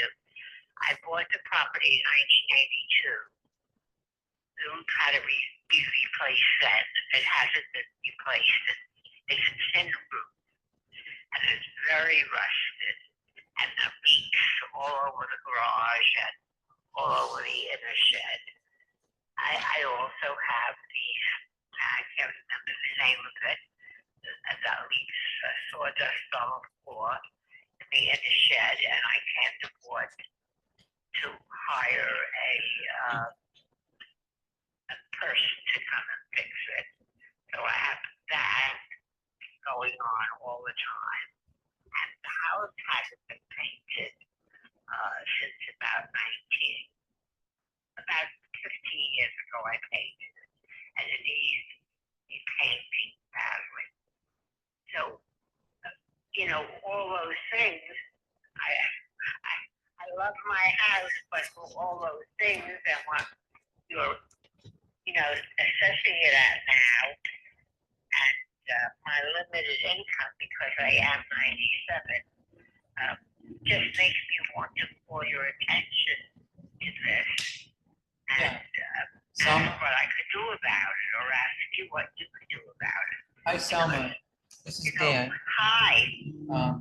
I work for the assessor, and I'm gathering whatever information that you can give us over the phone. I see in your letter, you mentioned the windows.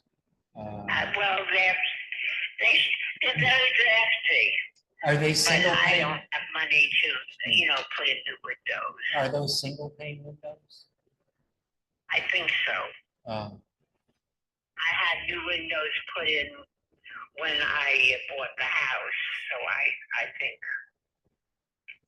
that. What year did you buy the house? We bought the house in '83. Okay.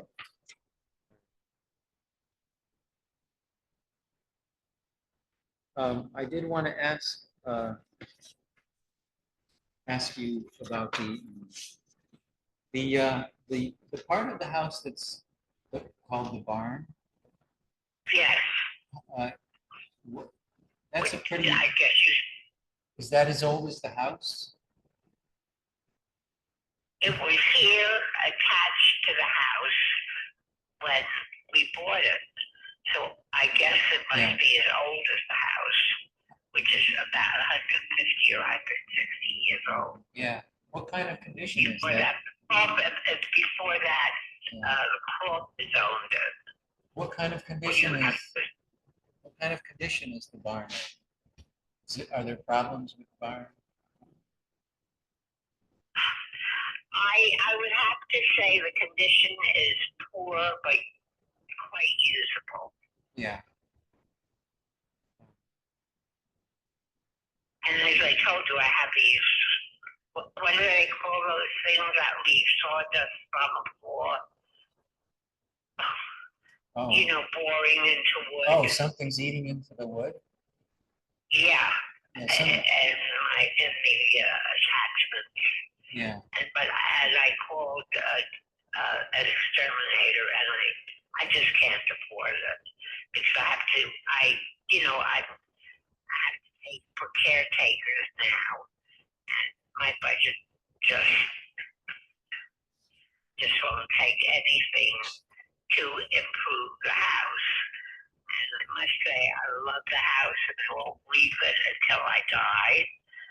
But it does need an enormous amount of improvement. Uh-huh. Is there an access to the barn from the main house? It's the only way to get into the house. Because I don't know how or why or what.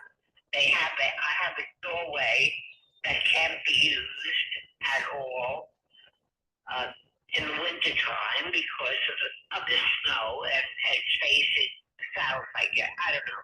But all I do in the winter is have the corporates do my I'm forgetting the word. The pathway into the garage, which I'm not using the garage anymore, which I can't drive, but never mind that. But I just have that pathway done.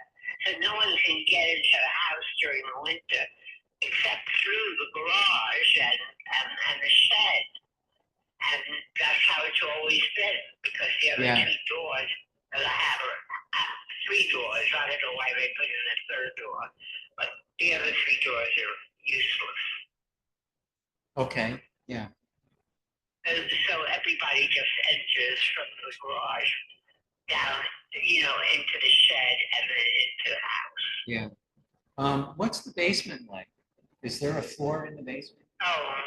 All stone. So I have the good fortune of never having an even floor. Sometimes it's up, sometimes it's down, depending on the weather. So there's no concrete down? The floor is dirt. Yeah, okay.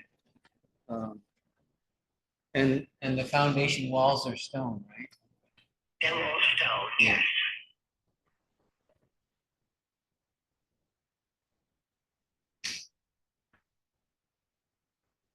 Do you get any water in the basement? When I send people down to ask how much oil I have from time to time, they tell me there's some water down there. But I myself really have been told by people that there is some water there. Yeah. But I myself really have not gone down to the basement for a long time. Is there a furnace in the basement? Yes, the furnace is in the basement. And your heat in the house It's from sand-free oil. Okay. Is the heat hot air or hot water? Hot. Do you have radiators or do you have vents in the floor? I have radiators. Oh, okay. Yeah.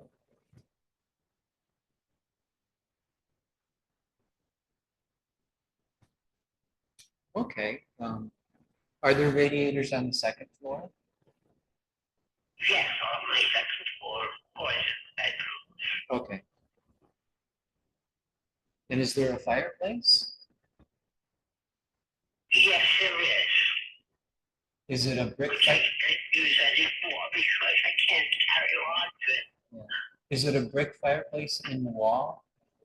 No, it's a fireplace that I had installed, and it's very beautiful. It's in the middle of the living room, and it's glass. Okay. It's just glass all around. Yeah. It comes from California. Oh, okay. Yeah. And what's the siding in the house? Wood. Is it clapboard? Is it clapboards? Yes, I guess that's what you would call it. Yeah. Yes. Okay.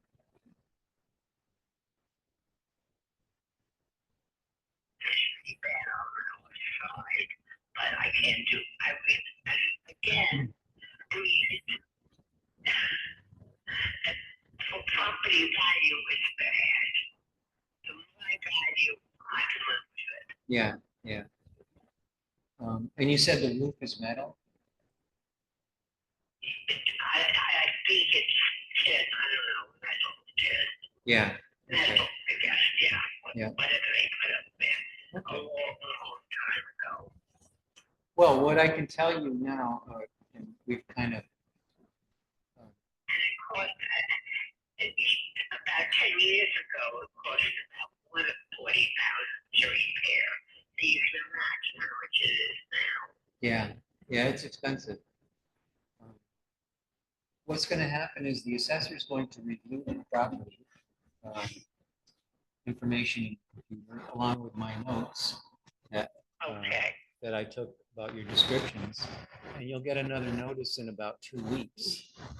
I appreciate that very much. Yeah, that notice will show you what, if any, change was made in your valuation. Okay. And so there are other options after you've had this hearing to go before other people to get a larger change in the value. If you're not. Well, that's nice. Yeah, I mean, that's very, very thoughtful to have other options. Yeah, so when you get that notice, read it over carefully. So that'll come to you in about 2 weeks. Good. Yeah, so it's good that you called. This was very useful. And I really appreciate your time, your taking the time to do this. Well, yeah, it's I appreciate it because I know the work that goes into this kind of stuff. So I do appreciate it very, very much. Okay. Well, we're glad to Thank you. try to help out, and so. No, I know that, and that's wonderful. And you have to know, my son said we live in the safest place in the world. So I'm staying here. Well, you must know something about it. That's good to hear. He does know something about it, yes. And so he says we do live in the safest part of the world. Well, yeah, I'm glad to hear that. Well, I'm glad we figured this out. And so thank you very much for this, calling me back. I really appreciate it. Oh, you're welcome. I was having a little trouble with the computer. Yes, I know it's not the easiest. Well, I manage a little bit, but when it gets to things like this, I do my email and stuff. Right. And get my information. Many, many thanks to you all. Well, have a wonderful day, Selma. Thank you very much. You All right. too. Thank you. Bye-bye. Bye-bye. Bye. All right. Thank you for your patience. We're running a little behind here. That's okay. I'll be very quick. Okay, so the next one we have is, it's a land lot in Deer Deer Hill? Is that where it was supposed to be? The land lot? I have no idea where it's supposed to be. I know it's a piece of land we bought on auction by accident. I didn't know anything about it. It's in the middle of nowhere. Nothing is around it. And I need to argue with the lady before me because I live in the safest place. This property is in the safest place because there is nothing around it. So, You can't get to it. so I tried twice. Nobody knows anything about it. So Oh. All right. My name is Dan. I'm with the assessor. What I do here today is to get any information you want to offer us or the assessor to take into account. Documents or PDF files or photographs. And I'll also take notes about what we're saying here now. So you're welcome to go ahead and tell us what your issues are. I apologize. I cannot hear anything. Oh, is your microphone? You can't hear? No. Can you hear me? Yes. Yeah. Okay. Here, I can hear you very It's clearly. probably the microphone. These things go through batteries like so crazy. How's this? So How's this now? Can much you hear better. me? Thank you so Oh, much. okay. Thank Oh, you. Yes. good. Good. Oh, yeah.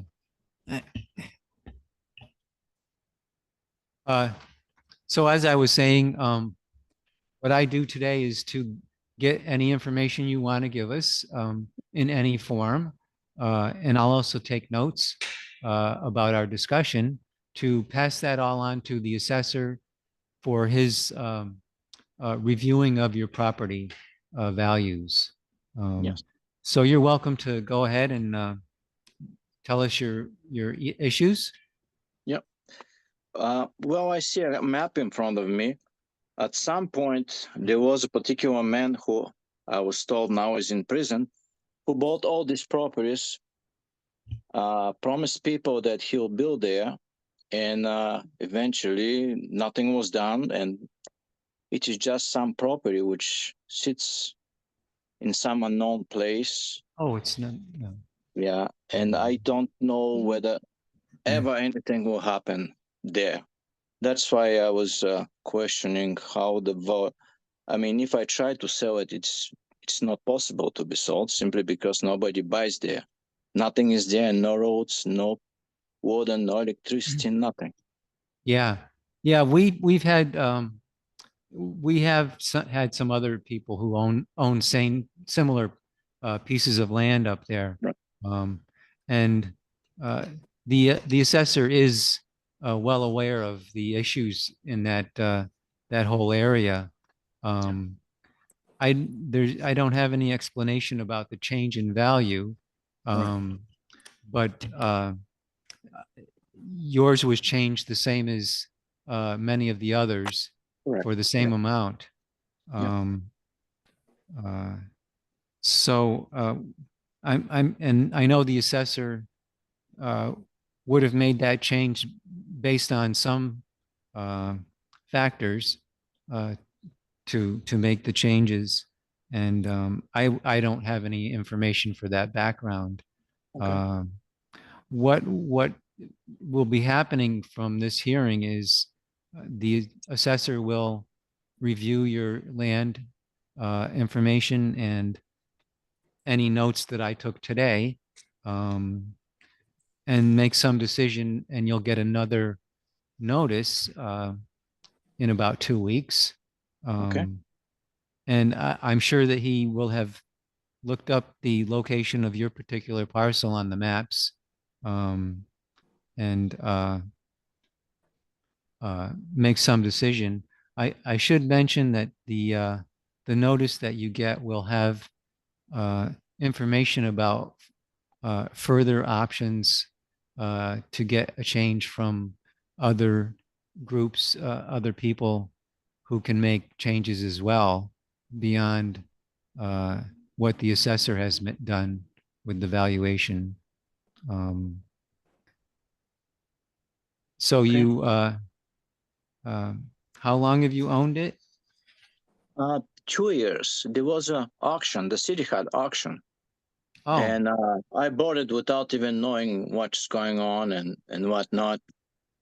So my concern in general is, and that's for the benefit of the city, that once the city decides that the property's value is in the area is much higher, which is 3 times as it was, the taxes will go up and people will basically abandon the property. The same thing had happened with mine.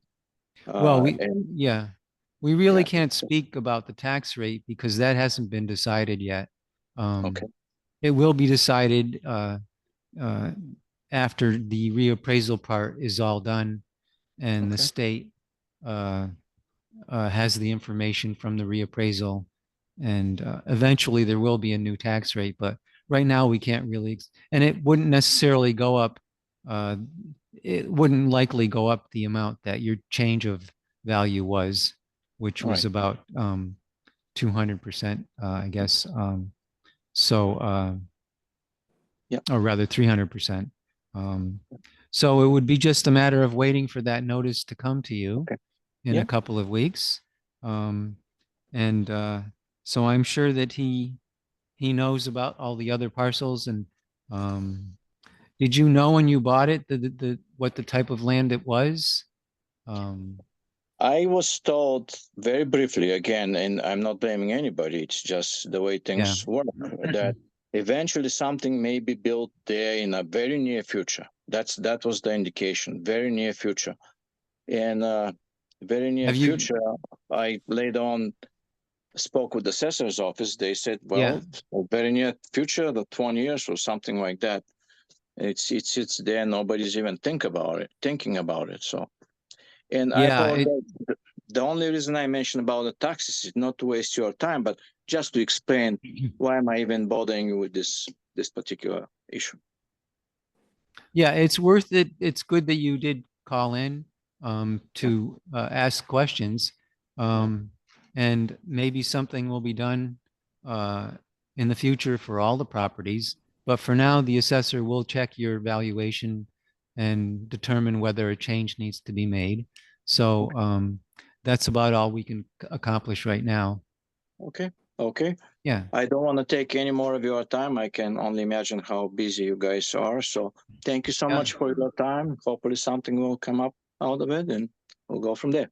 And thank you for your patience while we took care of our last person. No, that's okay. I enjoy. She brought some smiles on my face, and especially when she said the safest place, I said, "Wow, cannot be safer than mine," which is probably surrounded by deer and rabbits and stuff. So yeah. So thank you again. Okay. Thank you. Have a good afternoon. Thanks. You too. Have a blessed afternoon. Thank you. Okay, I'm gonna say this is Renee, right? Yes, hi. Okay. I have a hard time seeing names up there on the screen. It's too far away. Okay. Okay. So they are here for 215 Bow Ridge Road. Yeah. Okay. My name is Dan.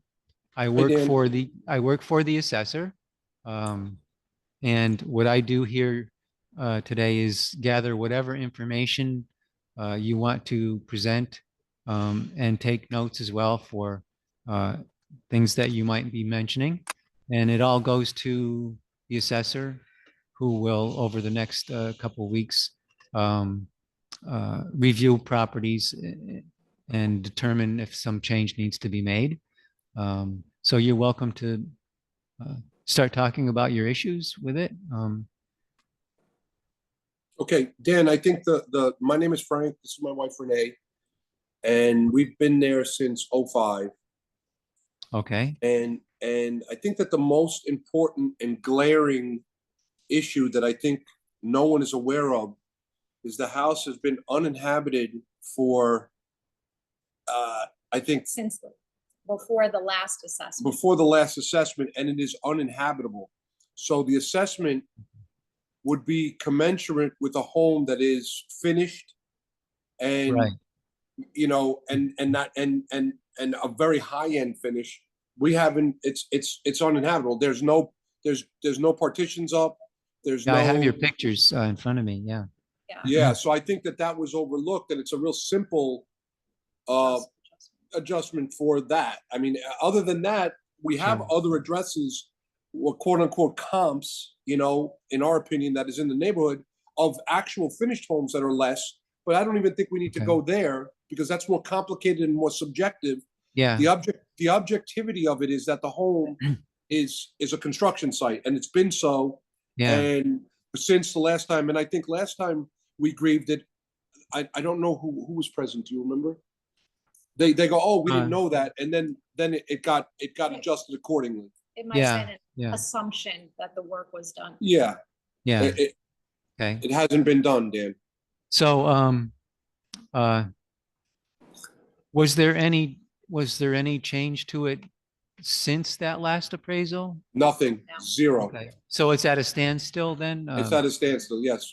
Okay. Yes. Well, that's important. And your pictures more or less show that, but yeah, I just needed to know if it had changed at all since then. Okay. These are Yeah. recent pictures, though, I'm assuming. And Dan, I invite anyone from your office, the assessor's office, to go there, and we'll let them come in, and you could look through the windows if we're not there. It's that is the condition today, July 25th. Yeah. Unfortunately, our time frame for the grievances doesn't really allow for an on-site visit. That could be Right. done later on, but for the Right, right. purposes of this hearing, we wouldn't have time for that. But Yes. these pictures are pretty clear, and so there is a basement there, right? Partial, yeah. There's what? Oh, there's a basement. There is a Basement. basement. There's a Okay. basement, yeah. Okay. Is it weatherproof at this point in time, or can the wind and rain blow into it? No, It's weatherproof. No, with the exception of the two chimneys that exist have let water in. It's not weatherproof truly. Coming, yeah. Exactly. Yeah. No, they put plywood, but over the years, water has gotten in, and Okay. it's definitely a construction site. It's uninhabitable. Yeah, okay. And do you have any pictures from the outside? On the outside, taking pictures from the on the outside? I mean, I could send you some. Well, you have until 5 o'clock Monday. You can Okay. submit and anything you want up to that time. Are you not in Wilmington right now, or? Not right now. Okay. The outside, Dan, the white clapboard is painted, but the site work is completely undone. There's construction debris all over the property. There's pallets of stone that are still pallets of stone, as opposed to being installed. Yeah. So it's been like that at a standstill because of contractor issues for whatever time frame, 8 years, 6 years, something like that, 7 years. I don't even know exactly. But it hasn't changed since the last time. Okay. So there is siding on the outside? Yes, there is siding. Wood clapboards, is that what it is? It's no, it's what is it called? Hardy board or something? Oh, cement fiber. Yeah. Cement fiber, yeah. Cement fiber. Okay. It does look like clapboards from a distance, but Right. They give the look of white clapboard, but they're today's. I go up when I inspect houses, I go up and tap my finger on it. You can hear the difference in the sound. Of course, yeah. So I'll just make a note that it's cement fiber.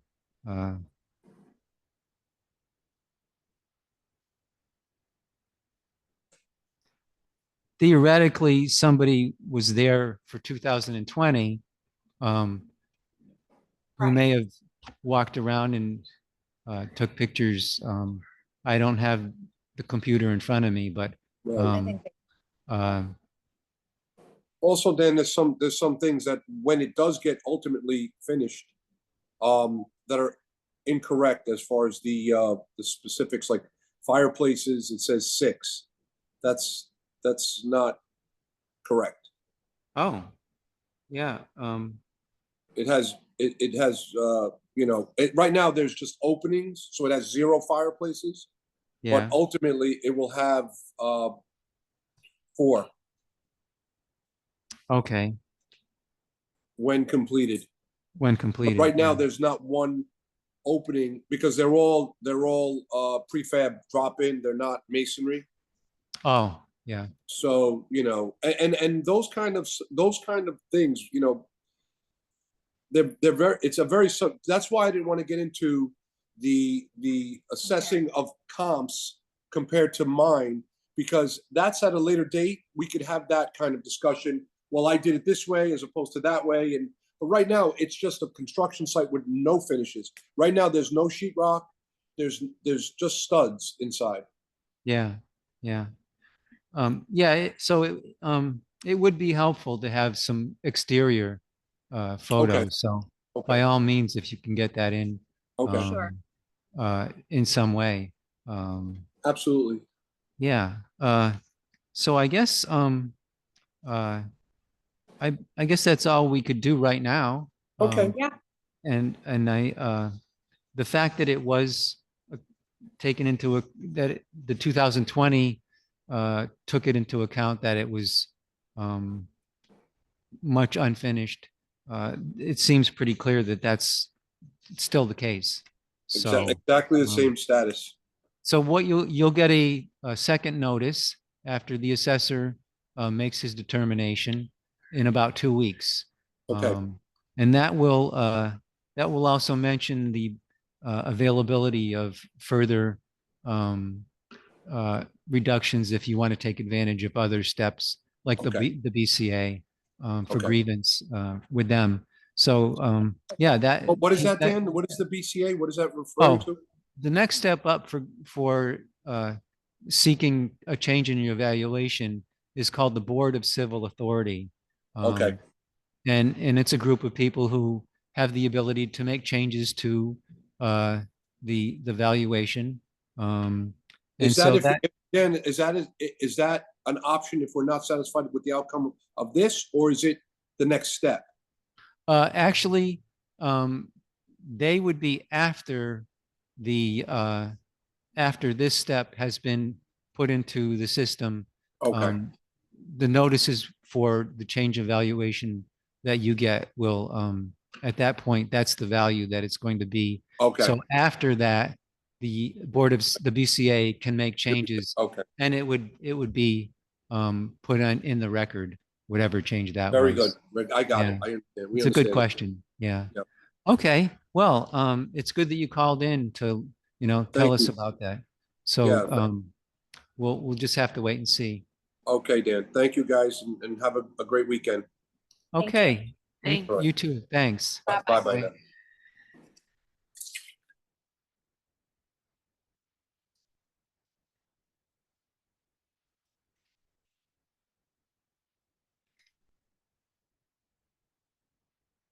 Okay. So where are we here? Are you Jeffrey? I am. Nice to meet you. Come on up. Yep. A face to go with the voice, huh?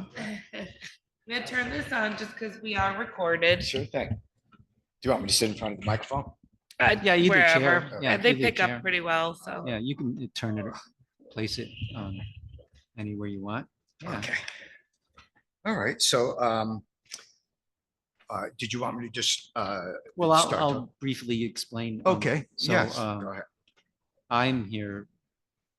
I work for the assessor, Mhm. and what I do is gather whatever information comes to us from the hearing, like either verbally or anything that you want to submit, images or documents. And you do have until Friday on Monday to submit other documentation if you want, or other photos, whatever. Yeah. But that's the deadline for submitting things. Okay. So yeah, and so whatever I gather here goes to the assessor, Mhm. and he will review all the aspects of your property to see if any change will be made. So yeah, you can make your issues known here? Would you like a printed copy of your property card? Actually, I just, thank you for sending it, by the way. Yeah, no Um, problem. I appreciate just didn't know that. if you Oh, wanted that- one to look at while you're here. Sarah, I mean, if you want, that's fine. Not but at all. Yeah, I'll print I it have for it you. on my phone. Oh, and, yeah, you can just zoom it I have in, the huh? copy that you sent Okay. me, and I just reviewed it myself. Oh, I guess so I paid $298 for the unit from John Red. You probably know John here in town. There was also another time where they raised, I guess they did a reevaluation in our complex, and he came to town hall and said that that's fine for some of the other ones, but my unit is a low-level unit, one that he was having a lot of trouble selling.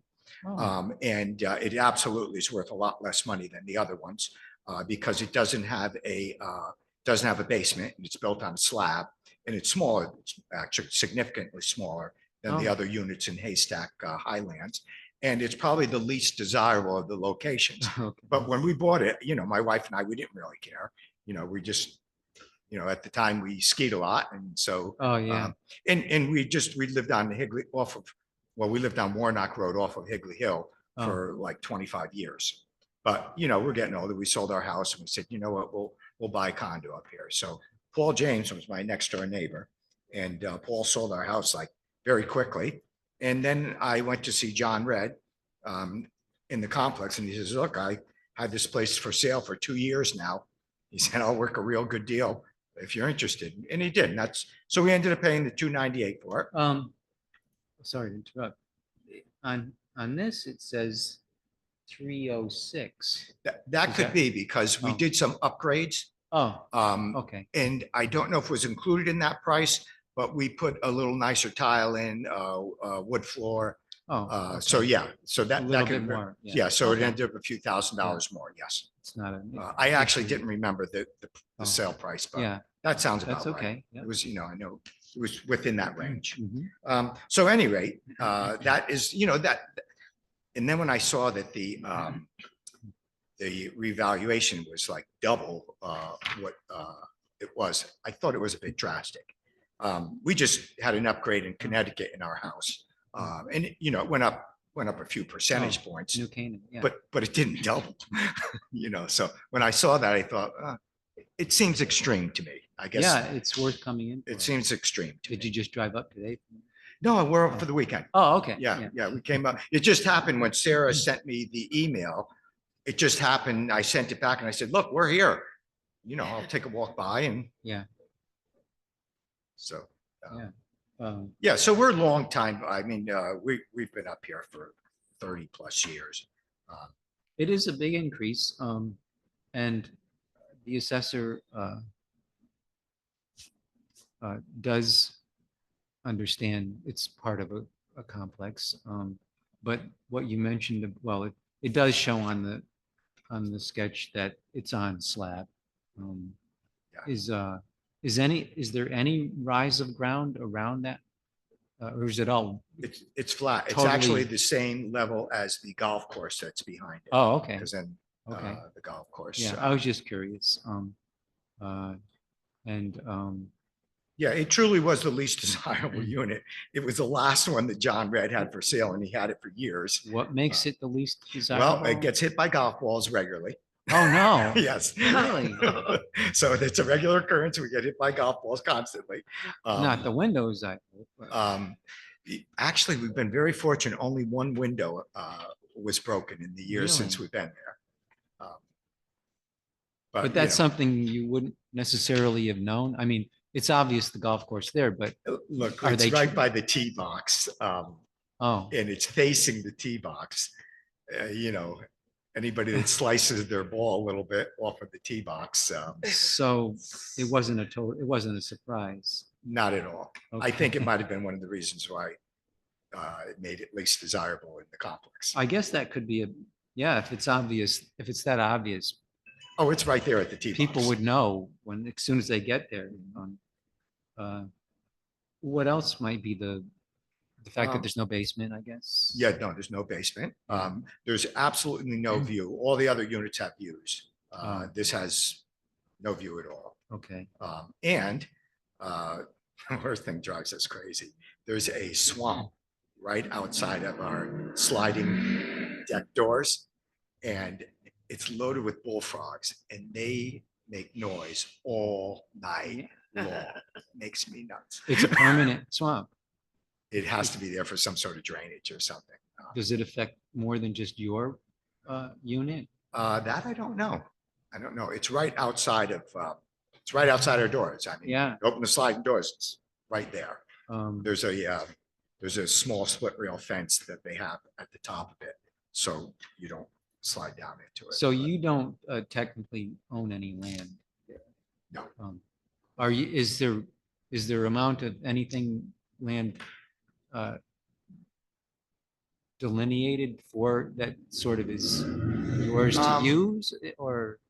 Well, no, we don't, no, we really don't have any land. Yeah. Because I guess it's condo complex. Yeah. We have a little, deck off the back. That's it. Yeah, that's. But that's it kind of- seems like the frog noise would be affecting other units. that are- Well, there's another unit attached to mine. There's one other one? It's a little further beyond mine. So they don't get hit by the golf balls, but they also, at the same time, they don't have a view. They're built on a slab. It's the same, they're townhouses and I guess call it duplex. So they're two attached to each other.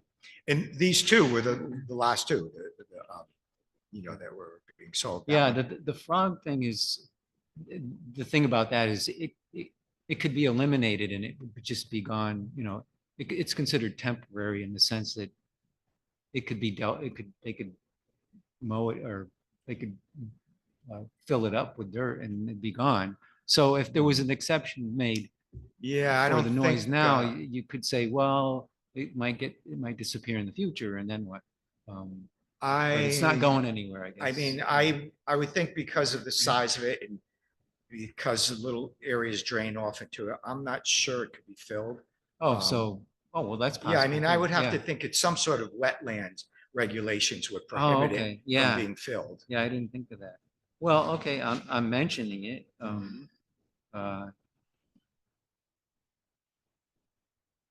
It's only in the summer. In the winter, you don't hear them. Oh, that's true, yeah. The windows are closed. But this is the first case I've had where that kind of situation existed. Anything else that you can think of that's no relevant for the? No, as I said, I thought, it appeal? was excessive. Our units, as I told you, were the last to be sold and were the least desirable. That was And, 2012, yeah. and There's no problems with the the unit overall that- structure is fine. Yeah. Yeah. You probably haven't been thinking of selling it, right? I have not. No. But I can tell you, that amount that's on there, the 600,000 and change. Yeah, Is that what you're saying it could be 680. sold at? Well, yeah, that's the aim of a full market reappraisal. Yeah, Um, it definitely could not be sold for that. But obviously it's open to disagreement, so to speak. The assessor is very well acquainted with appraising condos. Yeah, I mean, there as are well other as- units that definitely could be sold at that. Yeah. But they're 4-bedroom, they have full basements, they have expansive decks looking out into the mountains. Oh, okay. There are definitely units that could be sold at that, but trust me, not mine. Okay, yeah. Do you know if anybody else has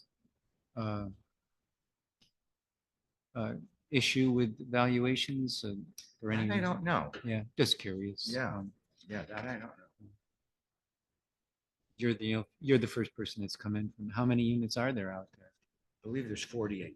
Oh, okay. Wow. I haven't been into that area, so I don't know. It's a nice complex. Yeah. Yeah, when my wife and I, when we sold off of Warnock Road, we looked around. Yeah. We felt they were, Hmm. it was the nicest complex. Even though our unit was not the least, was the least desirable, but still the complex itself is nice. Yeah. Well, so the assessor in doing the values for that complex would be, for sure would be using sales that took place in your complex. There may not be many, but he's obliged to use whatever there was. I can So, guarantee you yeah. the units down on the bottom there, there's ours and then there's another one. Yeah, They have not been sold. I can't, okay. I don't think since I moved in, I don't think any have been sold. He'd be looking into that, I'm Yeah. sure. But, So, but further up, the really nice ones, the bigger ones. yeah, The 4-bedroom ones, Yeah. the ones with the basements, The there ones- have been those sold. ones And I without- think they are at around that price, that, you Yeah, know, between 600 and 700. They are definitely, you know, in that price range. yeah, so they're in, well, they don't But have if, frogs or if golf the balls. assessors, right, but if he's basing the valuation off of the other units and then putting them on myself Well, in the attached. He would be Yeah. seeing those sales, but his judgment would be, he would be using his own judgment as well for making things realistic for the ones that are not like those other ones. It takes some expertise, even though he's using a high-end computer system.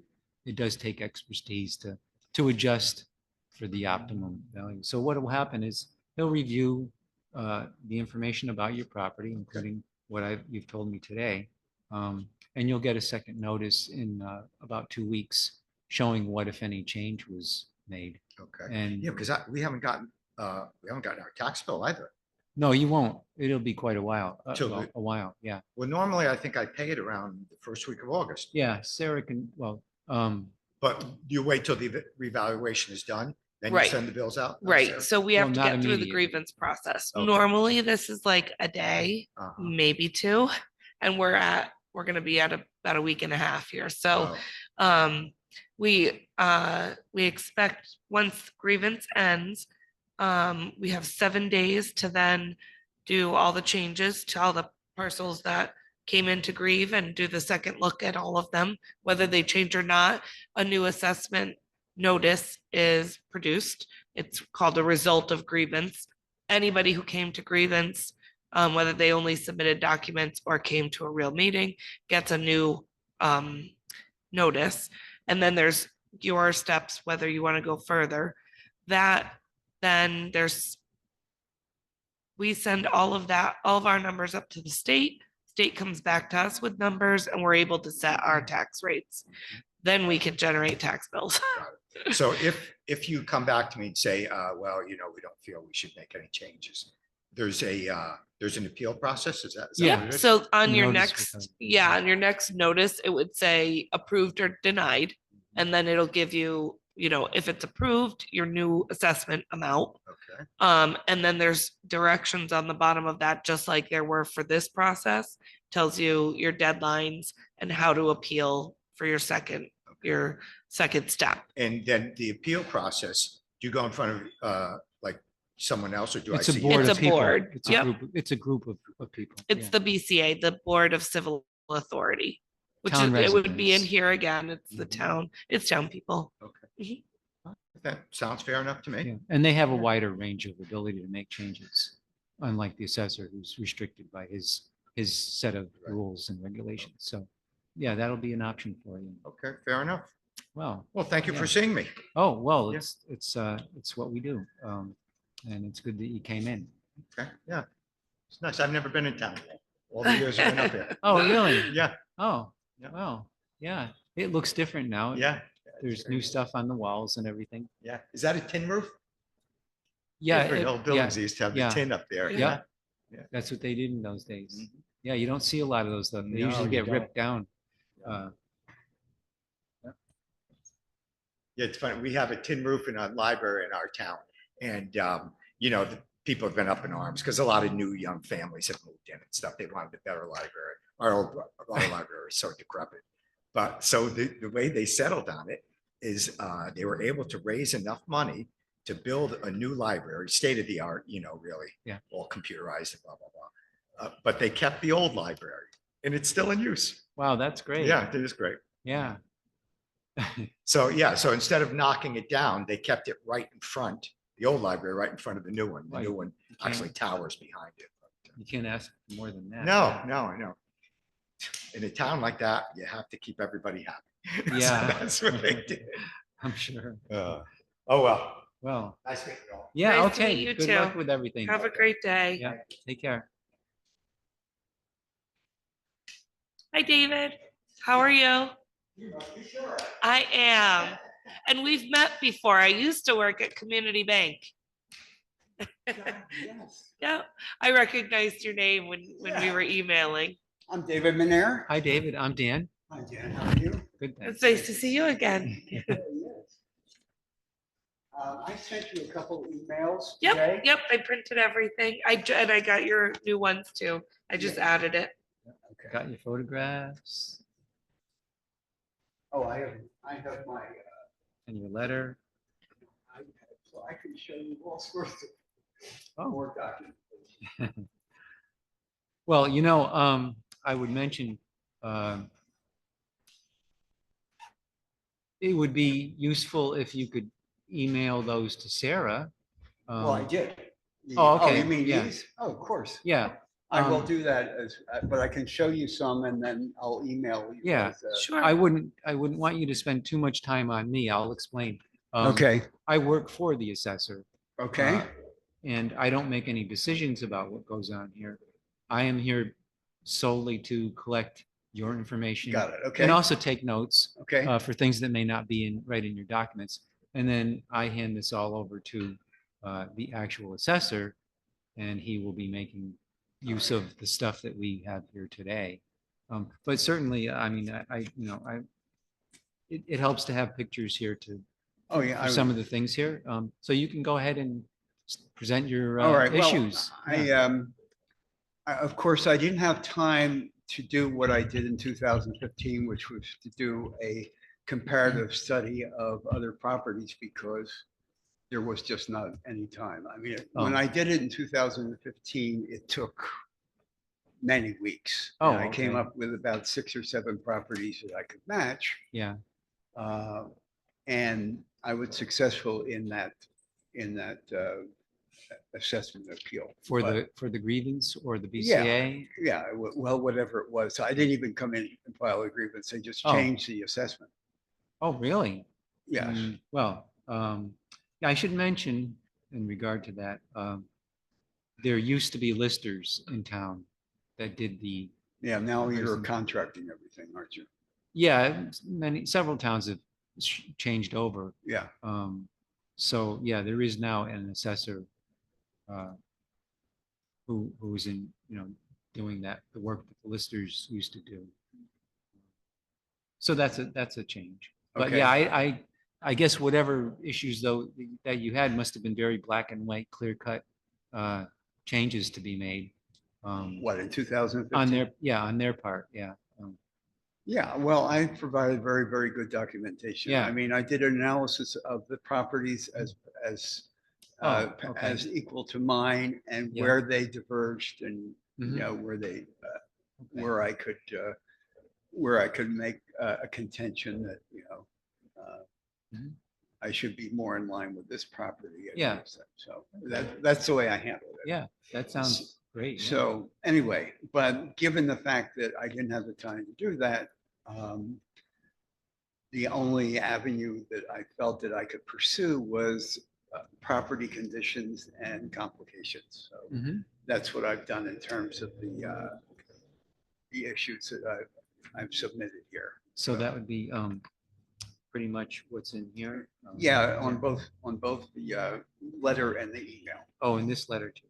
I mean, this Yeah, email. that's a follow-up to Yeah. the Oh, great. Yeah. So basically, and as a side note, and especially which relates to one of the major issues, which is the pond in my back. Yeah. Billy Hunt, you know Bill Hunt? He's my neighbor. He's going to take a look at it and give me a sense of how much it's going to cost to repair all the damage. So And what is the damage that's been caused? what has happened is that over the course of the last year, my pristine pond has become a pollution nightmare. And so what was a valuable selling point and in terms of what I thought it was a property was this beautiful pond, which, is bracketed by the stand of trees. So you go out on my balcony in the, Is deck that in where the this back. picture was taken from? Is this from your balcony? Yes. That's the balcony. Looking from your balcony? Yeah. That's the balcony, and that's the color of the pond now. Yeah. And in ugly color. 2013 or 2023, I don't know whether it shows it in that, but I can relate. The pond was very, very different. It was.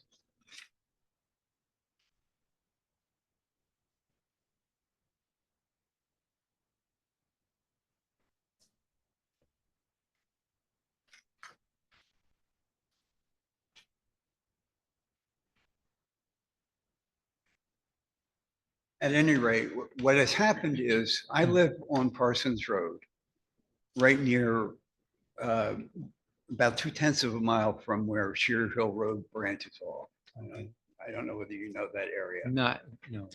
I know exactly where you're talking about. Okay, so I'm down, you go down a little hill and my house is the second on the right. So it's about 50 feet below the Sheer Hill Road. On each, it's an unpaved road, Parsons Road, from the beginning of it. And there are two culverts, one on each side of Parsons Road.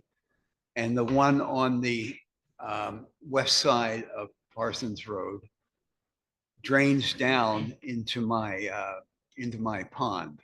So the runoff from the road and anything from the top goes down into my pond.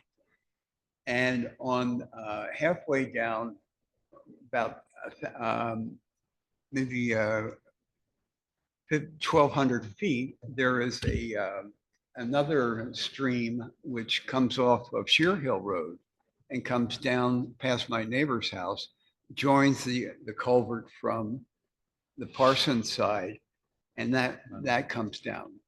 The problem is that because of that, when there is a severe storm, the sludge from the roads drains down into my pond.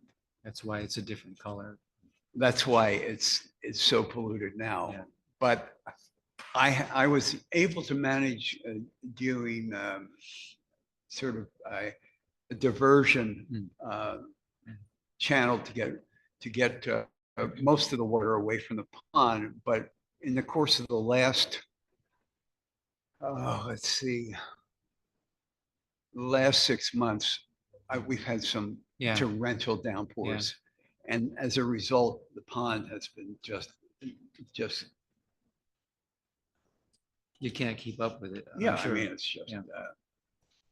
Well, this would be under in the category of the land. Correct. Condition. Yeah. Right. There's what the pond used to look like. Oh, wow. Yeah. You see that? Yeah. I will send you that, Sarah. How did it come about that there was a big change in where the water was running off to? Well, when you have a deluge, the channels that are created. Oh, it gets. Can't. So it starts creating its own path. Yeah, it creates its own path. So, yeah. Okay. And it's just remarkable how bad it became. But at any rate, it was just one of those deals where the pond is now polluted. All the fish are dead. And the sludge is so deep now. The pond is going to have to be drained. The pond is going to have to be excavated out to remove it, to remove everything. Huge operation. And the runoff there, I think probably about the water with the pond and the runoff is about 1.5 acres of my 5-acre plot. Okay. So, but in the runoff and the photo I sent you this afternoon, Sarah, you'll see a stand of dead trees, which are there are about 20 of them. I just sent it to you this afternoon. So I did print everything you had sent me. I thought that was, I didn't see pictures, but let me just double check again. I have it right here. Yeah, I just have an email. It doesn't have any pictures attached. It doesn't? Nope. Wow, okay. I apologize. Yeah, because I got your pictures obviously from the other email. Right, But that's okay. You can always submit them afterwards too. Yeah. okay, well, I'm just completely surprised at it, so. Because I also had a clear picture of the chimney because of. Oh, we have a picture of the chimney. Yeah, but it's not very good. I mean, I found took a much better one this morning, Oh, so. yeah. well, you'll find it and it doesn't have to be immediately. So I guess you're not in a position to be able to do anything about it right away. On or my own? The cost of it. Well, yeah, I mean, the cost of it could be, I mean, I don't know what Bill's gonna say, but I'm thinking Yeah. upwards of 20,000 because Yeah. that whole stand of dead trees also has to be removed because that will become a rot zone and it's like wetlands over there. Yeah. And that will just create, a soup that, will be just. So the land where the water's coming from is not your land. No, it's coming from the roads.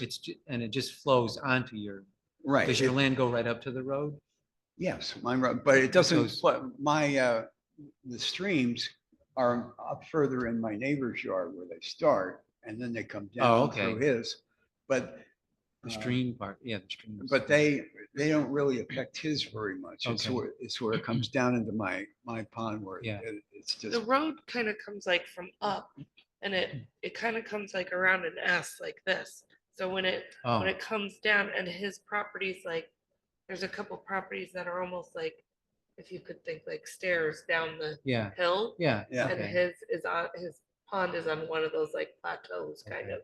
So as it flows down the road, somehow all that water is also flowing off onto his property too. And I'm sure over the years of how they've had to fix the road up Yes. for less mud and stuff and digging it out and such has probably changed the course of. Yeah. Just because I live right there.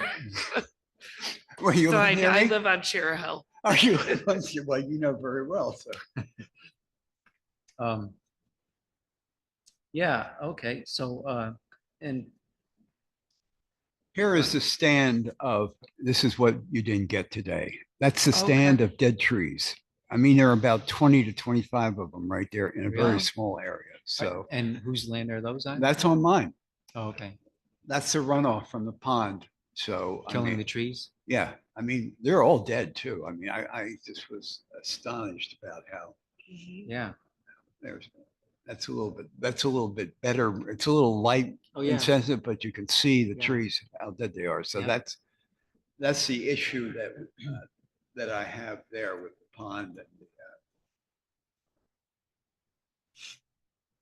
So was there something besides the pond issue? Oh, yes, my roof is beginning to leak.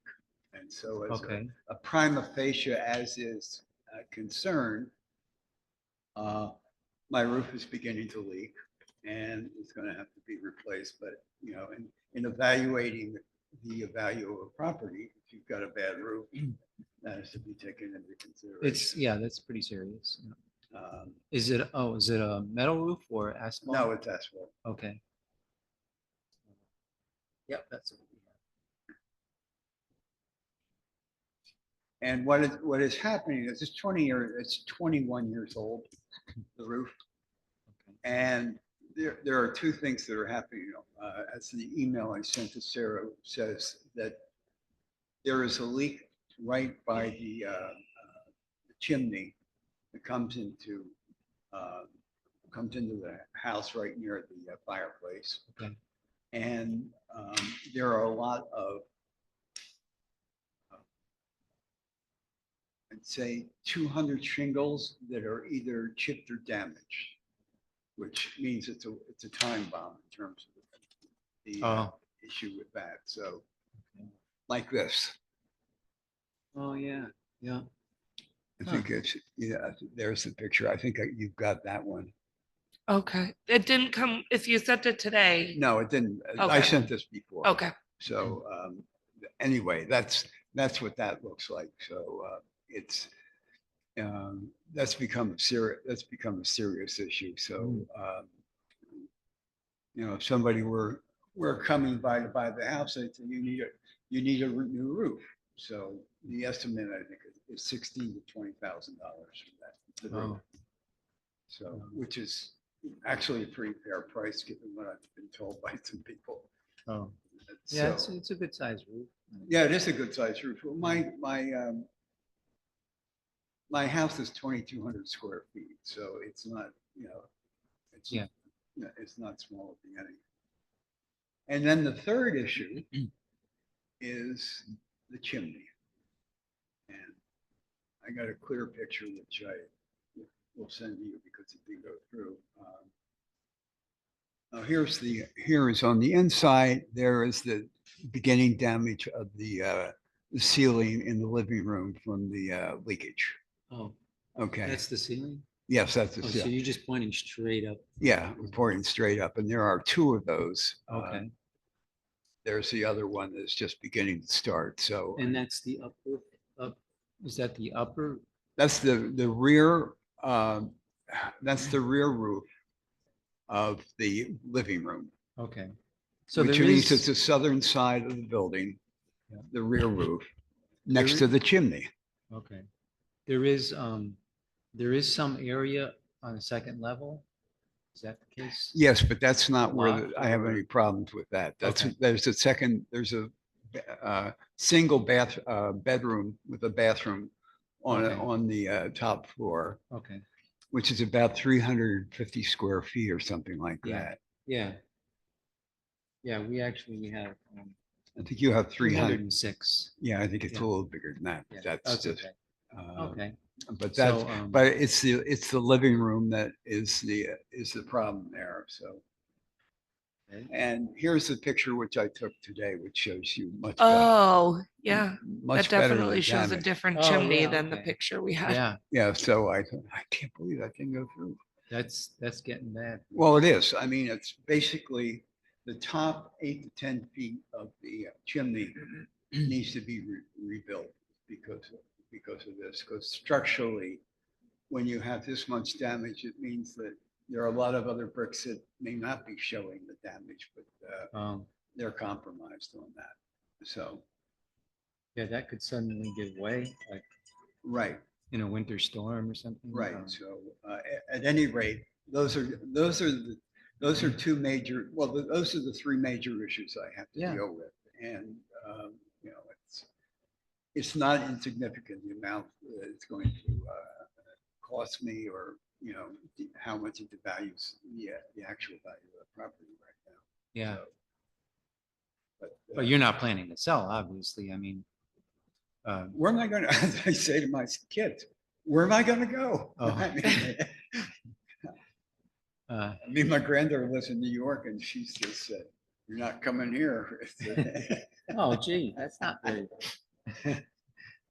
So you bought the house in 2014?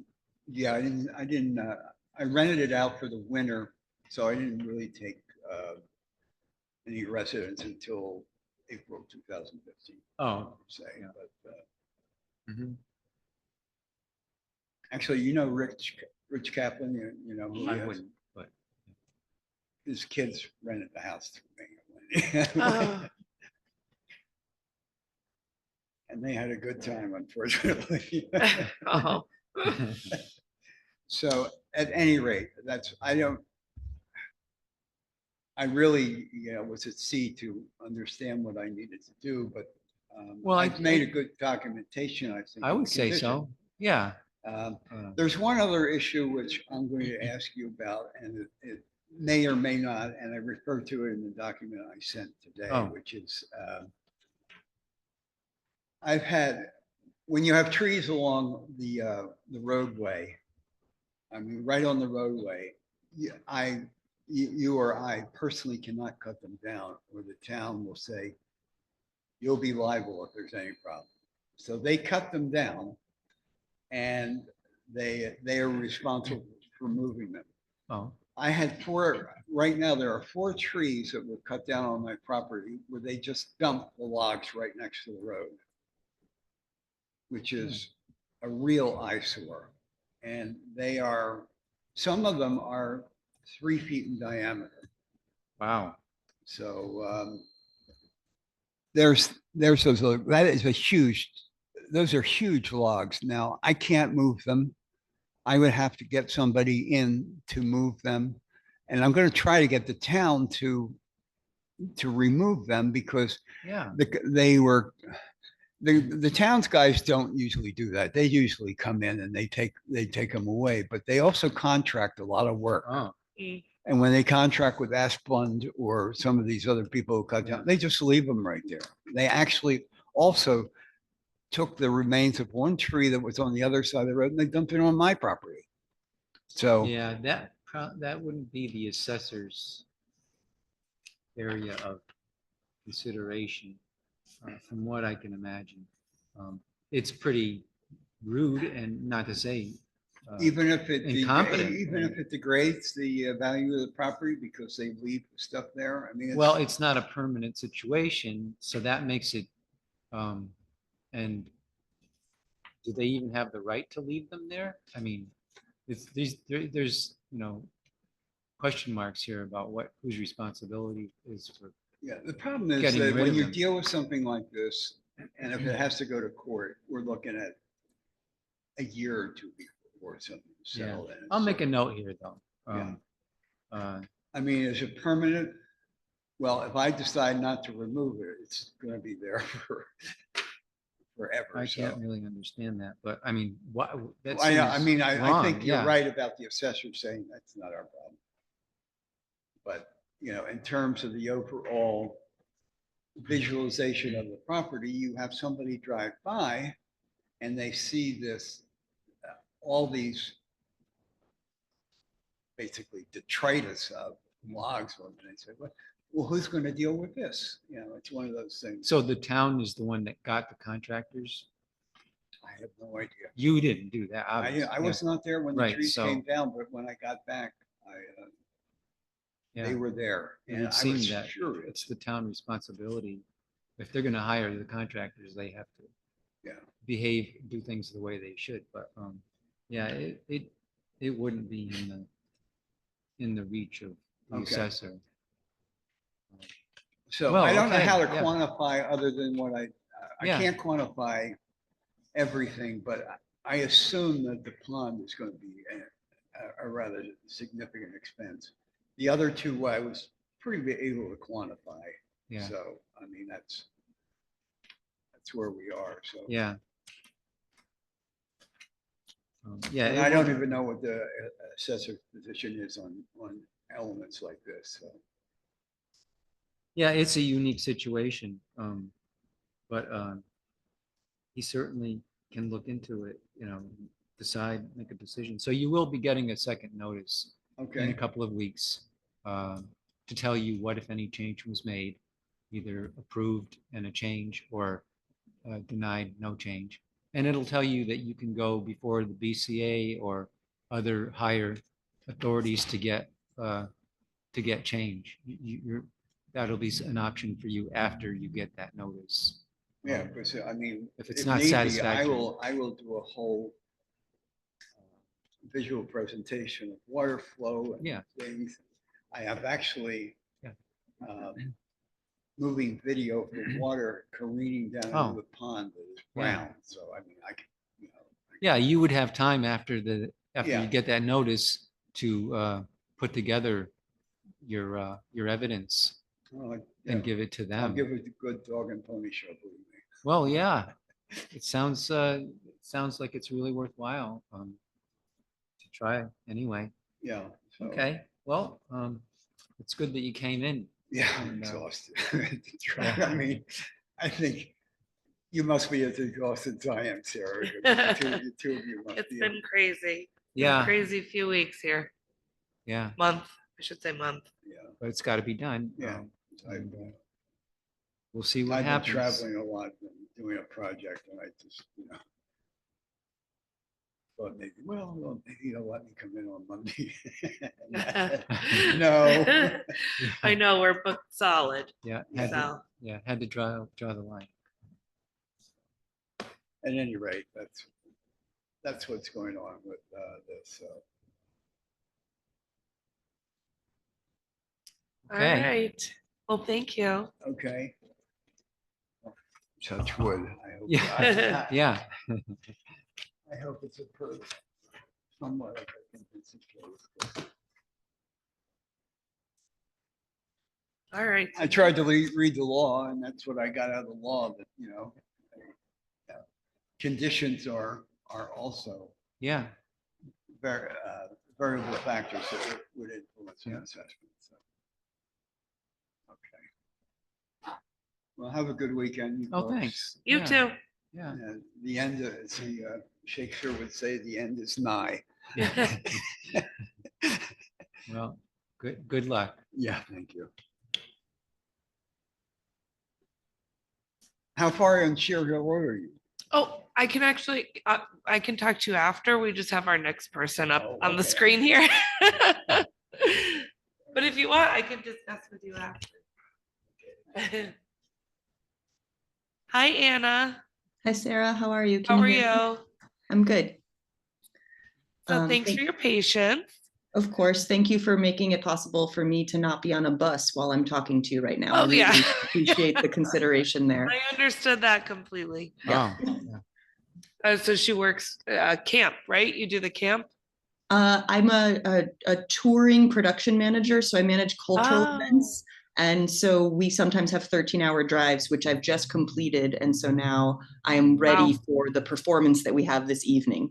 Wow. Yeah. So you're squeezing me in at just the right moment. Perfect. I'm in Philadelphia We'll at the get moment. to it. Okay. Okay, so Anna Drozdowski? Yep. Okay, and she's here for 63 East Main Street. Okay. And you can go ahead and begin. Actually, I'm like, I always forget to introduce Dan. That's okay. I'm Dan. Great. Dan, I just imagine you both have a lot of fortitude. So I just want to say thank you. I think I'm probably one of your last victims for today. And I intend to be very short about my case. I think it's pretty clear, but I'm sure everybody has said the same thing. I don't have any bullfrogs. I don't have any logs. But I do have some questions about. Well, what I'm doing here is gathering the information for the assessor. Mhm. I will take notes, and we have or will send. Great. Thank you. I can't quite. Can you hear me okay? If you're not quite close to the mic, I don't hear anything. So It's probably these batteries die some of these batteries don't even last a day. Gotcha. How's this? That's great. Yeah. That's better. Yeah. That's perfect. Thank you. Okay. Yes. Good. Okay. Is it possible for me to share my screen during this meeting? Is that a capability? Probably. I mean, I think other people have. Okay. Have people put stuff up on the screen? Maybe one person. Yeah, I think somebody did. Oh yeah. Great. I'm going I to try. don't You know let how- me know Yeah. if you can see this. Oh, yeah. Yep. Great. This is probably a view that's pretty familiar to you. So I'm here at 63 East Main, just so you can cite yourself. You drive past this house every time you come to the office this week, because I'm right next to the Family Dollar store, which is right here. Oh, okay. Oh, So just so you can locate yourself, the Family Dollar store is here. I'm the house here. Then there's the Central Appliance commercial building here. So it's that little strip before the mobile station on Main Street. The houses are all white. Okay. And just for another view, this is kind of what it looks like. So Family Dollar store is over here on this side. This right here is one of my chief complaints. It's a bank of knotweed that is invading my property that's owned by the dollar store that they are not maintaining, and it's an invasive plant. It also grows into the field behind, which is owned by the same family that owns the dollar store lot and is currently invading my back lawn. So I just wanted to give you this visual reference. It's not something that I've articulated in my letter, but I'm happy to send these photos. I recognize that you are not the ultimate determiner, but I just wanted to Yeah. start there with this visual reference. Oh, that's And good. Yeah, I'm making some notes here. Thank you. And then just a quick visual reference, all of these homes on this strip were built at about exactly the same time. They have almost identical floor plans. So they all come from a moment in time where there was no indoor plumbing. And at this moment, the plumbing for my house, which is on the end, runs through the basement of all 4 of my neighbors before arriving at the town sewer main. So essentially all of our sewer lines are daisy chained together. This was not available to me when I purchased the property. It was indicated that it was on town sewer. And while that is true, I have to umbilically be connected to all 5 of my neighboring properties in order to actually get to the town sewer. So this is kind of a gentleman's agreement that we have, that when someone's, plumbing backs up, we all press pause because we're all connected. So those are kind of the 2 visual references. I can stop sharing my screen now so that you can see more of my face. Great. So this is it's a known issue in town, and there has been some conversation and quite a bit of study done from the sewer commissioners to research what might be possible. To the best of my knowledge, as of today, the expectation is that each individual property owner will have to bear the responsibility of redirecting their sewer line and making a reconnection to the sewer main. There's no time horizon on when that might happen, but it is a substantial intervention into my property and also into my budget that I don't have quite there's a ticking time bomb around when it might show up, because the town might demand it before we're ready to do so. So those are kind of some challenging kind of property characteristics. Like most houses that were built in 1915, my house doesn't have any insulation. It's desperately in need of a paint job. It hasn't been sided as the rest of the houses on this row have been. There's still some remnants of knob and tube electric. And then I have a basement where I can see daylight and also floods, because much like many people I'm sure have told you, there's a lot of water runoff, and I happen to live at the top of the hill. So most of the water just finds its way into puddles in my basement. These actually aren't my chief concerns. These are the qualitative things that are coming up around property condition that I just wanted to open with. I did send in some information about recent comparable sales, and then also comparable assessments, which I think could form kind of more of the basis of our conversation for today. Pretty much to sum up, there's some sales comps of the past 3 years that have indicated houses have sold of similar or equivalent characteristics for between $41,000 and $46,000 less than my property. And then on the assessment comp side, that range is about $29,000 to $57,000 less than my property, for properties that have similar characteristics in terms of square footage, number of bedrooms and bathrooms, acreage. And these are the questions that I have really about parity and how the assessment has happened, as these properties that I've given you are also pretty much within less than a mile of my front door. Mm-hmm. Oh, well, I can briefly describe the reappraisal process. As you're probably aware, might be aware, the appraisal had to use sales for a 3-year period, ending in March 31st. So the assessor uses all of those valid appraisals for those 3 years in the process of creating the new values. The most recent year is the most weight, carries the most weight, which you would expect, and the other ones the other years show what if there was a trend to be considered. So the 2020 reappraisal that actually consisted of part of 2019 into 2020, and that the COVID situation hadn't really brought much change in that time period. But when after the reappraisal was done, there was a lot more of inflated price of sales and so on. So the state said the town had to do this reappraisal. Sure. So the assessor would have used all of those available sales in the computer.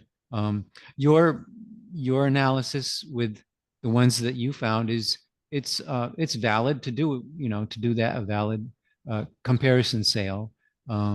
However, the assessor and the system that's used for doing the whole town does use all of the sales, and it's up to the assessor to, even though it's uses a computer and there's a software system to do it, he analyzes every sale, every property on its own, and would make adjustments based on his knowledge of values and so on. So that's the most basic description of what he does. And so certainly he will be seeing the properties that you compared, which is, it's useful for him to see what you found. And as far as the sewer situation, I don't know. I have no idea how that would be dealt with, if at all. But he certainly would have the experience to possibly make a change if he thought it was appropriate. It seems pretty serious. It is. There's no doubt about that. Yeah. So I am making notes about that. And so as far as you know, there's no decision made yet about when or, how it will be done and what the cost will be. Correct.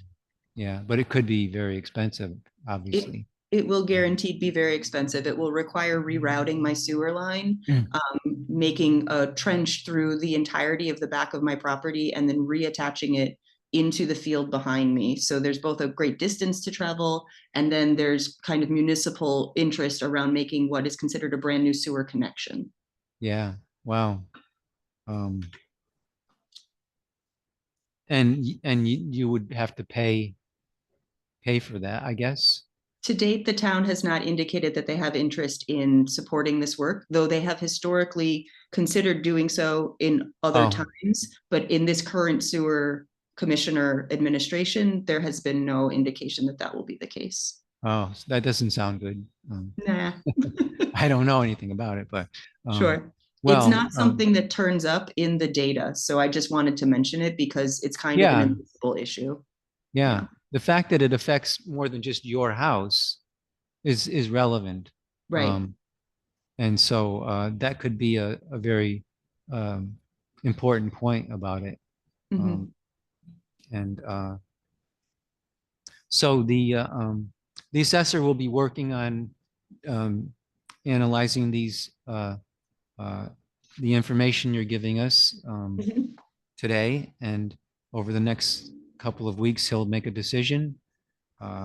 You'll be getting a second notice in about 2 weeks to let you know what the result is. And it will also mention the options available after that, the BCA and so on, to seek further change if there was some change, or if there was no change, to possibly get some kind of change from a higher authority.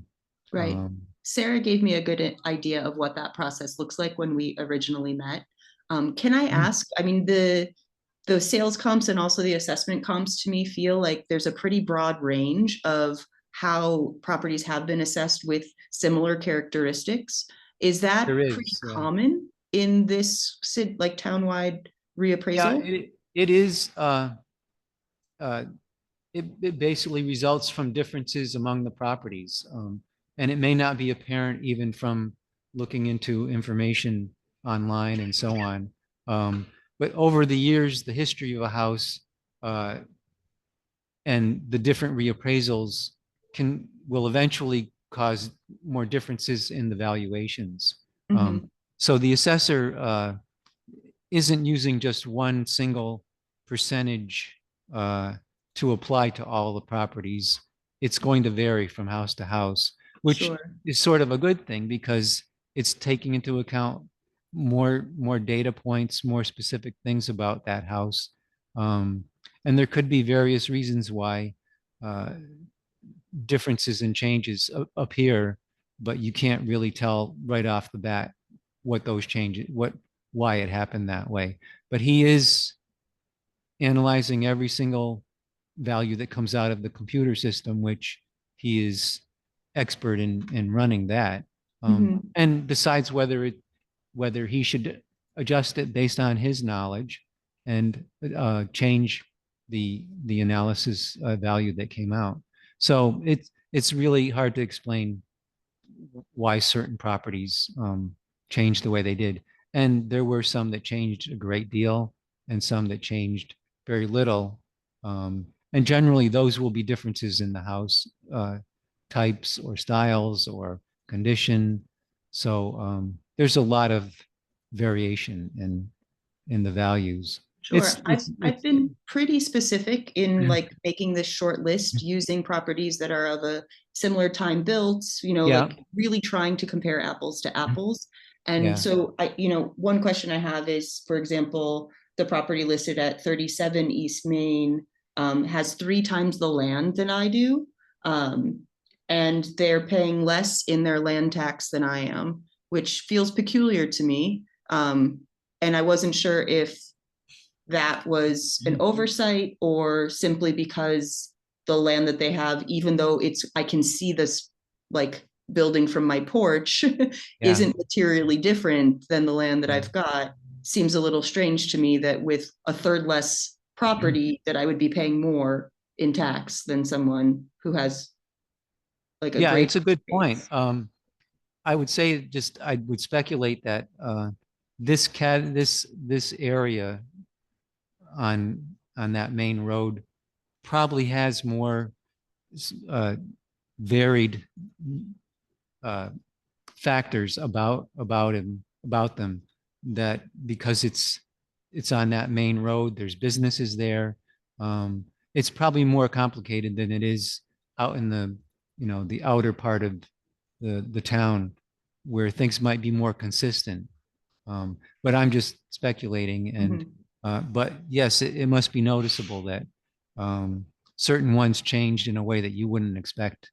Sure. I mean, the other question I have about kind of comparative sales is, the multifamily homes that have sold for less than my property's been assessed for also feels a little bit out of character if I'm living in a single family home and there are homes that are 3 or 4 units that have been assessed or have been sold recently for less than the assessment that I have on my individual property. These things just feel out of scale. Ultimately. Well, the number of units can cause the value to be lower because they are multiple units. There's more cost and work to maintain a property like that. So it actually is kind of the reverse of what we might automatically think of as what would be appropriate compared to a single family residential home. So the suggestion is that an investment property that is multiple apartments is considered less in value? It's a factor that comes into play, but I don't want to go overboard here with my limited knowledge. But it is something I have encountered in assessing. That's quite surprising to me. Yeah, well, and it still also depends on the location of that multifamily home. And so there's a lot of factors that get involved in the valuation. So we don't want to go too far on assuming anything about what that value, why it is the way it is. As I said, the assessor reviews every property, and to the best of his experience and knowledge, he's trying to get what seems appropriate. But it's your right to have your own opinion and express it through whatever documentation that you can to help him think about it. Okay. Yeah. Thank you. I appreciate it. Sarah, I heard you mention to one of the other grievers that it's possible still to send supporting information. Is Mhm. that Yeah. reasonable if I continue to email information based on this conversation and they'll just add it to the file? Yes, so we have to, obviously, we have to have a deadline. Sure. Because once grievance meetings end, then Mhm. we have a statute deadline to get all of our assessments from grievance done. Mhm. And that's a 7-day period. So Okay. I would need everything by the end of Monday at 5 PM. Okay. Anything that you want to submit. And Great. then we have 7 days from that date, because I'm at this point, that's our last day of grievance. But so anything, so then we have a 7-day period to be able to get everything into the system, and we send out the results of grievance after that. Okay. I did want to mention one thing about looking up comp properties, or in particular ones that have sold. You would have to use only sales that took place up to March 31st. Some people have come in with comp examples that the sale took place after March 31st, and most people wouldn't know that anyway. But Mhm. that's the assessment year ends, so Sure. evidence. Yeah. Thank Okay. you. All the comps I've selected are from 2022 and Yeah, I 2023. saw that. Yeah, I did So, see that. And yeah. then, so I thought maybe you did know that, and just wanted to make sure you did. Thank you. Yeah. I think I just got lucky because it turns out that Oh. like it's a little bit challenging to find comps because Yeah. the downtown doesn't turn over as fast as maybe other places, or the houses were all occupied during COVID. And if you're getting a mountain house, you want to live in the mountains rather than in town. Yeah. Yeah. Yeah. Great. Well, I really appreciate your time. I won't keep you any longer. I know that you're a little bit You're past your welcome. Yeah. day. Thank you for calling in. Yeah. Absolutely. Have a good afternoon. Okay. Have a good weekend. Bye. Thank you. Thanks. Okay, so I'm gonna pause. Okay, so this is July 26th. We're gonna, Sarah is here with Dan Bodwin. We're gonna finish our read-ins of people who just submitted documents and didn't want an appointment. So first we have Thomas Bushy for 157 Old Mill Lane. Parcel ID 9155.4. Span number 762-242-12007. He did not support documents, just asked for a meeting, but did not come to the meeting. Steve DiStefano for 70 Larson Road, parcel ID 10414, span number 762-242-12292. He mailed a letter in stating his request for grievance and did not come for an appointment. Priscilla Lackey, 25 Wrist Street, parcel ID 212119, span 762-242-11941. She sent a letter stating the deterioration of her home and did not want an appointment. William D. Spain Jr. He requested grievance on 2 different parcels.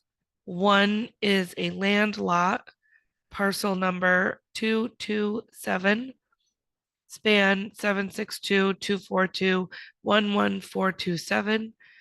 He mailed a letter and may send more documentation to support. That would be due by Monday at 5 PM. The other parcel is 46 Village East Drive, parcel ID 2219, span 762-242-13010. And the letter that he sent has both parcels in it. Next, Denise and Jeffrey Koslowski, 66 Coldbrook Crossing, Parcel number 2248.310, span 762-242-13938. There's a letter and it includes comparables. Karen Austin, 463 Vermont Route 9 West, parcel ID 5515.2, span 762-242-10106. She submitted a letter stating the condition and the location of the property. Mary Lennon, she submitted a grievance for a land lot. Parcel ID HS Maple V.123, span 762-242-12001. Letter stating the condition of the land and location and it being undevelopable. Next is Cecilia and John Kennedy for 108 Look Road, parcel ID 2289.3, span 762-242-11830. Letter stating issues with the appraisal. Next is Paul LaBelle, 60 Haystack Road, 2022 is the parcel ID, span 762-242-11068. Email stating issues with his assessment and did not come for an appointment. Next is Con Rose for 93 Castle Hill Road, parcel ID 202155, span 762-242-10512. Letter stating why he believes the assessment is too high. Next is Michael Nichols at 15 Lake Raponda Road, parcel ID 1036, span 762-242-12419. Letter stating the condition of the house and included pictures of flood lines in the basement. Next is Michael Moore, Mountain View Road. Looks like it's a land lot. Parcel ID 232159, span 762-242-10759. And he included a letter stating why the increase is too high for the land lot. Next is Kathy Poplar, or Catherine Poplar. 56 Trails End Lane, parcel ID 3151.1, span 762-242-12635. She stated an email stating the wrong acreage on the assessment. Russ concurred and is assessing. Next is Pamela Del Benny, 6 Red House Lane, parcel ID 232170, span 762-242-13015. She emailed regarding a lot line adjustment that had not been put in the system, included the recorded survey from the land deeds. Next is George Saunders on Kidner Lane, parcel ID 3417, span 762-242-12815. He wrote an email stating why the land is undevelopable. Next is James, I'm gonna butcher this last name, Machalik. Machalik, I'm gonna go with that. 11 Lyle Hill Road. Parcel ID 212138, span 762-242-12932. He submitted a town view and state view parcel maps showing a 0.33 acreage where we had it assessed for 0.7. Next is Inertia Unlimited LTD, Jeff Silverman. He requested a grievance on 11 Country Club Road, parcel ID 212248, span 762-242-12867.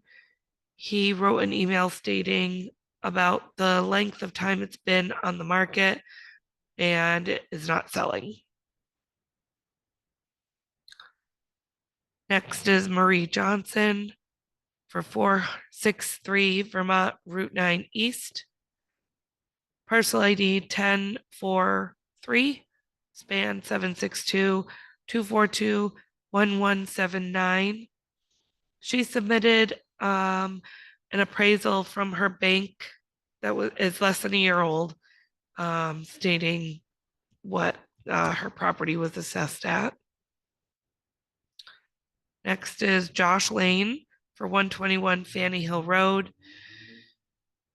Parcel ID 2140, span 762-242-10281. Submitted an email to file to Grieve and a list of comparables. Did not come for an appointment. Next is June Snell, 42 Two Brook Drive. Parcel ID HSTWOBRO.040, span 762-242-13486. She submitted an email with documentation of dimensions and pictures of the home. Next is Keith Mears, 36 Rock Split Way. Parcel ID CHM 479, span 762-242-13302. Submitted a letter and comparables. Next is Mary Ann Almeida for 17 Shafter Street, parcel ID 202131, span 762-242-11663. She submitted a letter stating condition of the house and comparables. Next is Gail Look for 157 Look Road, parcel ID 2267, span 762-242-12052. Asked for a grievance hearing, but did not make it and did not submit any documentation. Next is Matthew Romanelli for 117 Fanny Hill Road, parcel ID 217, span 762-242-10264. He emailed asking for an appointment, did not attend, and did not submit any documents. Next is Sarah and Brian Tash for 130 Ray Hill Road, parcel ID 202024, span 762-242-13129. They were assessed for a foundation and they submitted proof that there is no longer a foundation.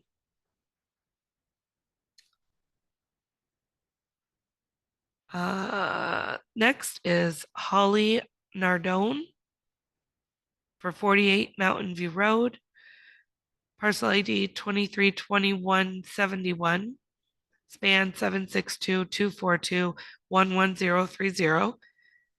Submitted an email asking for appointment, did not attend, and no documents were submitted. Edward Blumenthal 185 Old Town Road, span, parcel ID 3442, span 762-242-13080. Submitted an email requesting an appointment, but did not appear and did not submit any extra documents.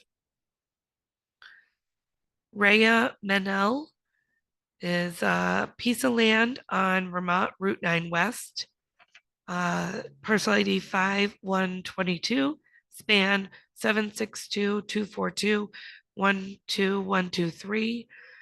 She submitted an email with a write-up and maps and deeds showing a tiny piece of land she inherited and the conditions surrounding it. Next is Paul Essner for 44 Haynes Road, parcel ID 3336.420, span 762-242-13702. He submitted a letter stating of why he is appealing the assessment. And last for today is Holly Menching for 65 Double B Lane, span parcel ID 10527, span 762-242-10137. And she submitted an email filing for grievance, did not make the meeting, and there were no supporting documents. Thank you, and that's it for today.